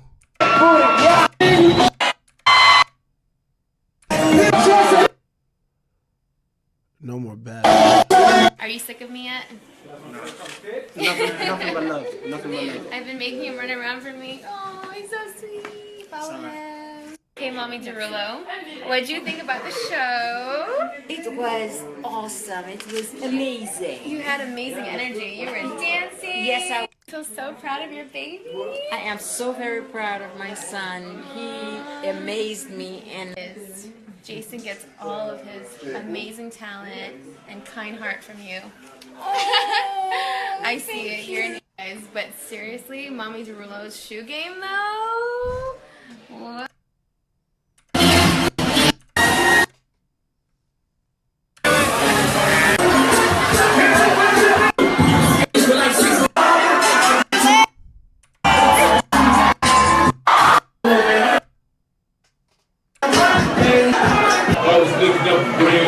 Let me just Google it. Jason Derulo, Bear, Daphne Choi.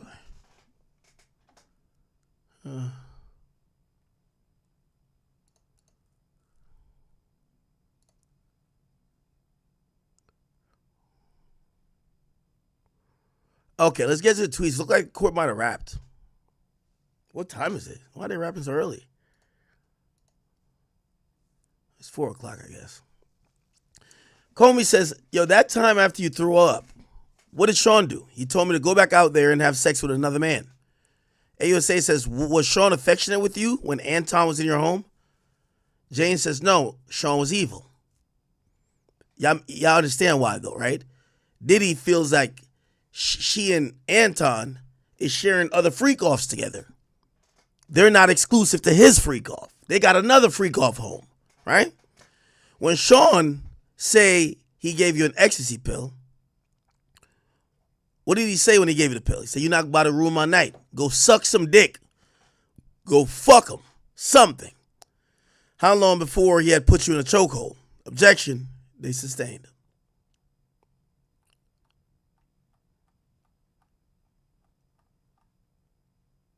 Did he choke you with his hand or his arm?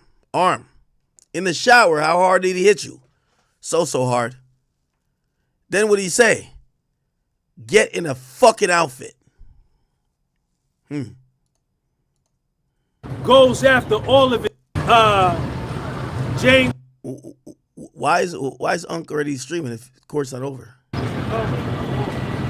If I become emotional, because this case, it kicks up so many memories in me of my own federal case. Okay. And Tanny Garagos pulled up on her cross-examination, and she's just gonna rehash what's already been said. So I left. Now, there was a big argument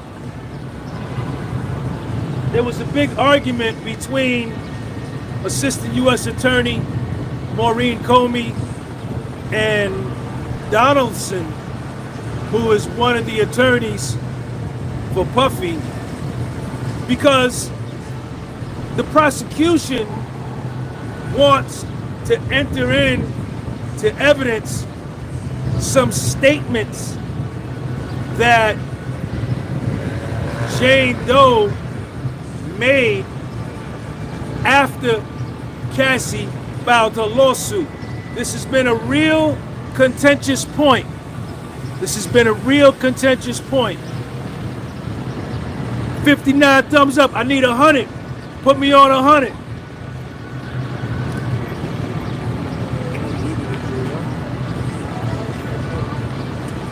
Assistant U.S. By the way, Unc said he left court early. Okay?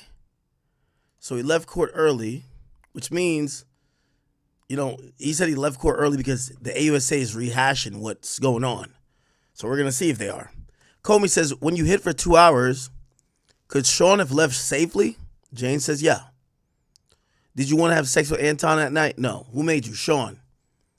Who would you give all the money back to have sex with no other men? Yes.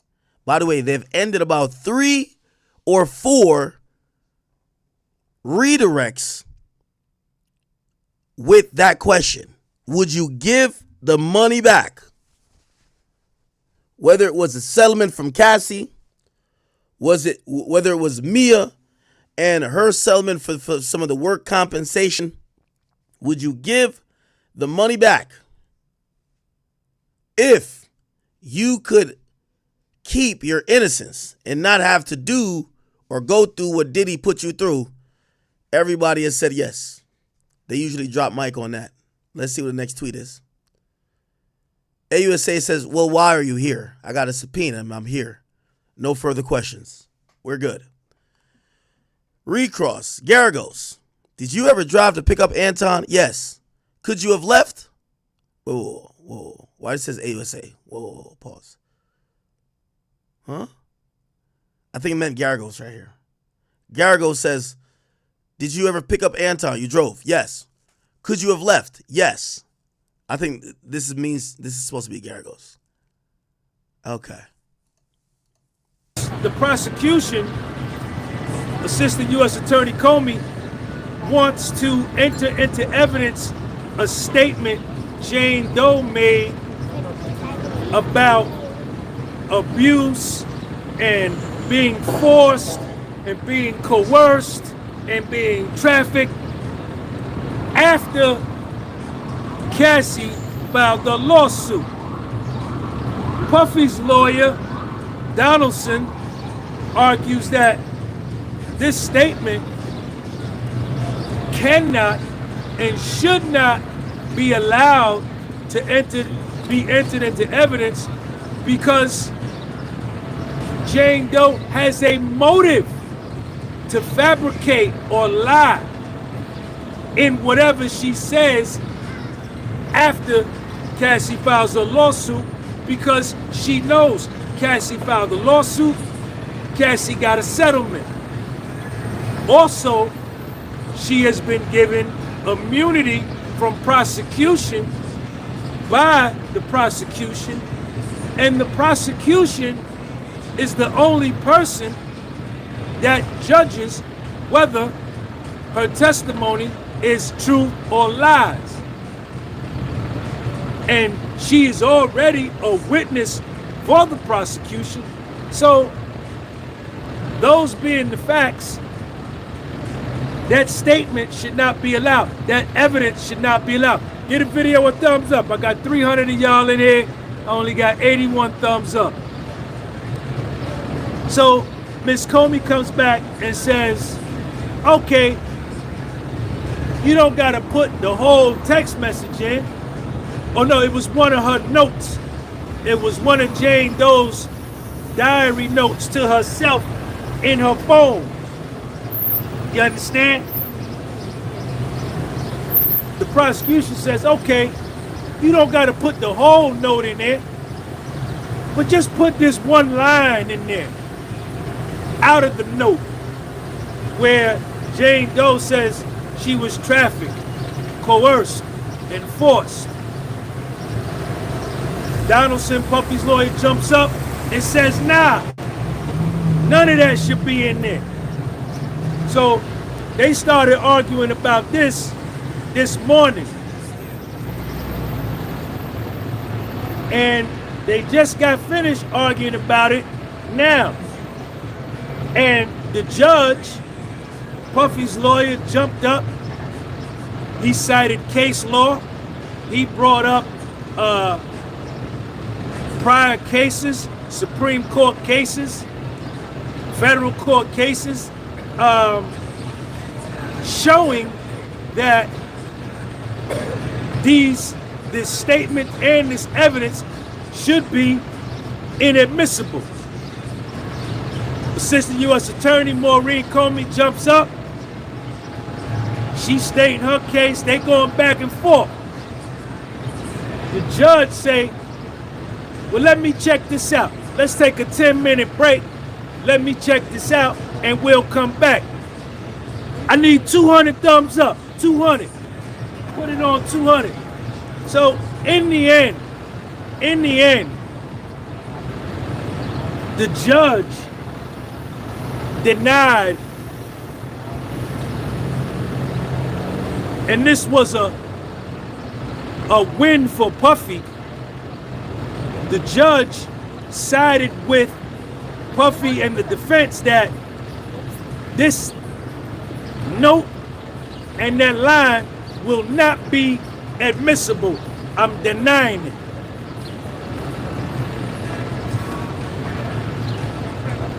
Integrity never went out of style.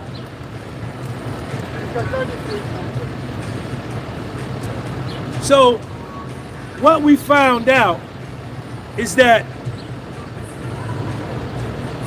remember I shared with y'all earlier that Jane Doe, her whole mentality, her whole attitude changes after Cassie files a lawsuit. Jane Doe starts 2 fights with Puff. She takes Puffy's head and slams it. She told 3 versions. She slams it into the counter, she pushed it into the counter, and she moved it toward the counter, whatever. She threw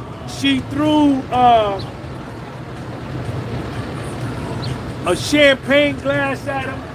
She threw two champagne glasses at him. They break. She threw 2 candles at him. He gets the candle wax on him. She punched Puffy in the face. Bam!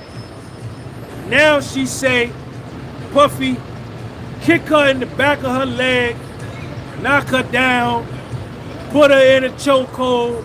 This is after the Cassie lawsuit. Drag her by her hair.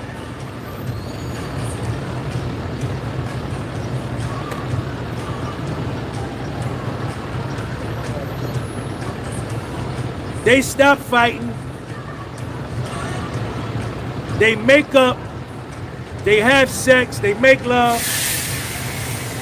A day or 2 goes by, some time go by. They get into another fight. Jane Doe starts another fight.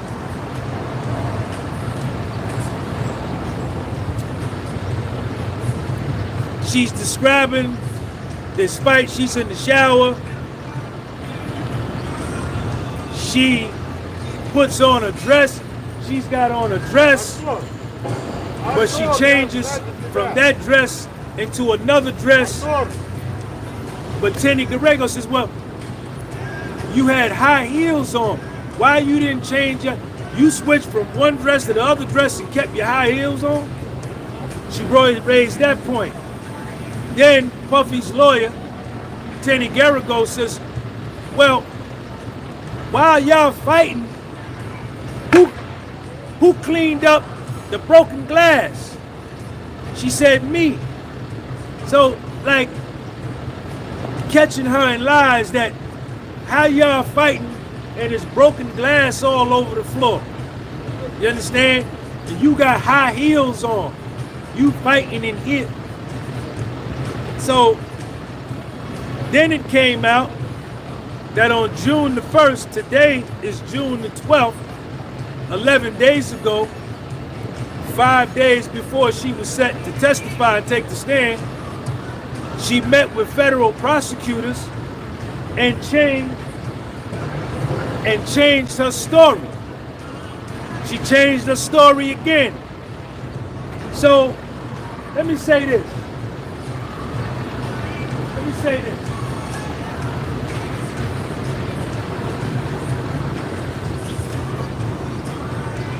From what I heard, the prosecution, they ain't got nothing.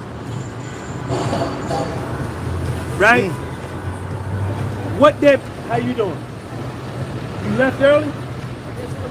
They're still going. You left? Yeah. Why you leave? I have to go. Okay. I'll see you tomorrow.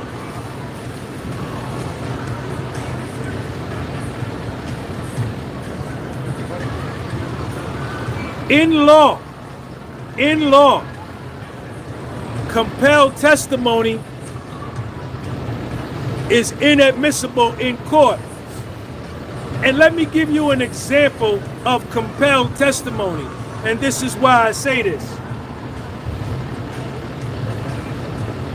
If a person is an alcoholic or a drug addict, let's say, for instance, hypothetically speaking, a person is a heroin addict. And you take them and you lock them up. Or a person is an alcoholic and you take them and you lock them up. And the heroin addict begins to go through withdrawals and begins to jones and fiend for heroin.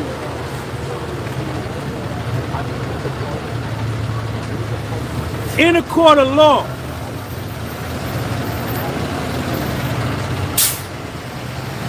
and while that heroin addict is in the state of withdrawals and joneses and fiending for heroin, anything that heroin addict says is considered compelled testimony and is inadmissible in court, because the motive for that heroin addict to say anything to put himself in a position where he can get to his drugs and, sorry about that, Joe, and satisfy his jones is inadmissible in court. That's called compelled testimony.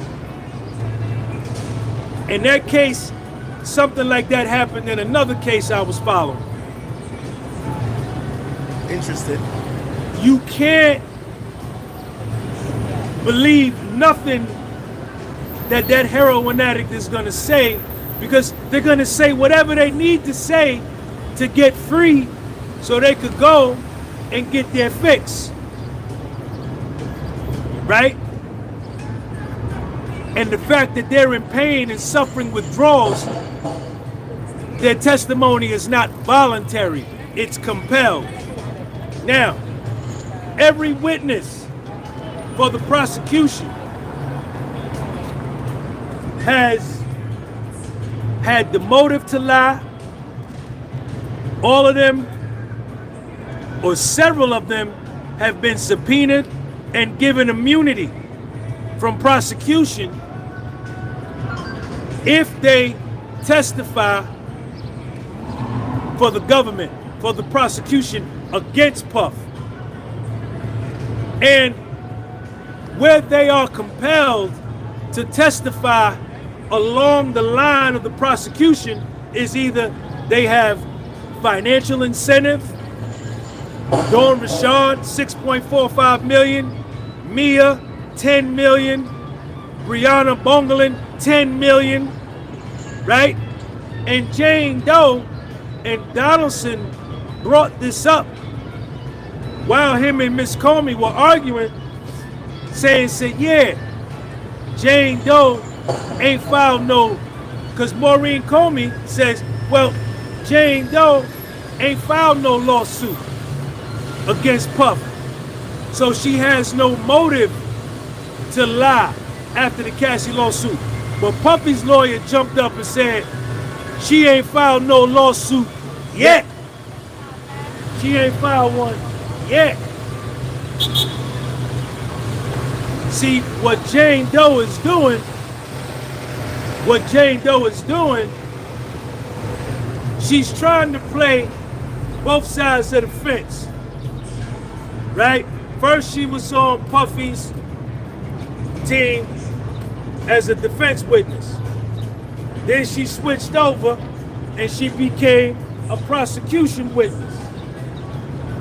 And she ain't filed no lawsuit because she's sitting back waiting to see if Puffy gets convicted.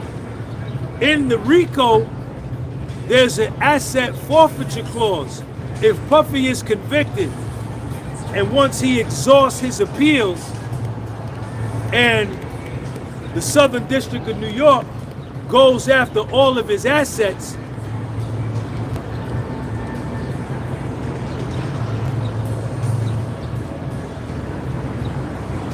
and he's gonna be doing 20 or 30 years, Jane Doe, I bet you $10 against a bucket of doo-doo. At that point, she is gonna file a civil claim against Puffy if he's found guilty and exhausts all of his appeals. If Puffy beats the case, she gonna sit back and be able to tell Puff, baby, they made me testify against you. But at least I didn't file no civil suit against you like Cassie, like Mia, like Brianna, like Dawn Rashad. So she could try to get back in Puff's good graces. So Jane Doe is sitting back chilling, seeing which way this joint is gonna go. You understand? Every witness, every single witness, I think except George Kaplan, Dawn Rashad told 13 lies. Capricorn Clark told 3 that I found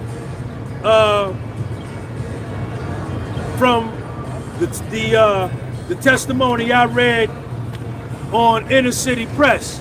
I still got to read the transcript. Kid Cudi told some lies. Mia told lies. Cassie lied. Jane Doe lied. Brianna lied.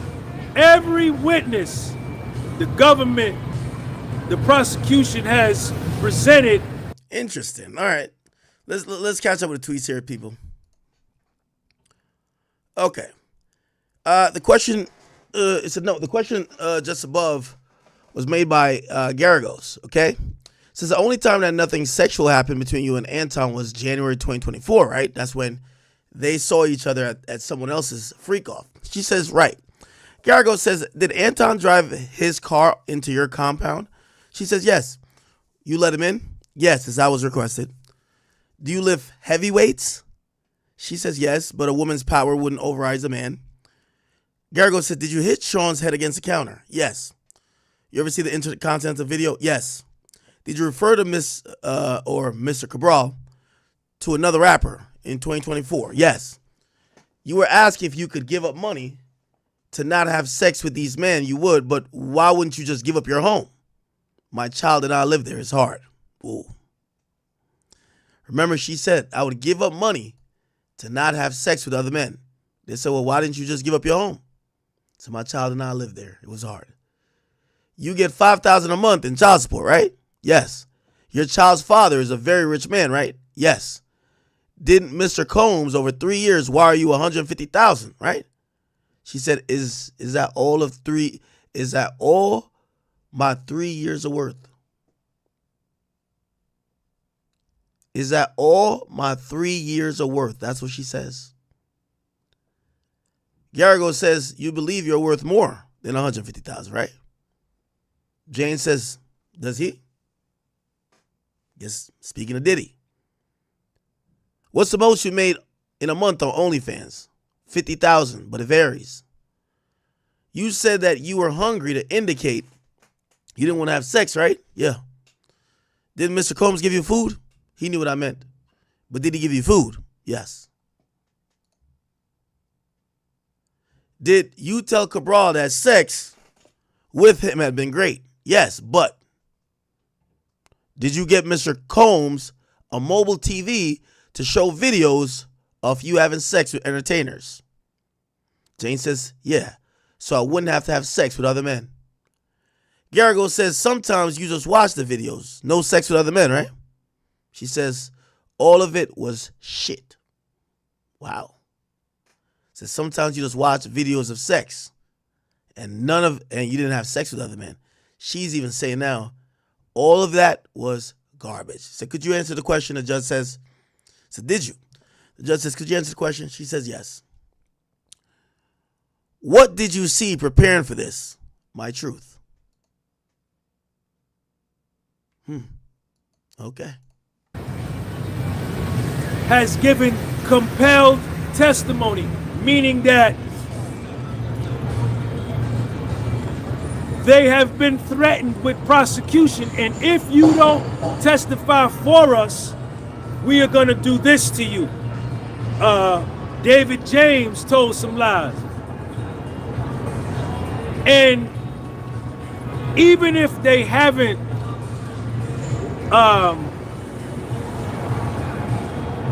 been under the threat of prosecution by the government, the very fact that the federal government comes knocking on your door instills fear enough in a person to make them put allegiance toward the prosecution because they fear something going wrong and fear having the wrath of the government come down on them.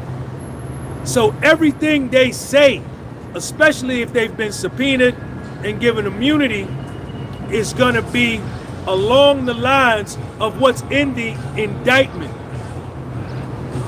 Everything Dawn Richard said was in line with the indictment. Everything Mia said, Cassie said, Brianna said, David James, Kid Cudi, Capricorn Clark, they all talked about kidnapping, arson, sex trafficking, drug distribution. The government, the prosecutors have been very careful in making sure that they bring this out while they're direct examining each of these witnesses and steering them and guiding them to fit the narrative of the indictment against Puff.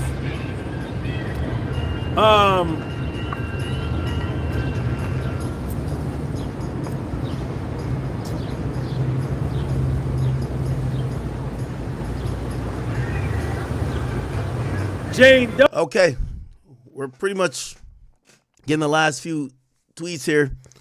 Garrigo said, did you see records of times that you didn't have a hotel night? She says, wow, lucky me. She's being really sassy now. But there were such times, right? She says, thank God. She's over it, chat. She's over it. She wants to get off the stand. She wants to get off the stand. Yo, all of her text messages before the feds go knock on her door, and it is my belief that the feds went to see her before Cassie filed her lawsuit.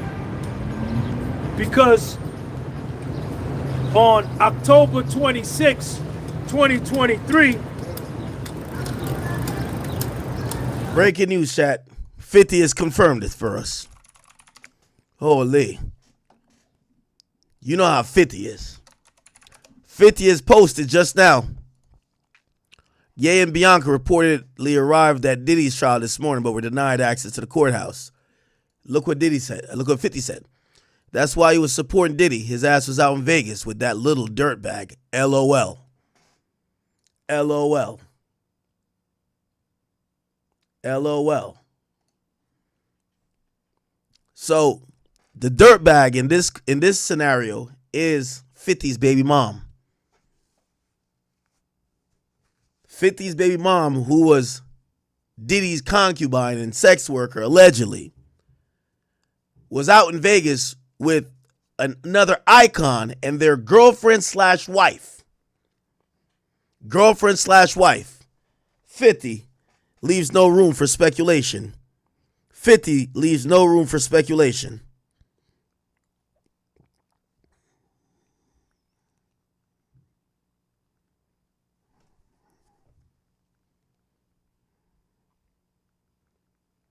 He says it's yay. He says it's yay.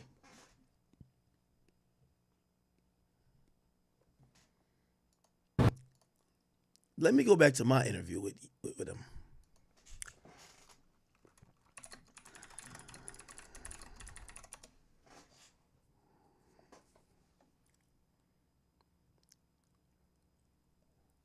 Related to Puff, and then they pulled. I see.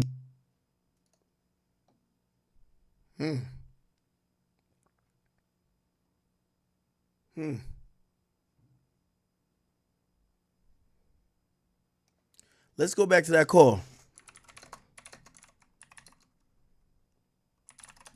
Let's go back to that call. Y'all remember the call? And when I get real from the front line, you know what I'm saying? It's wicked, wicked, wicked. So you be careful. Yeah. We can't do nothing if they, you know what I'm saying? I need you out there, you feel me? Yeah. I hear you. Yes, sir. Yeah. Yes, sir. Man, have some fucking fun. Yeah. Having no fun and then get behind the mic, have some fun, chop up them samples, get back on your hitman vibe. Yeah. Have some fun, get back to smiling. Yeah. These other motherfuckers, they'll waste your time, big. Yeah. You know what I'm saying? Yeah, I Waste understand. your motherfucking time. You know what I'm saying? So put that love in your heart, man, and enjoy yourself, man. When I get out there, man, I'm gonna see you tear down the stadiums. I need to see you back on that stage and actually rapping and performing and everything. I be dreaming of that shit. Yeah. Yeah, it's time. It's time for me to just grab the mic and get back on. It's like I love music again. It was a time when it's just like everything was so frustrating. I can't explain it, but Jump into your bag, man. Jump into your bag. We're gonna have years and decades to fight these motherfuckers. Right now, enjoy your life. It's just coming from me, from God to you. Right. Enjoy your life. Fall back in love like when you was making the beats in the shop and coming up to Daddy's house and motherfucking rock studio and just chop them shits up. Bring that SP 1200 out, nigga, the MPC. Nigga, and have a good time and say f the world and all the bullshit, man. yeah, absolutely. Yeah, man. So I love you, man. I appreciate you. And thanks again. And you know, I'm gonna see you soon, man. Yeah, yes, sir. Yes, sir. Yeah. That's how it's gonna be. You gonna definitely beat this shit. Yeah. Yes, sir. And that's it. That's it, and that's all, baby. But I'm gonna make sure I call you back or something. It'd be good to hear your voice again. Yeah. Like 59 more days before trial, so I'll definitely be touching in to tap into your energy or something. Yeah. Play me some shit over the phone, give me some fucking life. This is fucking sad. I put Daddy in jail. This shit is fucking sad as a motherfucker. It's insane. The devil is a liar. Word up, big. Coming out though. Yeah, man, but I love you once again, man. I'm gonna let y'all go and get back to some fun, man. I don't wanna bring your vibration down. Never. So keep it in a high frequency, man. And you keep doing everything you're doing, man. You got that freedom. And when I get out and I get that freedom, whew, Right. I am not caring about nothing but motherfucking being happy. And I want you to feel that. Yeah. I want y'all to have that for yourselves, man. Yes, sir. Yeah, yes, sir. That's it. I know now. Yeah. I want to thank you so much for just taking care of my kids, man. Because ain't nobody reach out to them. Ain't nobody call them. You know what I'm saying? Yeah. Nobody, you know what I'm saying? That meant so much. You know what I'm saying? That you reached out to them and took them under your wing while I'm in this one. Man, and I appreciate you. Word up, man. Yeah, absolutely. I love you so much, man. It's like you raised me even when I didn't know you. You know what I'm saying? Yeah. I feel the love, yeah, for real. I feel the love, for real. It means so much to me. This right here is crazy. You be careful out there because they definitely trying to end us, you feel me? Yeah. They can't do it. They can't do it and they ain't going to do it. You know what I'm saying? Yeah. I'm going to beat this shit and get next to you. Yeah. We're going to raise our families and become the kings that we're supposed to be, you feel me? Yeah, absolutely. Yeah. But words can't explain how much it means to me, you know what I'm saying? Yeah. It's like being left for dead, and only one person coming to do anything to get you. And that's the level of appreciation that I have to you. But just like taking care of my son, that's some like next up big brother shit to me. You know what I'm saying? You ain't have to do that. But taking my son and like, damn, they coming a big brother father figure to him means a lot, you know? Man, I appreciate that, man. Yeah, they out there with no parent and shit, man. These people trying to rock me, you know what I'm saying? Yeah. And the way you are as a father, man, it's just like I look up to the relationship that y'all got. You know, just even. I just always love the way the connection y'all had, or this connection you got. I appreciate it, man. Yeah, you helping to give them the love that they need. Just like it just means so much, bro. For real. When I see it in your face, you know what I'm saying? I'm gonna be able to hug you and thank you and show you for the rest of your life how much you appreciate it and always be there for you. Man, thank you, man. Thank you. But I just feel like as a community, like we got to take the responsibility to, you know, just for us, just all of us. It's like we a family. Everybody has been taken in by this fame, media, music, everything. Go Doug. I thought we was all family, man. I really thought that, though. You know what I'm saying? You right now, you're the only family I got. You're the only family I see. You feel me? Yeah. Wow. I thought we was all family, man. I thought we were all family. I really thought that, though. You know what I'm saying? You right now, you're the only family I got. You know? Right now, you're the only family I got. Family I see. You feel me? Yeah. I done always spoke up for everybody, you know? And, you know, I ain't bitter or nothing. I'm just telling you how it is because you're the only one, you know what I'm saying? Yeah. Me and you, if you're the only one that came to get me, that's all I can do is say, like, damn, you know what I'm saying? Yeah. Every time everybody try to attack us, I'm always riding. And you're the only person that spoke up, man, and I appreciate it. Yeah, absolutely. I just felt that energy. It's like something was channeling through me. You know how it be when I like get in that mode and it's like, gotta do it. Yeah. Jumped into your bag and thanks for the short job look too, you know what I'm saying? Yeah. Absolutely, we gotta keep that going. When I got my website, it's ready. They gave it back to me actually. Wow. Yay, Digital Nas, Diddy. I know what he said on my shit. Did he ever say anything when he was streaming with Digital Nas about Diddy?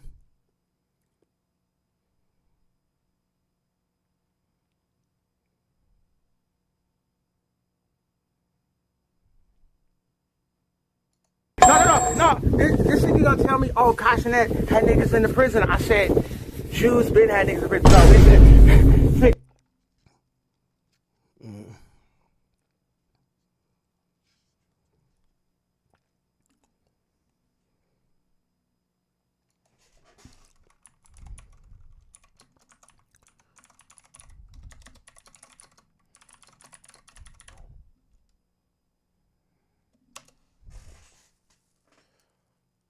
Yeah. And when you say you wasn't invited to these parties, obviously Cat Williams done talked about these parties. People will mention I don't know if it's a party. I'm saying that metaphorically. You know what I'm saying? But you've heard about the parties that everyone is talking about. But you've never got invited to them. So you I don't know. really... I don't know. I don't even know what the party. That's how far out of it I am. I don't know. But people call me Illuminati too. It's like, call me what? Okay, cool. I'm Illuminati. Then. Whatever it is. It's like, whatever the fuck. I don't care. I really don't give a. I really don't give a fuck. Puff Daddy, whoever, none of these niggas. All you fake hard niggas, fuck.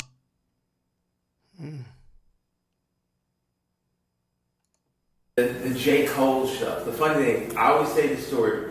When I would meet with Drake, I would just tell him, like, why are you working with J. Cole, bro? It's not even a human, like an actual person, bro. It's like, what are you talking about? Like, people say they like, I don't know if y'all like J. Cole raps, so if y'all do, just do not tell me that, because I don't want to like look at y'all differently and shit, but it's like, I hate J. Cole. It can't even call music. I hate J. Cole, what he does, bro. I hate the people that sign J. Cole, you know? And like, I'm like, yo, you can't be pushing this to people. And it was something about both like J. Cole and Kendrick that music sort of like, it reminds me of each other and shit like that. Like, it's just not that sauce to me like that. It's like, Baby Keem is that like, yo, what the fuck is like the best, you know, human on the planet. This shit this saying is so ill. Like when we were like finding people on Donda, and I'm not gonna act like I didn't ask Drake to be on Donda and Kendrick to be on Donda and like the biggest rappers.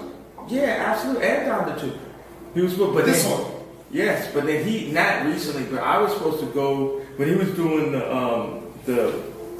up-tempo album.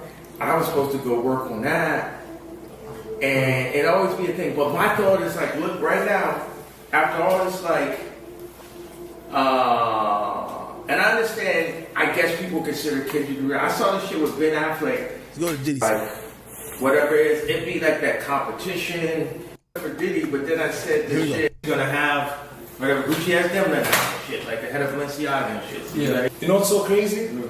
We need to ban J. Cole. Who was on the beginning of the SoundCloud?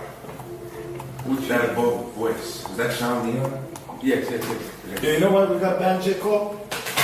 You can't start a war and run. They left Drake for dead. Nobody stood up for Drake. You stood up for Drake. I'll give you that.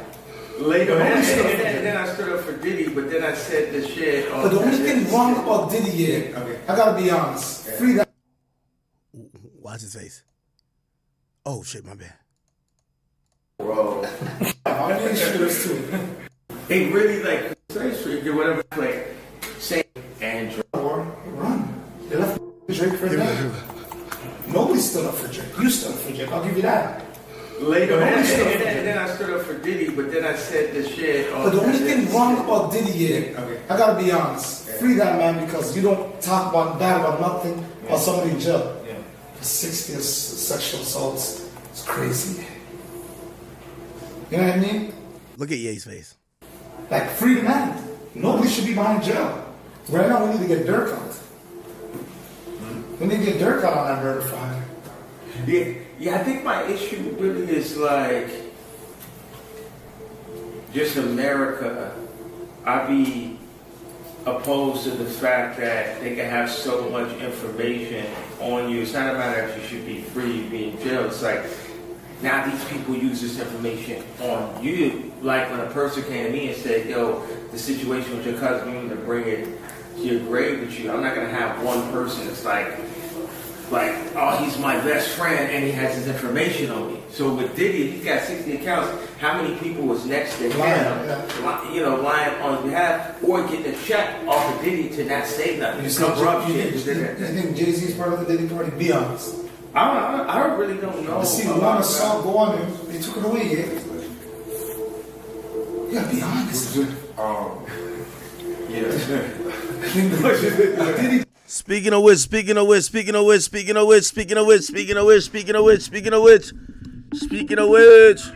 yo! Yo, academics, yo, hold on, I'm on stream. You on stream? Yo, I'm on stream. Tell the demons I'm on stream. Tell them calm down. I'm on stream. Yo, hold on. Yo, We got 25,000 people in here. 25. Just let you know. Bro. Yo, where you at? You in the 6? You know, a certain rapper has 50 undercover cops with him. Wait. Hold on. Let me make sure everybody. Wait, hold on. What's going on right now? You said a certain rapper. Wait. Who you talking about? A certain rapper has 50. A certain rapper has 50 undercovers. No. What? No. Wait. Hold on. What rapper? Is it a Toronto rapper? It's Dr. Dre's rapper type of nigga. It's a California type of nigga. You said there's a rapper with 50 undercovers. Rolling with him. I cannot make this up. Wait, how you know this? I know it's your city, but what's going on right now? Yo, the Live Nation rented out the whole fucking hotel. I pulled up. I seen the cops. On your close friends. You try to get in the hotel door was closed. It's locked. It's locked, Doc. Wait. It's locked. So you're saying... So don't worry. If I want him to go to a booking or something, we'll pull up. I don't want to do nothing wrong. Listen, I don't want to do... I'm not doing nothing to the guy. I'm going to pull up on him. Okay. I want to see what's... You know what I mean? Just for the record, we got 25,000 people in here. So tonight, this is an important show happening in the 6. You're saying that it's positive vibes. You're welcoming them with open arms. Nothing like that. Not positive, but not positive. Yo, I'm quite tell you. Yo, let me tell you something. Before, the man had the whole room locked. Inside, there's police. Inside, this guy. Wait. What locked? Read between the lines. The doors are locked in the hotel. You can't even go to the concert. Wait. Well, how you know what hotel? Like they, you know? Yeah, I know where people be staying. Okay. It's my city. So you saying the whole hotel is booked? Maybe it's a private event. It's a private event still. No, there's not even a white person in there. There's not even an Asian. It's just cops and Kendrick. That's all. Nah, no way. You know there's a little crash out waiting for him. Hey, you know I went to their show. It was a good show still. You heard that? I went to the show in Detroit. I was gonna come. I just want to link up with him and talk to him. That's all. Are you trying to? I talked to them. Oh, you could have the same talk. You got the same talk with them. Nah, your type of talks. I just want to go talk to him. No. You get me? We had a talk. Me and the guys. We had a talk. You gonna have the same talk? Yeah, we can have a talk. We can have some. But you what can't type come of to talk? Man Hold on. City. Are you trying to do the academics type of talk? We trying to come to understanding still. You know? I'm trying to have the Big 5 talk, the GGG talk. What's the GGG talk? It's a good talk, right? It's pump and dump. It's a positive talk. We gonna end it. Yeah, positive. Just set it up, man. Tell the man meet me in like one of these corners or something, man. Set it up, man. Hey, are you going to the show? I heard there might be a special guest still. You heard that? Let me tell you something. You heard that? No? Let me tell you something. Did you hear that? There's a special guest? I heard there might be a real special guest. Yeah. I just want to go to the after party. No, they're not. Huh? Just want to go to the after parties. He's here for 2 nights. So, if he's rolling with the Jakes, I'm telling you, I don't even want to go near him. No. But let me tell you, he's rolling like... Yo. Five. Hold on. I just had to understand it with the guys, them. Yo, these are California gangsters. They're not rolling with the Jakes. I'm Yo, go call anybody in Toronto. He's moving like Taylor Swift. No way. Go ask any. No. I just seen the guys. I seen the guys. They're not rolling like that. That's in Detroit. That's in Detroit. We're talking about Toronto, my city. Yeah, listen. Hey, I heard they're rolling with a couple Once you cross that border, a couple of members still. That's not, bro. The man has RCMP with him.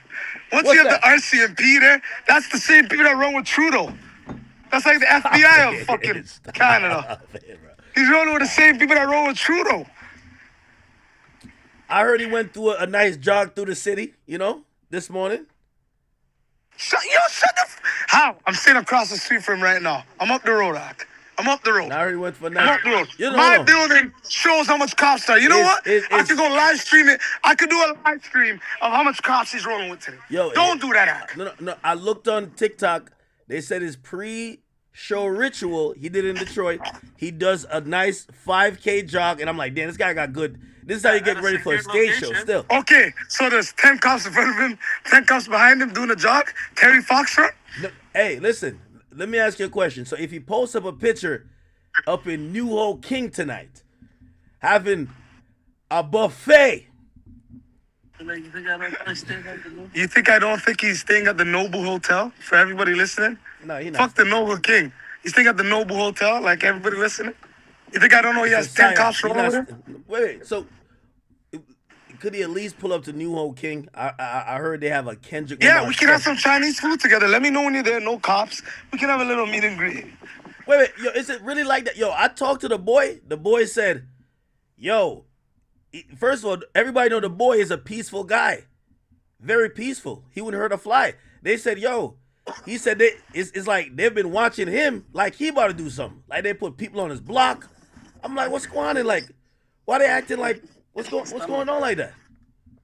Yo, Ak, can I ask you a serious question? Yeah. Why did he lock all the doors? Look at the video I sent you.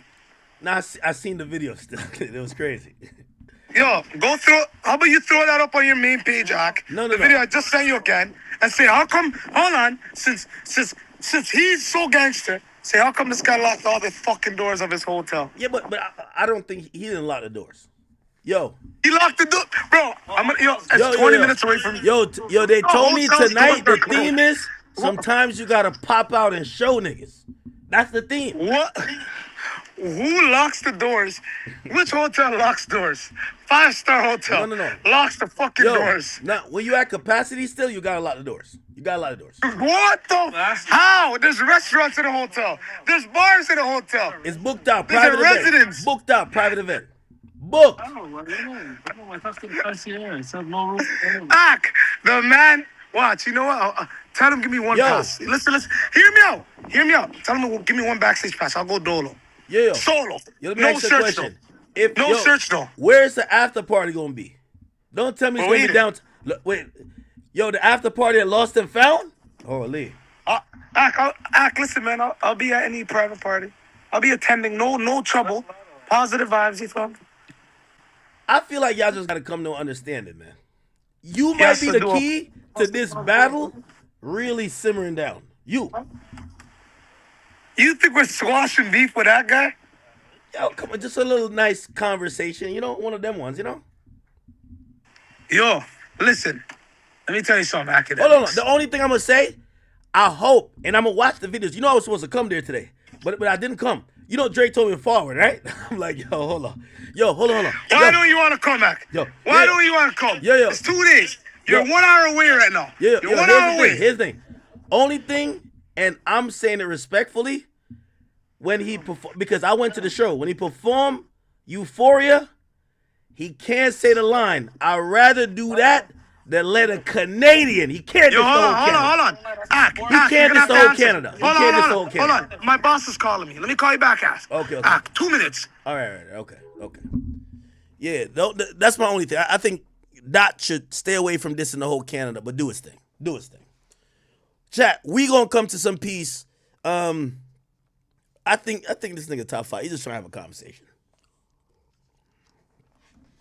Listen, a conversation sometimes save the nation. You get what I'm saying? Y'all want to see the video I got? Should I post it? Should I post it, chat, or no? I gotta post it, right?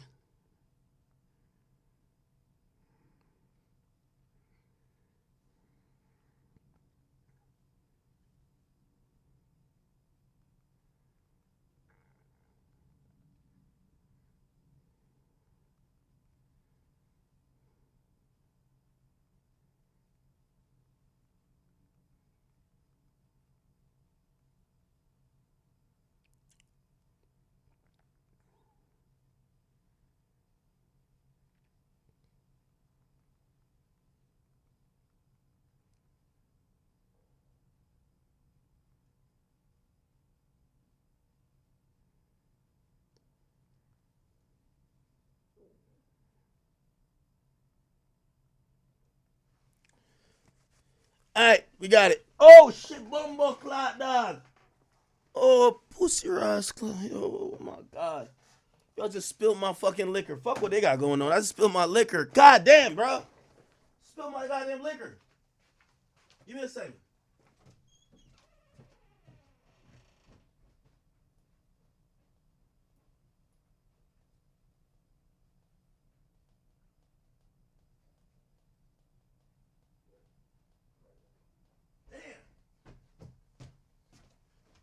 Shit, I had to. Can't believe I just spilled my liquor. What's going on, bro? Oh boy. All right, we good. All right, I just posted something. I don't know what I posted. Damn, bro. Where's my other mouse? Is this the mouse? Yeah, this is the mouse for this computer. Okay. Let's see what I posted, child. He sent me the video. I just posted it still. All right, here we go. Why is this one off? Y'all just spilled my tequila, man. Spilling my tequila is way more important than anything I'm talking about. Spilling my tequila? Oh, my God. Yo. I'm about to ruin my computer. Hold on. If this don't turn on in a second, I'm done. Come on, please. Wait, hold on. Please. Oh, okay. We valid. We valid. Here we go. Let's hear. Lock off every door in the Noble Hotel. Man, even cut everything off. Man bought everything. He's a bitch. Lock off every door in the Noble Hotel. Man, even cut everything off. Man bought everything. He's a bitch. Lock off every door in the Noble Hotel. Man, even cut everything off. Now I gotta be honest though. I don't know if this is an entrance. I gotta tell top 5. That's not the entrance. That look like that's like the back door. Holy. Man bought everything. He's a bitch.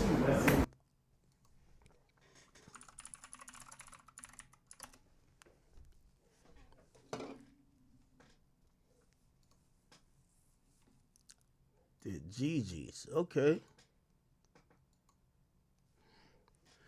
I ain't gonna lie to you. So the rumor is, I heard that The Weeknd popping out. So like, I'm gonna be honest with you. I don't think nothing's happening. Honestly, I heard The Weeknd's popping out. The Weeknd is gonna be a special guest tonight, and yeah, you know, The Weeknd is also from Canada. Not necessarily the greatest friends with Drake, but it's a good ally to have when you come to the 6, because niggas really ain't gonna violate when you're fucking with pretty much half of the city. Like, The Weeknd is a huge deal. EXO is a huge deal. So yeah, pop out. That's a strategic move if you ask me. Bring The Weeknd out. You don't fuck with Drake. You know, people might think, you know, based on how Kendrick talked in the battle, he's dissing up Toronto mans. Like, I ain't gonna lie to you. You gotta realize every city got people that feel a way. If niggas diss the West Coast and he went to the West Coast, niggas is it's gonna be hell.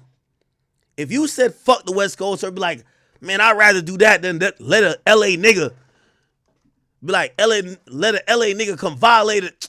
Bro, LA niggas is going, when you go to LA performing that song, LA niggas is not letting that happen. Bro, you're dissing their city. Bro, it's the reason why Chief Keef, it was only until recent, I think, that nigga didn't go back to New Jersey. And nigga, I'm from Jersey. I'm not saying it's the toughest place, but it's definitely the most pussiest, because you got real niggas everywhere. You can't diss a nigga's spot and pop up there. However, the good way to go there, not only if you're the biggest artist or whatever, you go there in a stadium, what they gonna do to you? There's a million cops. What are you gonna do? You gonna kill the cops? What do you think, it's a war? No. Second of all, yo, you get to show the city love. Like, yo, bro, no, that was a battle. That wasn't just at all of y'all. Like, we don't hate Canada. We don't hate Toronto. Bring out The Weeknd. Bring out The Weeknd. So I anticipate The Weeknd's gonna pop out today. The Weeknd. I think The Weeknd gonna pop out. I think The Weeknd gonna pop out. Ole. Let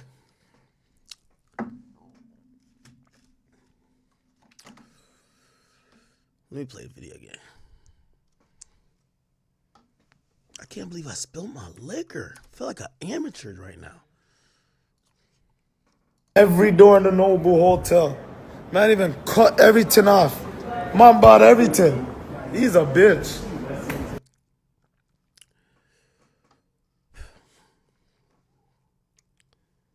All right.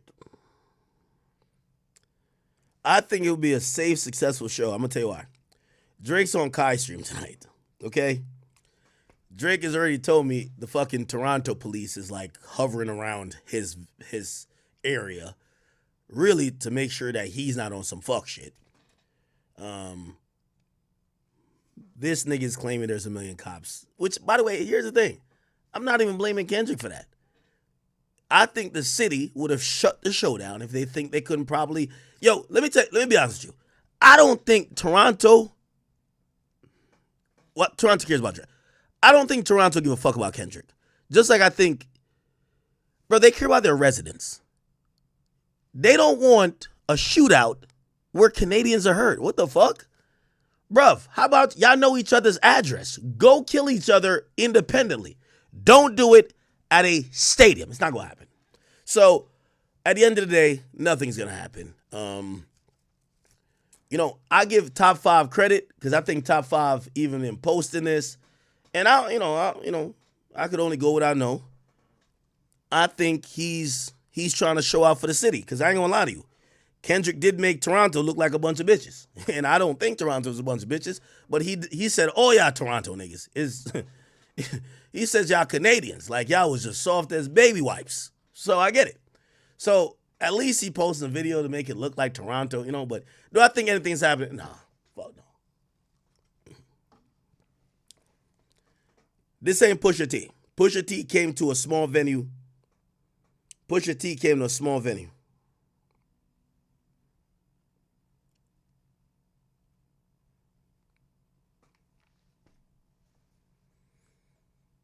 The show is sold out. I'm sorry to say. Kendrick gonna be in there, and I'm gonna be honest with you. What I think I know about Kendrick at this point, he declined UMG's request to take down the cover art. He said, fuck no. He went to the Super Bowl. I'm pretty sure the NFL and UMG and everybody else was like, yo, bro, just don't perform the song. I'm doing it. Even if he just didn't say pedophile. He's going to Toronto tonight. Nigga, he's definitely violated. Now, granted, I keep telling y'all, I always think, listen, I don't care what y'all niggas can say instigate. No, this is rap, nigga. Nigga, part of this shit you live and die by. That's how it goes. You feel what I'm saying? Nigga, I went to Kendrick's show. Anything could have happened. That's why when Dave Free standing in front of me, he said, what we doing? Are we about to get it in right now? Or what's up? Nigga, I told him, I said, nigga, I came here. Whatever it's going to be, it's going to be. This is hip-hop, my nigga. I'm sorry.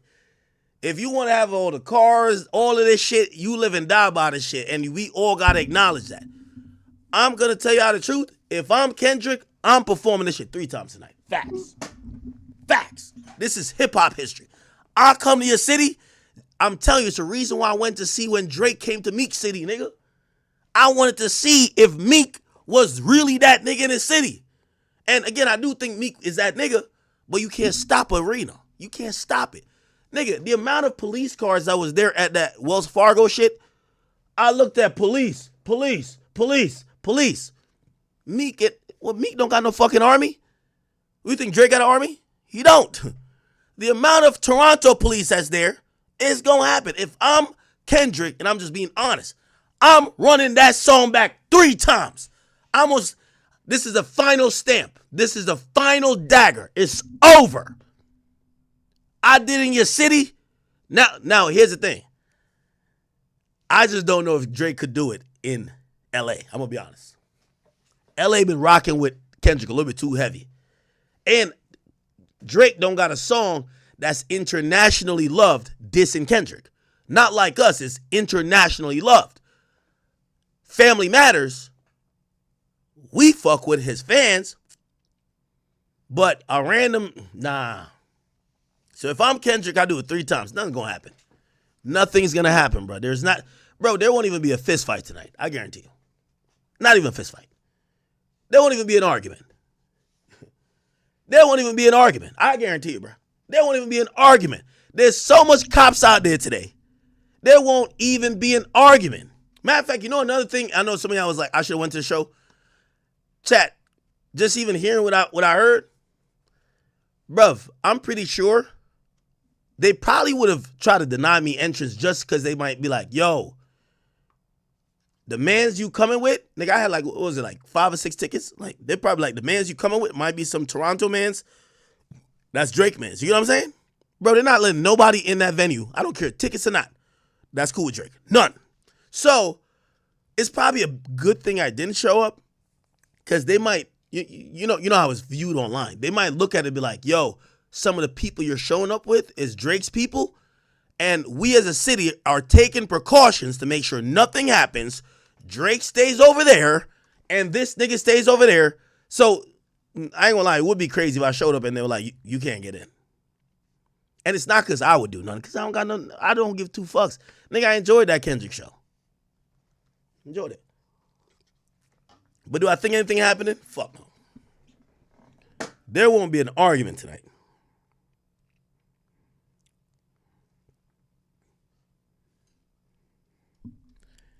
Honestly, the only part that's going to make Toronto look crazy is when Kendrick's rapping Euphoria and he gets to this part.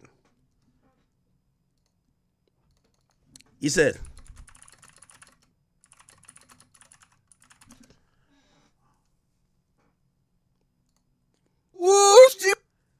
if he rap this shit in Toronto, I ain't gonna lie, I fuck with Drake, but I gotta post this. I fuck with Drake, but if he rap this in Toronto,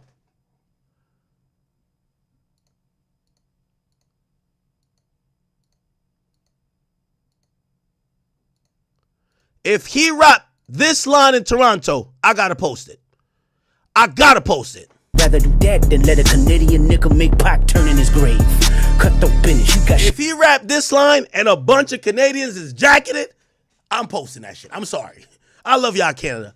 I love Toronto. Everybody know Toronto's really my favorite city. But if he rap this line in Canada, that's all I need to know. Kendrick's golden for this. I'm telling y'all now. I don't care what Drake tell me. Drake gonna have to be like, Ack, you really posted that? Yup. That nigga came to your city and rapped. I'd rather do that than let a Canadian nigga like Pac turn in his grave. A LA nigga came to Toronto and rapped this out loud, and every 40,000 people screamed it. I'm sorry. He got it. I'm ready to double the wage. I'd rather do that than let a Canadian nigga make Pac turn in his grave. Cut the business, you got shit twisted. What is it, a break? Nah, if that shit get rapped, I'm posting it. Nigga, I ain't gonna lie. I was gonna be there just for that part. I was gonna be like this. I promise you. I keep it a bean. I keep it a bean. I'm hip hop. That's a moment. Now, Not Like Us.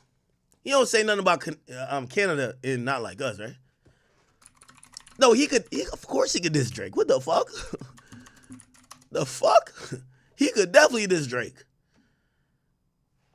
As long as you don't say nothing about Canada. Oh, no. Don't speak on the family, Crody. If you say that part too, I'm posting that too. Yes, that's who I am. Learn about me, okay? I'm the one who did the war in Chirac. I didn't really change, okay? Too bad for y'all. If he said don't speak on a family, no, but that's a Euphoria though. If he says don't speak on the, oh yeah, that's Euphoria. If he says this, anybody going to the concert, get a whole recording of Euphoria, and any Canada mentions, keep 6 solid, I love y'all. 6 Buzz, I love y'all. But if that man stands in a stadium in Canada soil and says, don't speak on the family Crody, I'm sorry. I'm at New Ho King eating what? Oh, if he says this, I'm posting it. I don't give 2 fucks. Family Crody, someone go bleed in your family Crody. What? A new hog king eating fried rice with a dip sauce and a blammy crody. Tell me your cheesing farm. Hold on, we got Whack. What up? Listen, we're in the build. Listen, bro. Remo in the build. Listen. Now look, don't tell nobody. What? But I got the nigga. I'm letting you know, because if he don't do right, listen, I got him in the trunk. Okay. Man. You gotta save me, Yo. man. You gotta pay the ransom, man. Yo. What'd you say? I'm on stream right now. I just got a call from Top 5. Kendrick about to touch the stage. What do you think is gonna happen? Top 5 ain't go, bro. He's a buster. I'm hearing top 5 got 3 bodies. I don't know. That nigga ain't got 3 bodies. Hey, I hear the new one to worry about. Hey, bro, let me tell you something. Hold on. Go ahead. Kendrick Lamar, you're out of your fucking mind. Hey, You're stupid. let me ask you a question. Where you at? Will Kendrick Lamar this because there's a part? Okay, but will he say anything about Canada in Canada? If he's, I said I'm. How we getting to Canada, nigga? We talking about Drake. Yo, on the song it says, "I'd rather do that before I let a Canadian nigga let Pac turn in his grave." A Canadian. Well, he might just say Drake, but Drake's a Canadian nigga. Hey, the only way Kendrick's gonna be good is if he got Bundog and Presser as security. That's the only way. Bro, are Yo. you fucking crazy? I heard the Weeknd's coming out. Look, for one thing, I heard the Weeknd's coming out. Top Dog is orchestrating all, bro. It's Yo, hold on. Wait, whack. I didn't tell you. You know I popped up to Kendrick's show in Detroit, right? They not tripping you, bro. Yeah, no, it was all good. I told y'all, you know me and my man, you know we close. Yeah, it was all They good. called me, listen, they called me because they know me and you close. Okay. I was just explaining that the trap. This how this shit works. Listen. If you think that if Drake can get top 5 out of jail on a murder charge, what you think he can't get a little security to sidestep the GGGs? Listen, Drake's the president. He can make anything happen. He might pass a little bribe to the security. Bro, shit go left. Drake got his own house shot up and couldn't stop it. Yo, stop, Whack. Stop. Drake got his own house shot up and couldn't stop it. Stop it. Now, I'm about to do some scandalous shit. What happened to Cash's house after that, though? Nothing. I'm going to do some scandalous shit and put you in the trick bag. What? Because I know what to do when it's time to do it. What? Go ahead on and tell them what you need. Tell them what you need. So, hi, Egg. How are you? What's up? I need you to do me a favor. What's up? I need a video of you saying, and I need it widescreen. Okay. Is that landscape? Yeah. And I need you saying, let's get you exposed. That's it. Okay. Is that for the exposers? Yeah, it's for, what is it for? Me and Flacco, we starting this marketing promo campaign for the up-and-coming YouTubers and bloggers and rappers. It's me and Flacco thing. So this ain't no snitch shit. This is some other shit we trying to do. Oh, I got you. Easy. All right, I hit you. Hold on. Hey, you got to talk to this guy right here. Who? You know, because the nigga be lying on me, Act. What? That nigga lied on me, bro. Hey. Yo, Whack, tell him once he get it cool, my OG, we'll tap in. He got to get cool, my OG. You see how that shit works? You see how that? Nah, I'm just fucking with you. I'm fucking with you, dude. What's up, Act, man? Damn. What's Everybody good? been up there but Big Six. I'm waiting on you, man. Yo, shit, let's tap in. Okay, Yo, hey, by the way, Remo the plug over there, too. I've been telling this nigga for years. Tell me what Act only hit me back every once in a while. Act, you know how. Nah, Remo, set it up. All right, I got you. We gonna lock it in. I appreciate it, love, big bro. Let's do it, bro. All right, bet. All right, here. Shit, they're gonna add on right there. You go. Like a little girl. You go. What up? Nah, I'm saying, yo, put Adam on the phone. There you go. Hold on, shit. Hi, how you doing? Adam, how you doing? Nice to meet you. That's your manager? I know that guy. He just admitted that Kendrick is the king of Canada. He just admitted. You crazy as hell. Yo, Adam. Let me know. I see you came to New York, which, by the way, you're fake because you didn't tap in with me. You tapped in with Loki. Oh, that's crazy. That's fake. Quick trip. It's fake, but hold on. Here's the thing. Yo, Adam, I popped out to Kendrick's show in Detroit. I was supposed to go to Canada tonight. Should I have went or no? Yeah, Kendrick ain't gonna do shit. Oh, shit. Oh, West Coast Space. Yo, that's Adam22 saying that. All right, fuck it. We gonna surround the field.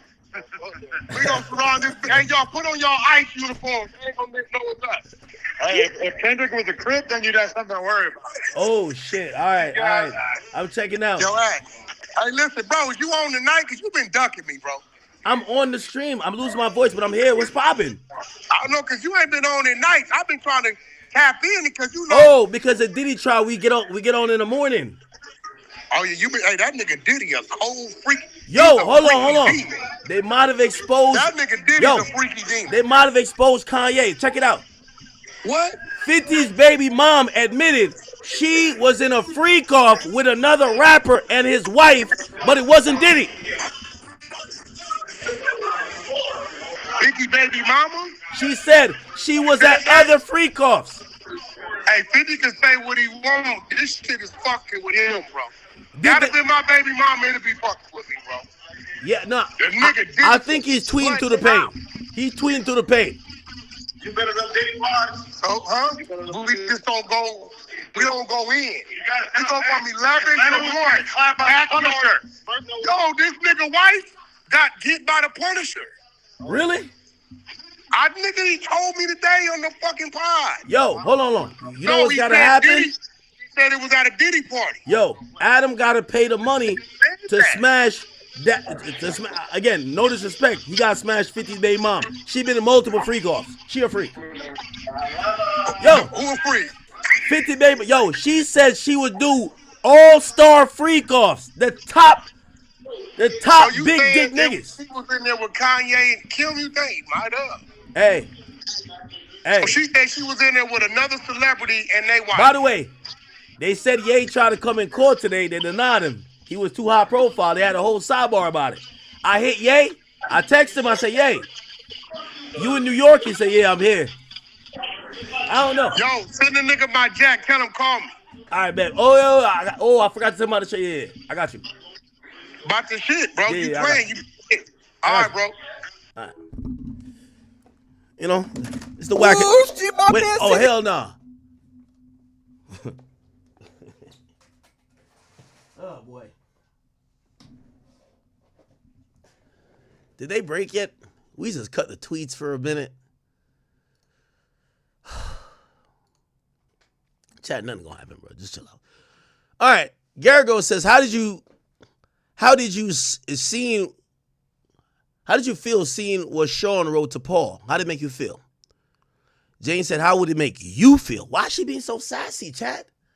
How would it make you feel if you seen what Sean wrote to Paul? Garrigo says, could you please answer my question? Jane says, now that I've seen Sean's message to Paul, probably I did have a hotel night that night. So are you changing your testimony? It seems like she is. Garrigo says, no further questions. The judge said, do you want to do a redirect? Comey says yes. It said, what violence has Sean done to you before he asked you to pick up Anton? Objection, overruled. He slapped me. Garrigo's, not Garrigo's, that's AUSA. No further questions.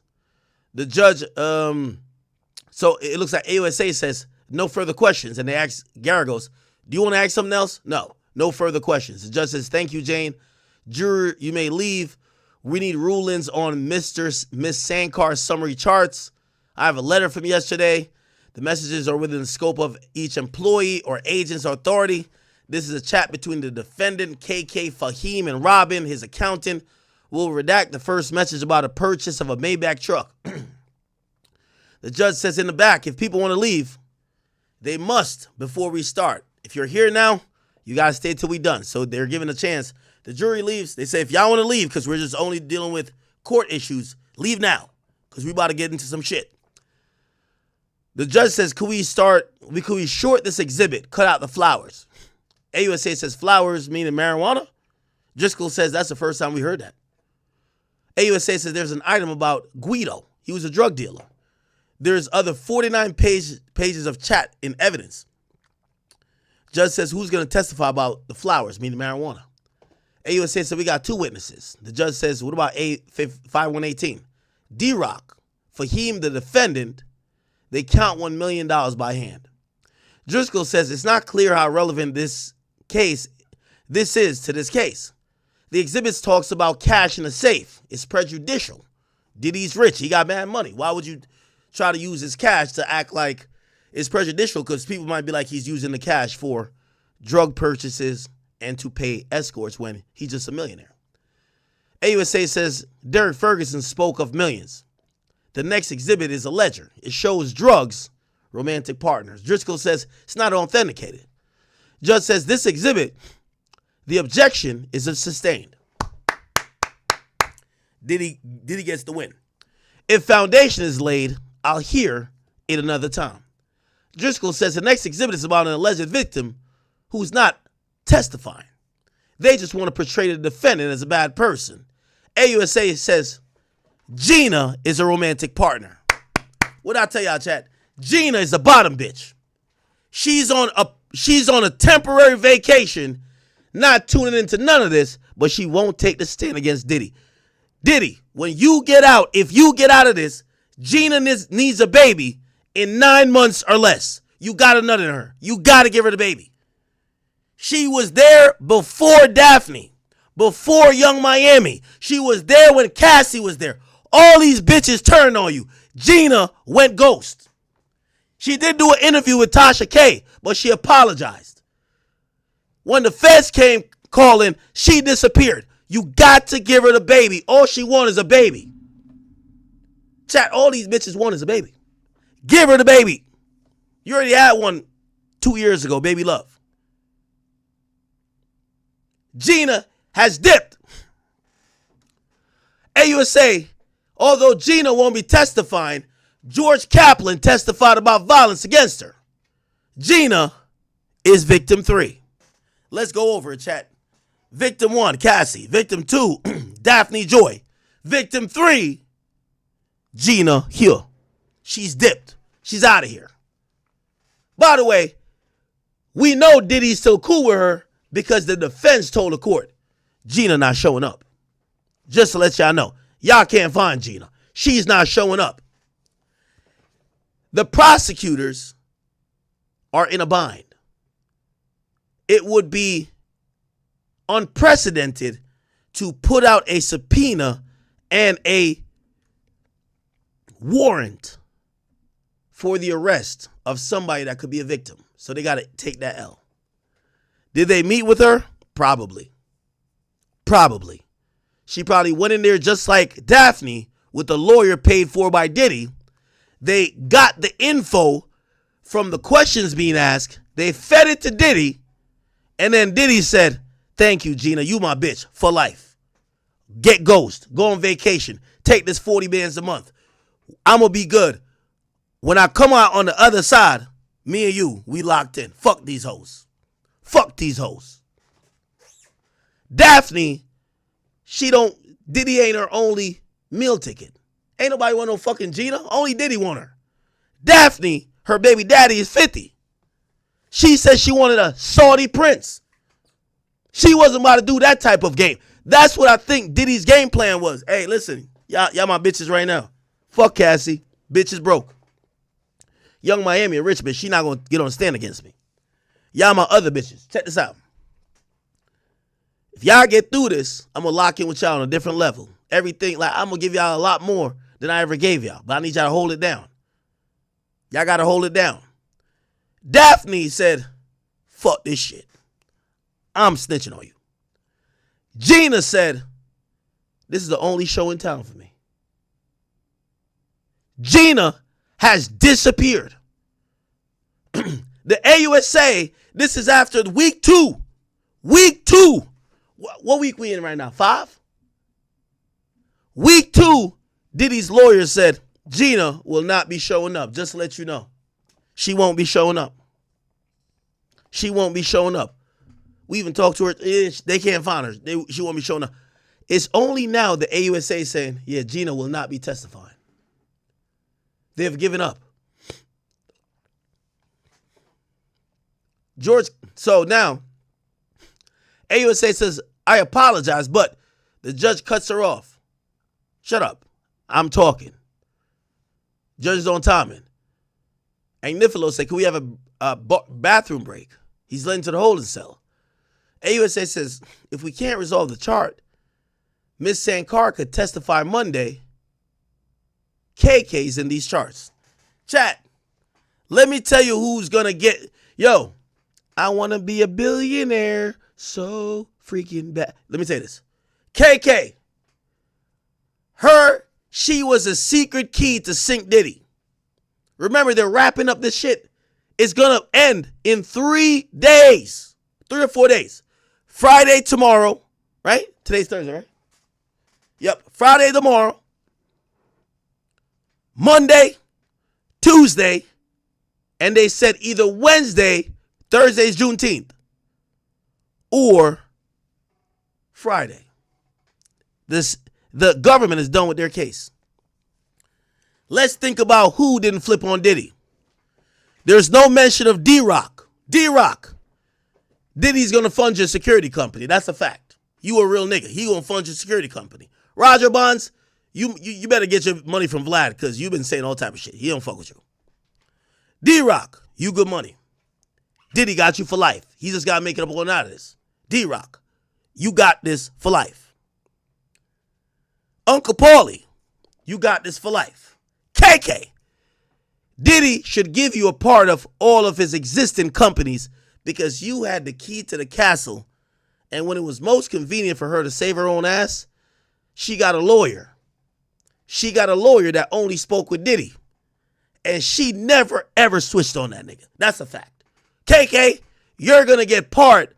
If Diddy got $1 billion, you got $100 million. That's a fact. 10% at least. Got to. Let's keep it going. Gina, you got to get a baby. You get a baby. You knew I was only fucking these other bitches because I'm just a man that just can't deal with one pussy. You know what it is. I never abused none of these bitches. They was down with it, just like you were. Except they weren't as loyal and patient like you were. But now that you did this for me and I get out of federal jail, you get what you want. Maybach trucks, fuck a Van Cleef. You get everything. You get the mansion. I'm going to give you a kid. It got to happen. Diddy, don't fuck it up. Don't fuck it up, Diddy. These are the people who held you down. We expected to see a lot more. Cassie, the only person, then the person, Daphne, who we didn't know really what it was, she told us a lot. But everybody we heard wasn't involved. So KK got to get 10%. 10% of the whole shit. Combs Enterprise, 10%. Gina, baby, millions. Give her the house. You got to give her a nice mansion. Got to give her a nice mansion. You got to also start writing some captions about her on Instagram. Baby, I love you. I love you. I don't know why I ignored you for years, but I love you. I should have knew you was the only real bitch on my roster. When I got another bitch, and another bitch, you never left me. I love you. He got to do it for her. Who else? Daphne. Cancel that bitch. She done. Daphne is one of those, it's beef time. She playing the 50. She playing both sides. She riding the fence. Well, I ain't really snitch on you. I only did it because they said they gave me a subpoena and I have a son, so I had to testify. I couldn't. Fuck out of here. You ain't do no good for Diddy. Fuck out of here. Get out of here. Young Miami. You deserve a check too. You got to get a check. Young Miami, you get a big check. Because you the chick. Yes, you didn't get involved in the process. But to make this all made sense, they needed you to be in the process. Most of the women have said the treatment you got made them feel away. Made them feel away. You got nothing to say. You did an interview with your little gay silverback gorilla looking bestie and you said, nah, I had a good time with him. He treated me good. We did good business. I loved him. I helped him out in a good place in his life. Nothing bad. You a real one, Young Miami. He ain't gonna forget you. Maybe another Maybach. He don't got no more liquor deal, but he got you. He got you. Who else, chat? Who else didn't flip on Diddy? All the assistants flipped. All the assistants, they all flipped. The security guards, this time for y'all to build y'all security company. Diddy gonna invest. KK, 10%. Gina, baby. Young Miami, 2 more Maybachs. You good. We're heading to the end. And I'm going to be honest with you. Cassie was a star witness, but we expected to see a lot more. Okay? Victim 3, which was Gina, can't be found. So Gina won't be testifying. George Kaplan identified him. So basically, George Kaplan's testimony is garbage because the person that he was testifying about, they won't show up. They won't say, hey, I was beaten by him. George Kaplan testified that at 2 Star Island, he seen Diddy throw something as at victim 3. Throw something at her. We could Google it.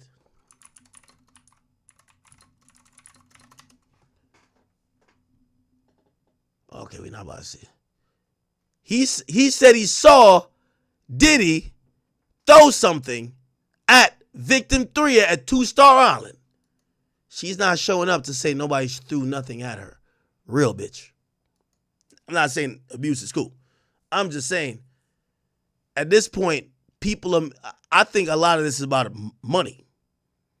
Dawn Richard, it's clear that she showed up because she feels she's owed money in a professional level. So if I can't get it from you easily in a professional level, I'll testify how horrible of a person you are in a criminal case. And hopefully that'll help my professional level civil suit. It didn't work out too good for her. The judge said we're still talking. Agnifilo says, can we have a bathroom break? We can't resolve the chart. Ms. Sankar could testify on Monday. KK's in the charts. Shapiro says until 8:30 for the letter on the juror. Judge says adjourned. We're going to come back tomorrow based on this case. Wow. Chat. The people who I've said won't testify, I don't expect the defense to bring them up. Why? The prosecutor wanted them as a witness. Let me speak openly. Y'all might not like it. I think Quan in Tory's case was always available, but he was a defense witness. The strategy here is it's burden upon the state or the feds to prove their case, even if you have a witness, unless that witness is already being elicited by the government. Why bring them up that the government could have a try at them? Why put them on a stand now the government could threaten them to say, now we got you on a stand. You lie, we're going to put you in jail. So all you do, just don't put them on a stand. So D-Rock, absent. KK, absent. Gina, absent. You might say, well, why not put them up there that they could back Diddy up? It's the same reason why you don't want Diddy up there. It's not that Diddy can't get up there to say all these bitches wanted it. I used to ask them 15 times, you sure you want to do this? They said, yes, we did it. It's not about that. It's about the cross-examine. The AUSA is coming and saying, all right, you know you're under penalty of perjury, right? So you claim this, that, and third, and this, that, and third. You know we subpoenaed your iPhone records, right? Did you ever text him with a picture of a bruise? Yeah, you don't want that. You don't want that. You don't want that at all. Wow, wow, wow. Okay. Okay. Let's keep it going for a second.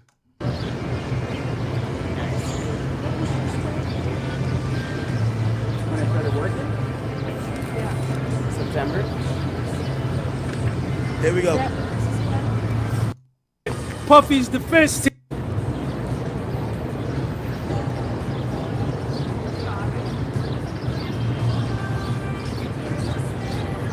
And let me say this. Every time that Jane Doe got with Puffy after Cassie's lawsuit and after she began meeting with them,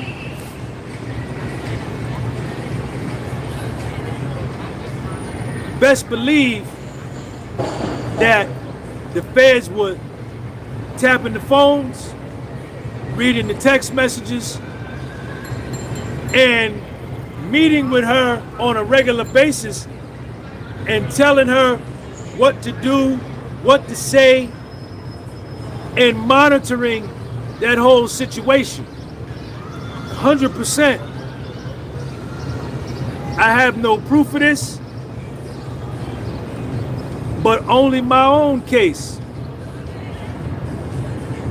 That they probably were encouraging her to start fights with him, right? So that she could receive physical bruises that she could take pictures of and they can have as evidence to corroborate what Cassie said, right? And that came out afternoon.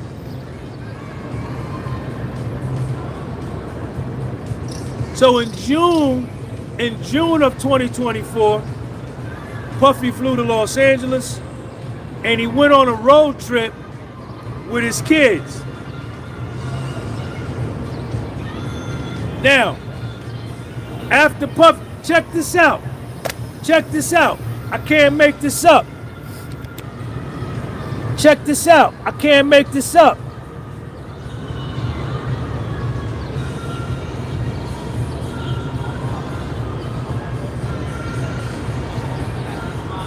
Puffy flies to LA. He goes on a road trip with his kids.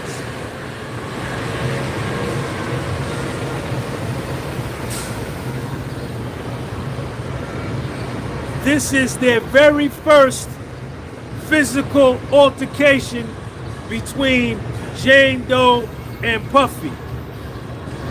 June 2024. Now out of her mouth comes, Puffy assaulted me after the Cassie lawsuit, after she meeting with the feds, after she meeting with Puffy's defense team. She don't know what side to be on.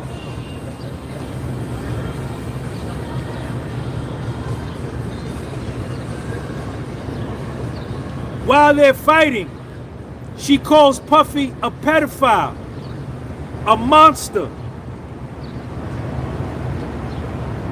disgusting. I hate you. The very first fight, Jane Doe started the fight with Puffy. They've been together 3 years. Puffy ain't put his hands on her not one time.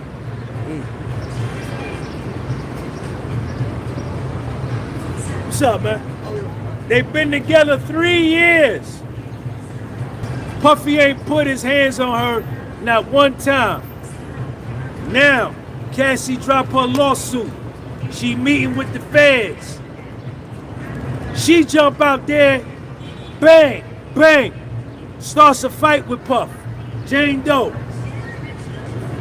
She calls him a pedophile, a monster. I hate you, you disgusting. She threw a glass at him. And her reason for the fight, she says Puffy's chasing her. She goes and locks herself in the bedroom. Puffy kicks in the door, boom! Showing violence, right? And Puffy's asking her, yo, you not gonna talk to me? This is what she's saying. She runs out of the bedroom. She runs into the bathroom. This is what she says, Jane Doe. Locks the door. Boom! Puffy kicks that door open.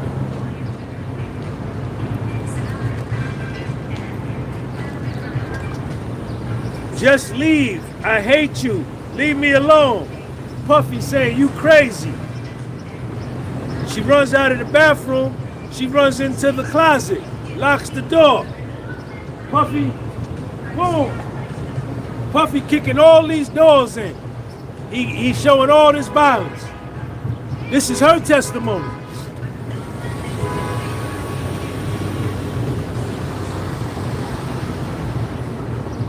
Then she said she took off her heels and ran out of the house for 10 minutes, sprinted. She sprinted out of the house. She sprinted for 10 minutes straight. This is what she said.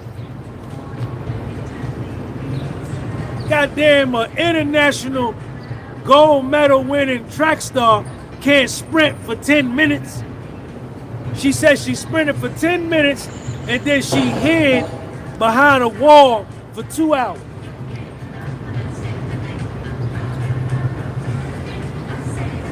This is what Jane Doe testified to.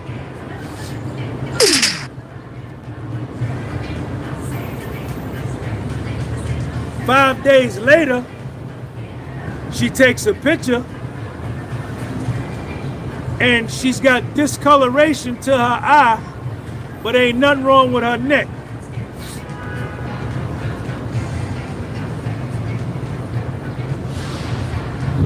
She came home. Puffy was outside. They went back into the house together. She called Puffy a pedophile. "You a monster. I hate you." Listen at how she talking now after the Cassie lawsuit. Sincere Poppy, I see you say, yo, the Nobu is closed for both nights that Kendrick is there. If you don't believe, go make a reservation. Let's do it. Nobu, Toronto, reservations. We're going to make a reservation. Okay. Book your table. We're booking the table. Got to book a table, gang. Not tonight. Let's book it for tomorrow night. We got to have 5 guests. I think we would like to do it 5:45. Oh, it's available. Look. You niggas is lying like hell, man. Like, you niggas just be bullshitting. It look like it's available, bro. Don't lie on dot now.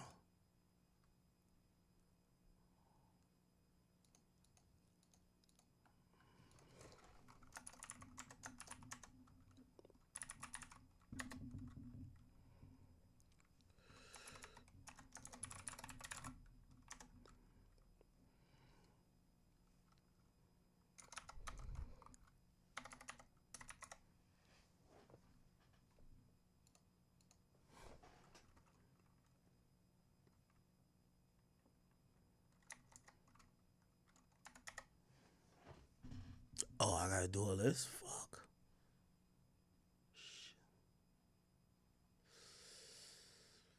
All right. Puffy punched me in the back of my head. Puffy punched me in my eye. Puffy punched me in my forehead. I went into the backyard. Puffy was kicking and punching me, saying to me, "You trying to make me not see my 7 kids?" Puffy dragged her in the house by her hair.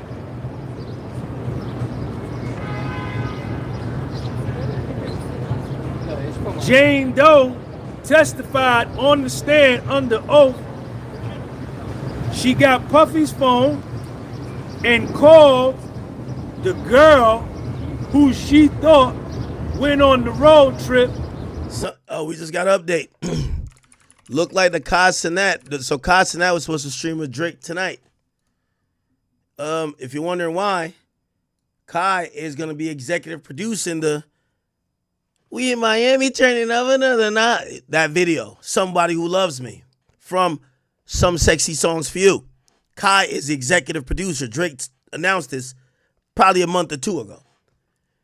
Kai just announced 30 minutes ago, we need more time with the treatments for Somebody Who Loves Me. So we're pushing the stream back a few more days. We're pushing it back. Okay? It's a little pushback. Nothing wrong with that. Okay? That's my song. Really, I ain't want to tell y'all this, but Drake know that's my favorite song. He got to tap in with the big homie. That's me. He got to tap in with the big homie to at least hear what I want to see, because he knows that's my favorite joint.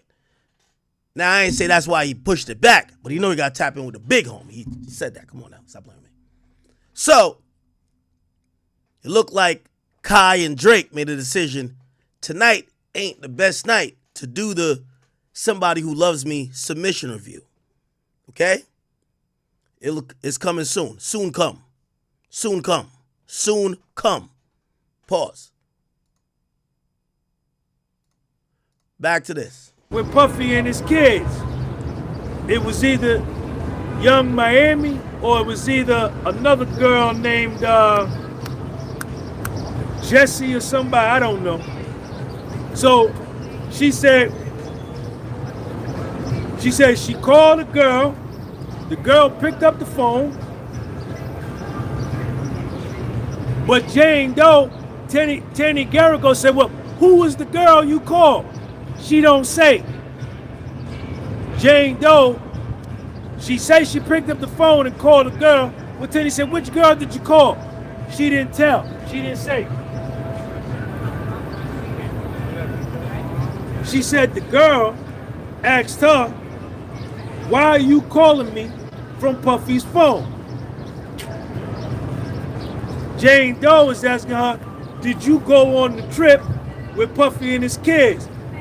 The girl, either Young Miami or this other girl, it's not Young Miami, said, girl, what you talking about? You worried about the wrong thing. Jane Doe said, Puffy grabbed the phone, hung it up.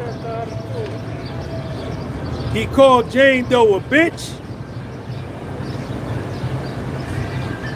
And Puffy and Jane Doe start trading insults. The girl called Puffy's phone back. Jane Doe said somehow she got the phone, and the girl on the line said, you want to make this a beef for no reason? Jane Doe calls Puffy a pedophile, son of a bitch, fraud, and a bitch. Jane Doe said Puffy slapped her 3 times. Bow, bow, bow. Then Puffy said to her, we never fought like this before, and now the lawsuit comes and you want to attack me. Then she said Puffy took her phone. This shit is crazy. You hear this story, man? Puffy took her phone and started texting Antoine about the rapper in Las Vegas. Antoine comes over to her house. They make small talk, and her and Puffy invite Antoine into the bedroom. She tells Puffy about the Vegas trip. Puffy is mad. Puffy says to her, how could you go to another man's freak-off? Puffy was crazed mad. Then Puffy told me to go out there and fuck him. And Puffy said, is this coercion? Jane Doe said, yes. Jane Doe says, I performed oral sex on Antoine. Let me go take a piss. And I sent Antoine some money later. Tenny Garrigo said, well, y'all doing all this with Antoine. Who cleaned up the broken glass? At this point, Jane Doe's body language is tight, and before, when her answers had a lot of detail, she was always eager to give detail with her answers. But now, when Tenny Garrigos is questioning her about events after the Cassie lawsuit, and after she meets with federal prosecutors, and after she's been granted immunity from prosecution by the federal government, now all her answers they ain't got no detail. It's like this. Yes. No. Yes.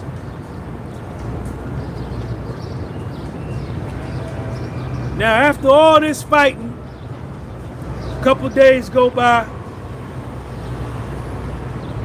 Jane Doe and Puff, we missed each other over the next few days. I went to his house in Bel Air.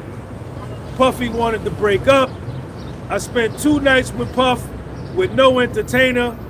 We both took drugs and we had sex. Then she says Puffy later goes to Wyoming with another woman, and now she want to break up with Puff.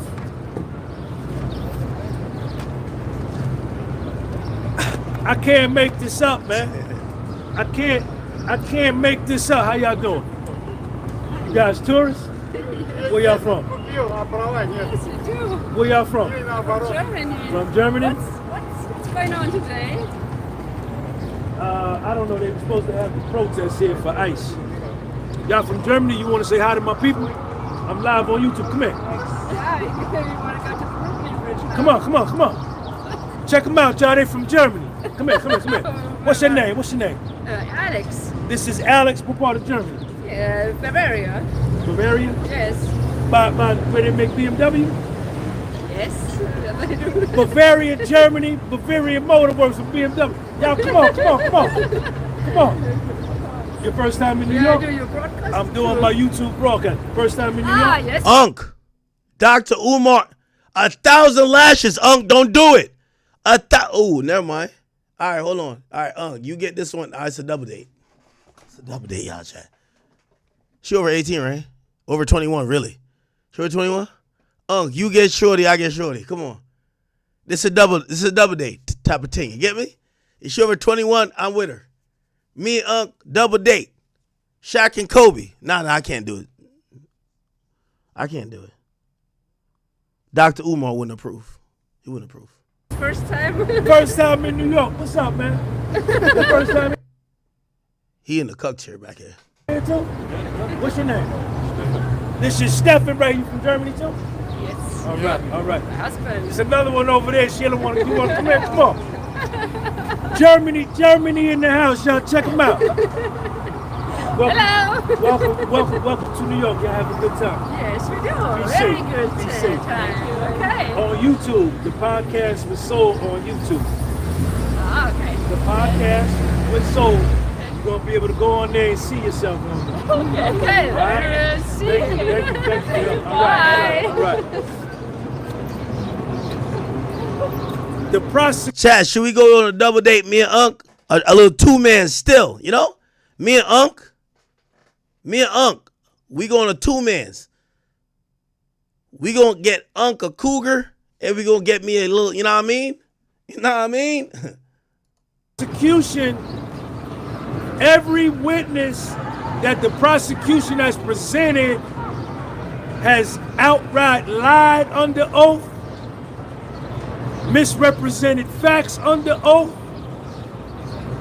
been granted immunity from prosecution, and has given compelled testimony under oath with the threat of the loss of freedom hanging over their heads, and they get on the stand and say what the government needs them to say to fall in line with the indictment. Now, check this out. Check Sean G out. Go ahead, Unc. If you read the indictment, we read it. The United States of America versus Sean Combs. Talk about it. There's a special clause in there that talks about minors and underage people, right? A special assignment, special violation is something. It's in the indictment. I read the indictment. Ooh, Logic is live. Get it. I should take this down though. Oh, you talking about Trump and Newsom? Never mind. So far, no other witness has said anything about Puffy being with underage people. Nobody has testified saying nothing about Puffy being gay. Puffy ain't no snitch. Puffy ain't no rat. Nobody ain't said nothing about that. Now, all of a sudden, after Cassie lawsuit, after Jane Doe start meeting with them people, first she down with Puff, now she down with the prosecution. After Cassie lawsuit, she meets with the federal prosecutors 24 times. Now, she is the first one to come out of her mouth calling Puffy a pedophile. Hey, brother, what do you do? You send these videos or channel on YouTube? I do YouTube, the podcast of Soul.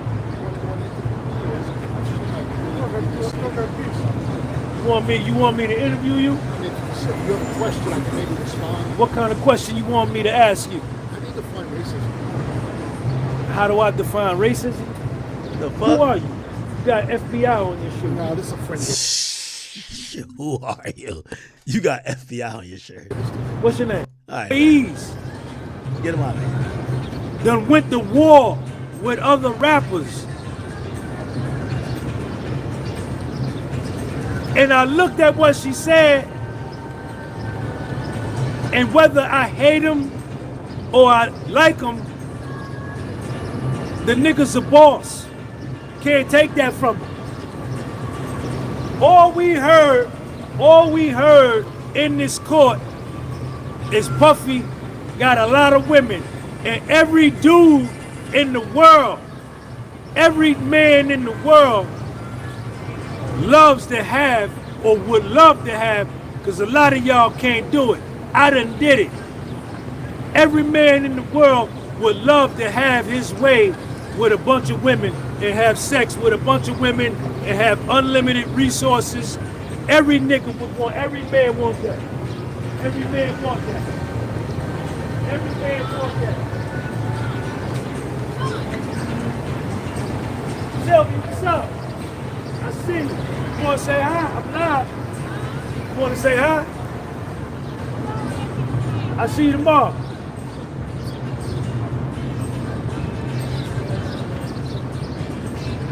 Every man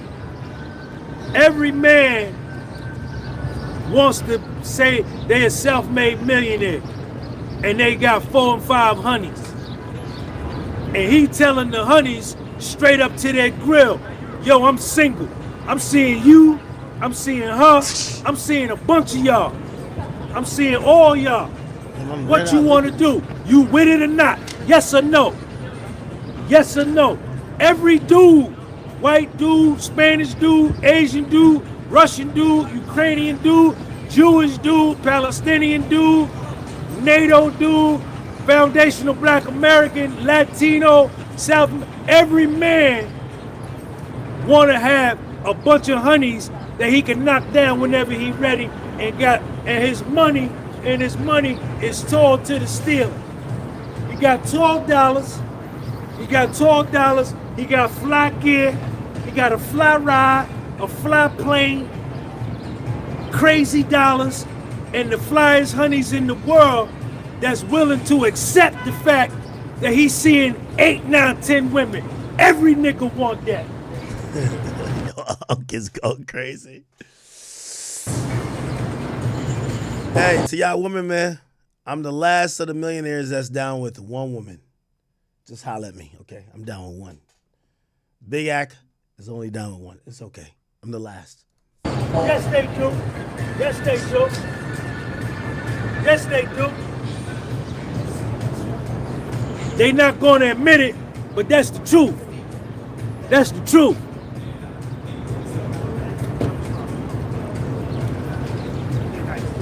That girl, Jane Doe, he told Jane Doe from the door, yo, I'm seeing multiple women. What's up? What's up? Jane Doe said, I don't care, I'm with it. Gina knew, Cassie knew, Mia knew, because he was knocking down Mia too. He probably was hitting Capricorn Clark too. You understand? He was. Any of his female assistants, any female that came in Puffy's cipher, he was hitting it. Yes, he was. I bet. I don't know for sure.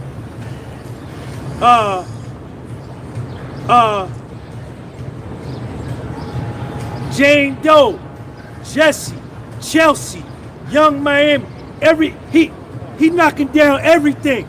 He knocking down everything. Everything come his way.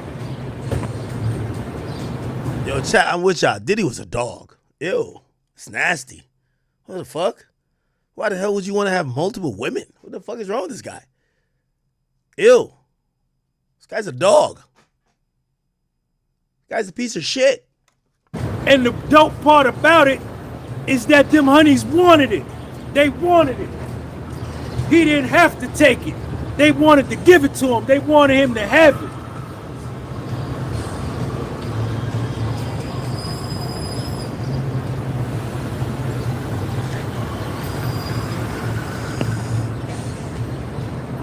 All that. All that.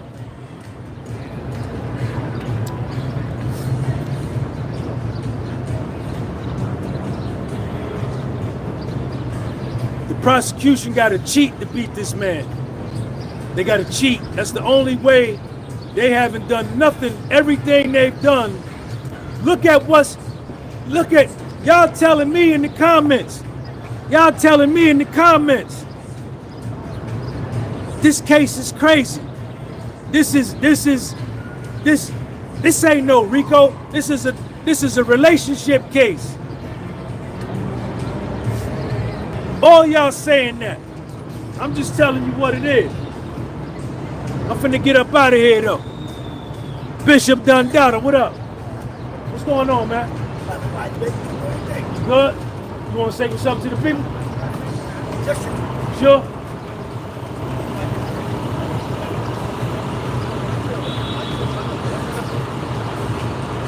Let me ask y'all, is this a RICO? Is this a RICO or a domestic violence case? Put it in the live chat. Is this a RICO or domestic violence?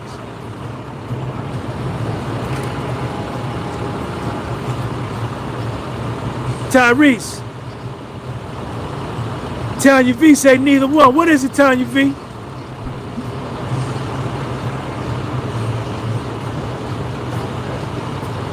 Supposed to be a RICO. KC.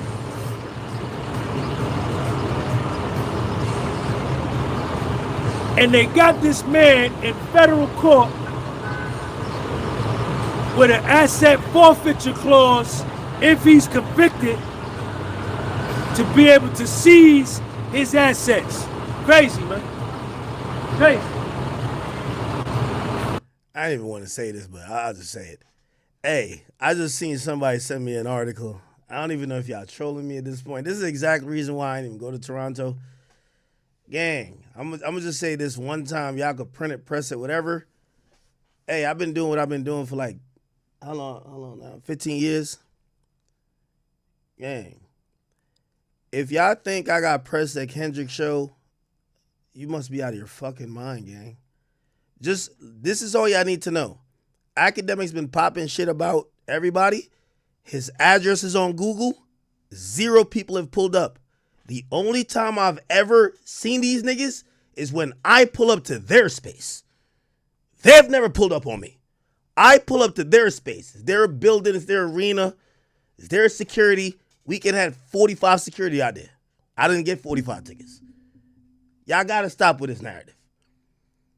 I've dropped my address 30,000 times. Not one nigga that said, nah, I don't like this nigga talking shit. We're pulling up on him. I'm pulling up on them. We just have to be very clear. I don't gotta go to their concert. Nobody's concert. This idea that I can't get pressed when I'm pulling up on you. I can't get pressed. I just want y'all to know this. I can't get pressed.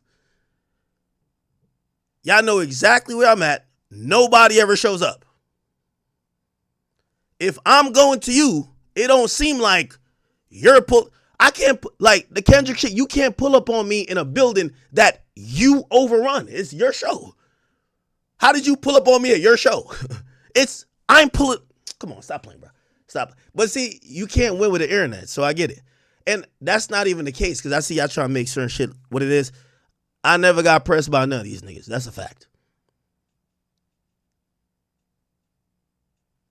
I've given out addresses for the last few years. Nobody pulls up to say, I need to holler. Not one. So now I'm in the era of I'll pop out and show niggas. I'll show up where you say I can't go. Except Chicago. I ain't going to Chicago. But wherever y'all say I can't go, I'm there.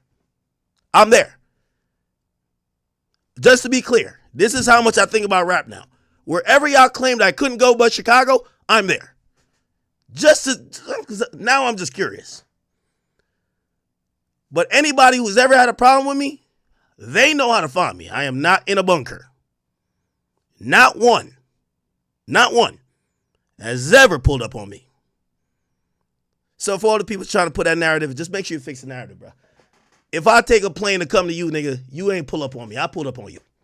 Okay? Just to be clear.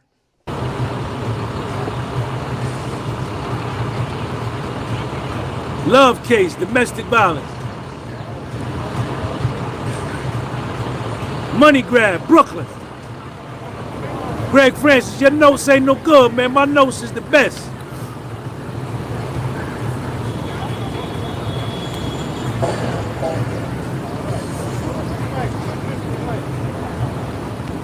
Shout out to Unc. Same expert witness that testified against Unc Puffy. fucks with Diddy. Testified. Unc fucks with Diddy heavy. This is why I have to play like Lauren and everybody else. Because like I don't, I ain't gonna lie, I do think Diddy looks a little bit better, but you never know. Hold on, by the way, let me play this. This is Matthew Russell. Okay, this is actually Midday Vlog Part 2 on June 12th. I forgot to say in the previous one. Chat, I done gave out 888 Newark Avenue, and I've never seen a nigga who claimed he was upset at me ever there. Because when I see niggas there, I really don't got too much conversation for none of y'all. I'm just assuming it is what it is. My address is on Google, and I haven't seen a nigga piss on my step, a nigga outside my gate, none of that. I don't want to hear nobody's ever pulled up on me. I don't call none of that oppressing. When I'm walking into enemy territory, if y'all call it enemy, because I don't consider these niggas enemy. They're not my enemies. I pull up because I want to pull up. I think it's music. Please don't ever say, ain't nobody pressing me, nigga. What the fuck is y'all nigga talking about? I'm voluntarily go there. There's nowhere where I had to be that is like, oh shit, I had to go to Kendrick's show. Nigga, I went there, nigga. Nigga, low-key, when I went there, nigga, I thought I was going to run the punch all them niggas. I don't give two fucks. I told all the niggas with me, you know what it is. Fuck it. Nigga, I'm going there, nigga. I haven't talked to them in 3 years. It is going to be what it is. If they on some ignorant shit, it's going to be, it's up. If not, maybe they just ignore me. Maybe they just be like, yo, nigga got a ticket or bought a ticket. Fuck it. We don't give a fuck. But any narrative that said that act got pressed, you got to press me at a place that you know I'm finna be. I can't pull up and get pressed. This shit don't even work. It's like me going to O Block. You say I press. Like, what are you talking about? As people walked by, and I lost my train of thought, that the incident in the hotel that gave rise to these long robing room and sidebars was the one in which Jane said that she went to Vegas with another rapper and his girlfriend and witnessed Anton. You'll have to read back over the threads to see who this guy is. A male entertainer having sex with someone in front of, she now said, 7 or 8 people in the room. It appears that this unnamed but quite knowable iconic rapper, a good friend of Diddy's, is also in the lifestyle. In fact, Jane made a referral of Cabral. And also, I'll say this as a fact too. Everybody know I'm giving it up. Hey, I'm going into y'all venues. I can't have nothing with me. Y'all pull up to my headquarters in my house, you know I'm coming. They ain't no metal detectors where I'm at. So that's why y'all niggas never will pull up on me. It won't happen. There's no conversation you come pull up on me. I see a rapper in my house. It's not conversation. You can't come have a conversation with me here. But I could pull up where y'all at. And yeah, I'm coming with my 2 hands and maybe like 2 security. That's it. It's on y'all at that point. I don't give 2 fucks. What the hell? Also known as Sly, to this iconic rapping couple. Some online responded that was there a referral fee. I don't mean to be flip. I mean to say it's getting, in a way, this is at the tail end of Jane. This is the sort of hype, worlds collide, other celebrity stuff. Let me tell you this. I've been on the top of time, and I really don't respect rappers no more. So I've been, when y'all be like, yo, y'all realize like, nigga, I'm $20, $30 million up. I don't got to go nowhere. I could have y'all believe I'm some little punk just is hiding in his basement. But I really don't respect rappers. So I'll go where they at. Oh, Ack will never go to there. I won't go to where? Let's go. We're on the way. We're on the way. What the fuck are you talking about? These niggas, if any, let me tell you this. If any nigga was really gangsta in hip hop, my house would have been shot up. Facts. And these niggas is not gangsters who I'm talking to. None of them are gangsters. My address on Google, none of them are gangsters. You know, people told me, like, yo, Ack, you should probably get a second address. No, I'm right here. None of them are gangsters. I'm not treating no rapper like a gangster. So when I show up to y'all show, yeah, I show up to places y'all got the advantage. Weekend got 45 security. I had 1. I show up, well, I don't even know what Kendrick had. He probably had like 2-3 niggas and some weird ass nigga with like some hat on. Nigga, I'm still showing up. The fuck? I'm not showing up here to fight, but like if that's what y'all on is, I don't give 2 fucks. That AI websites and YouTube channels can only dream of. And I'm sure they will be naming the names. But for now, we won't, because of the whole unclarity caused by the threats of having reported on an exhibit shown in open court regarding the other anonymous witness, Mia. There's a problem with this trial, but we're just going to continue to cover it. Inner City Press, to be continued. All right. Can we get Lauren Conlon? Lauren, we need you, baby. This is a big, important day, if you ask me. Fuck. Lauren's not available. Shit. Day 22. We're pretty much done with Jane Doe. Let's go to Lauren Crimes. Yo, chat, I'm going to just keep it a bean with you. Like, listen. Bro, I don't know what... I'm not even on some real shit because I don't show up nowhere on some tough shit. I never do, bro. I said it to the nigga Dave Free. I said, bro, I said, nigga, I told him in his face. I said my address is on Google. My nigga, like, why would I come here if I'm trying to beef with y'all? I'm not trying to beef with y'all, nigga. I'm just trying to see a show, my nigga. But if y'all got any type of feelings, y'all in y'all feelings, y'all whatever, that y'all like, oh, if we ever see Ack. Well, y'all could have, any rapper in the game, if you ever want to see Ack, I gave you addresses. I told you where I'm at. My address is on Google, and I stream 10 hours a day. You could just stake out, but you won't, because it'd be a different type of conversation over here. I would never pull up on a rapper for smoke. You know what I mean? Like, I'm going to these niggas' events because I want to go see the show. Yeah, of course, I'm going to have my little jokes. And, like, nigga, I have my little BBL jokes, but, nigga, I'm not no beef with no fucking Kendrick. Now, granted, shit, if something had happened, all right, we're going to take it accordingly from there. But, nigga, I would not pull up to... I'm pulling up. Y'all got to... Stop telling me about what rappers is doing. I'm pulling up. Not one of them has pulled up on me yet. Ever. Never seen it. I'm just chilling. Like, the whole time I'm chilling, hey, I'm going to be here. Anybody going to be here? None. Okay. Yo, this is my headquarters. I'm here this and third. This is where I live at. Nobody. And honestly, the real reason is we don't have real beef like that. Some of these guys are gangsters. I ain't gonna lie. 1 or 2. But we don't have real beef like that. Why would you shoot up Academic's house, right? If you like a real nigga like that really care. But the rest of these niggas, like, bro, it's not like... I hate this idea. The funny thing is, if I start coming on here and popping it, you know why niggas just even address it, because I'm about to get off.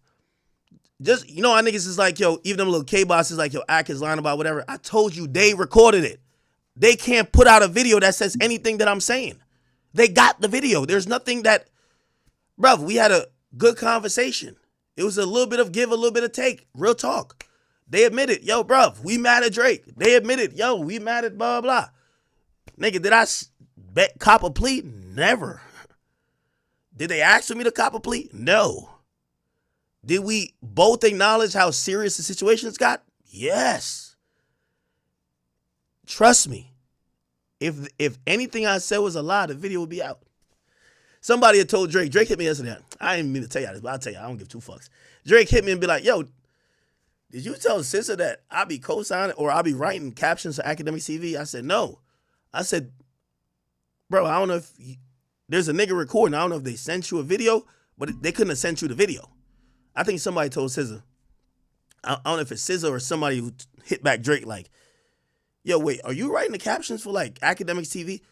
like, I didn't even mean to say it, but I'll say it now, because I already told my man. Anthony Soler really pulled up for Academics TV. But, nigga, I'm Academics.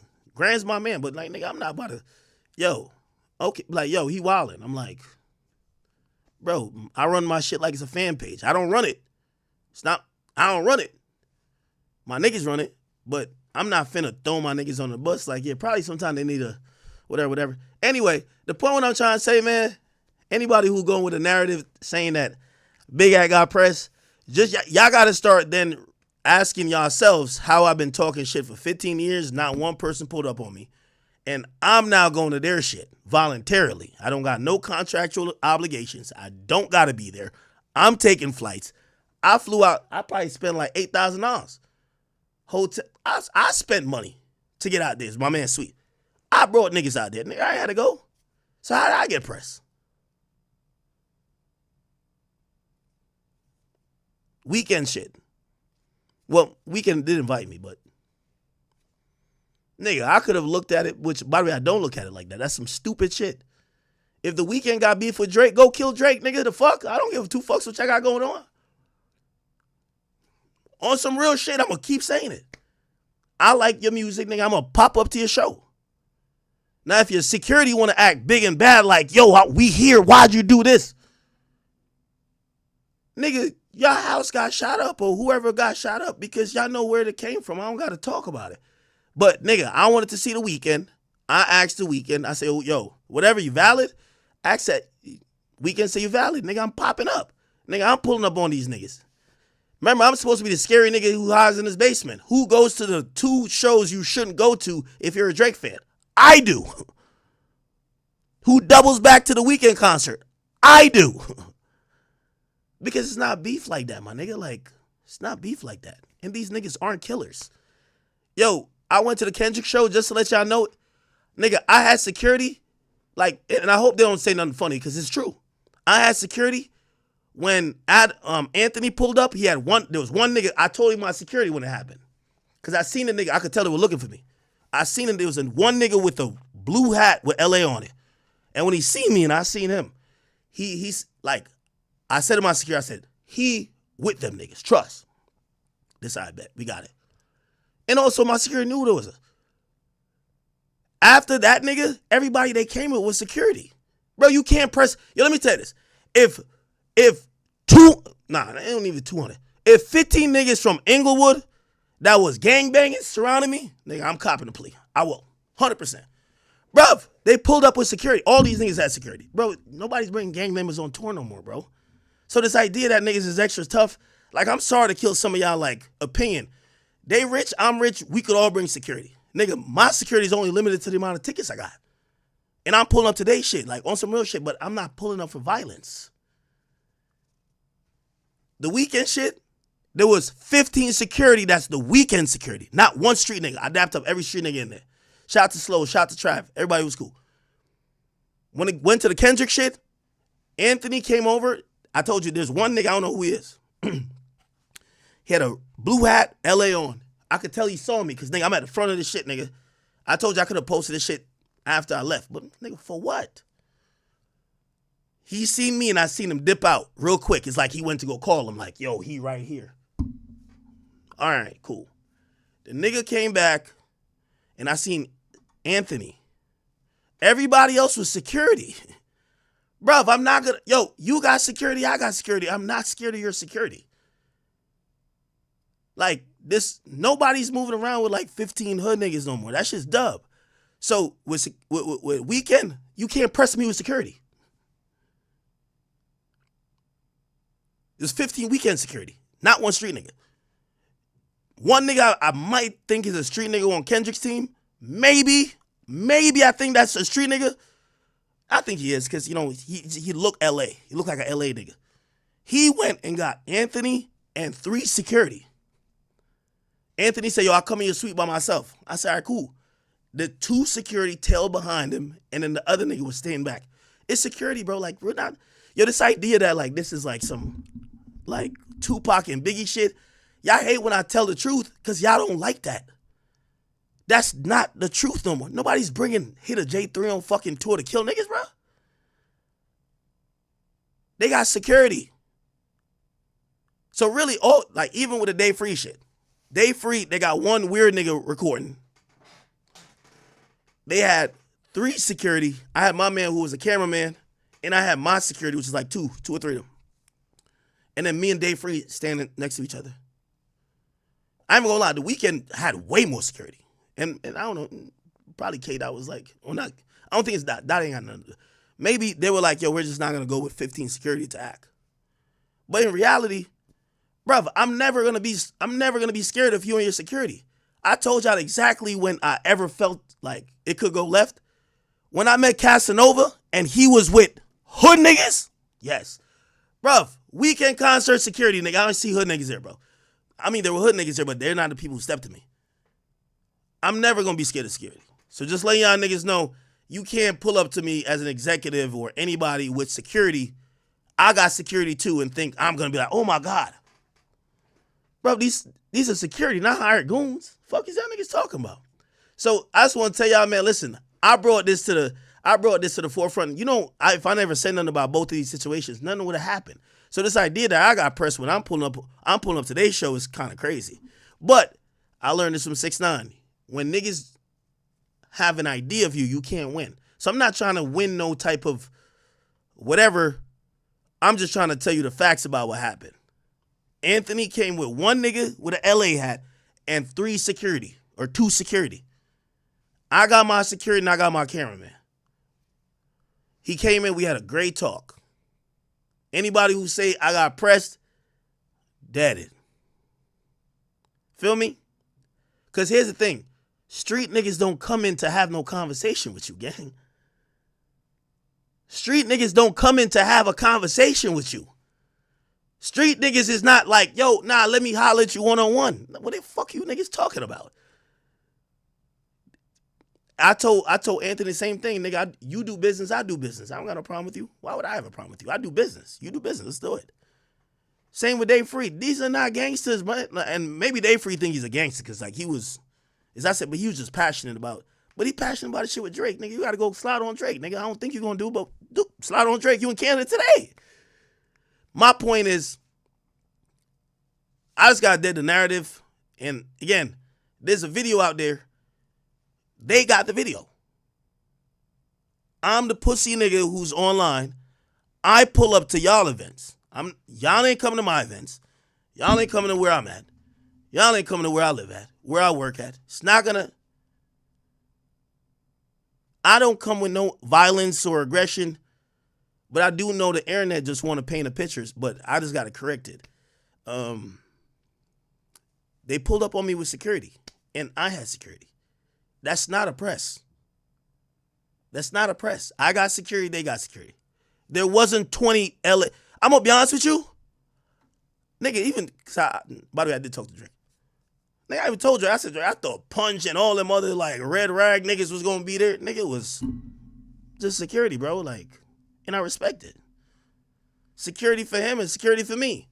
Which means if I'm talking to Day Free, and all of a sudden he say something that I feel a way about and I try to swing on him, bro, his security's going to grab him up and me up. And the same thing with him. Like, if he say something to me or I say something to him, because we just speaking as men, and I do something, they're going to do the same exact thing. Now, some of y'all internet niggas just don't want to hear that. By the way, it's a W that K-Dot not moving around like some dumb nigga. Because if he was moving around with probably 30 niggas from like some Paru niggas or Crip niggas or whatever, he'd be in jail. Them niggas, they know they got one job, just to go get shit hot, shoot niggas, fight, whatever. You move around as the business allows you. So anyway, I had to end the stream with a bang, but just want to address that. I'm going to save my voice for tomorrow. I love y'all. I do love y'all. And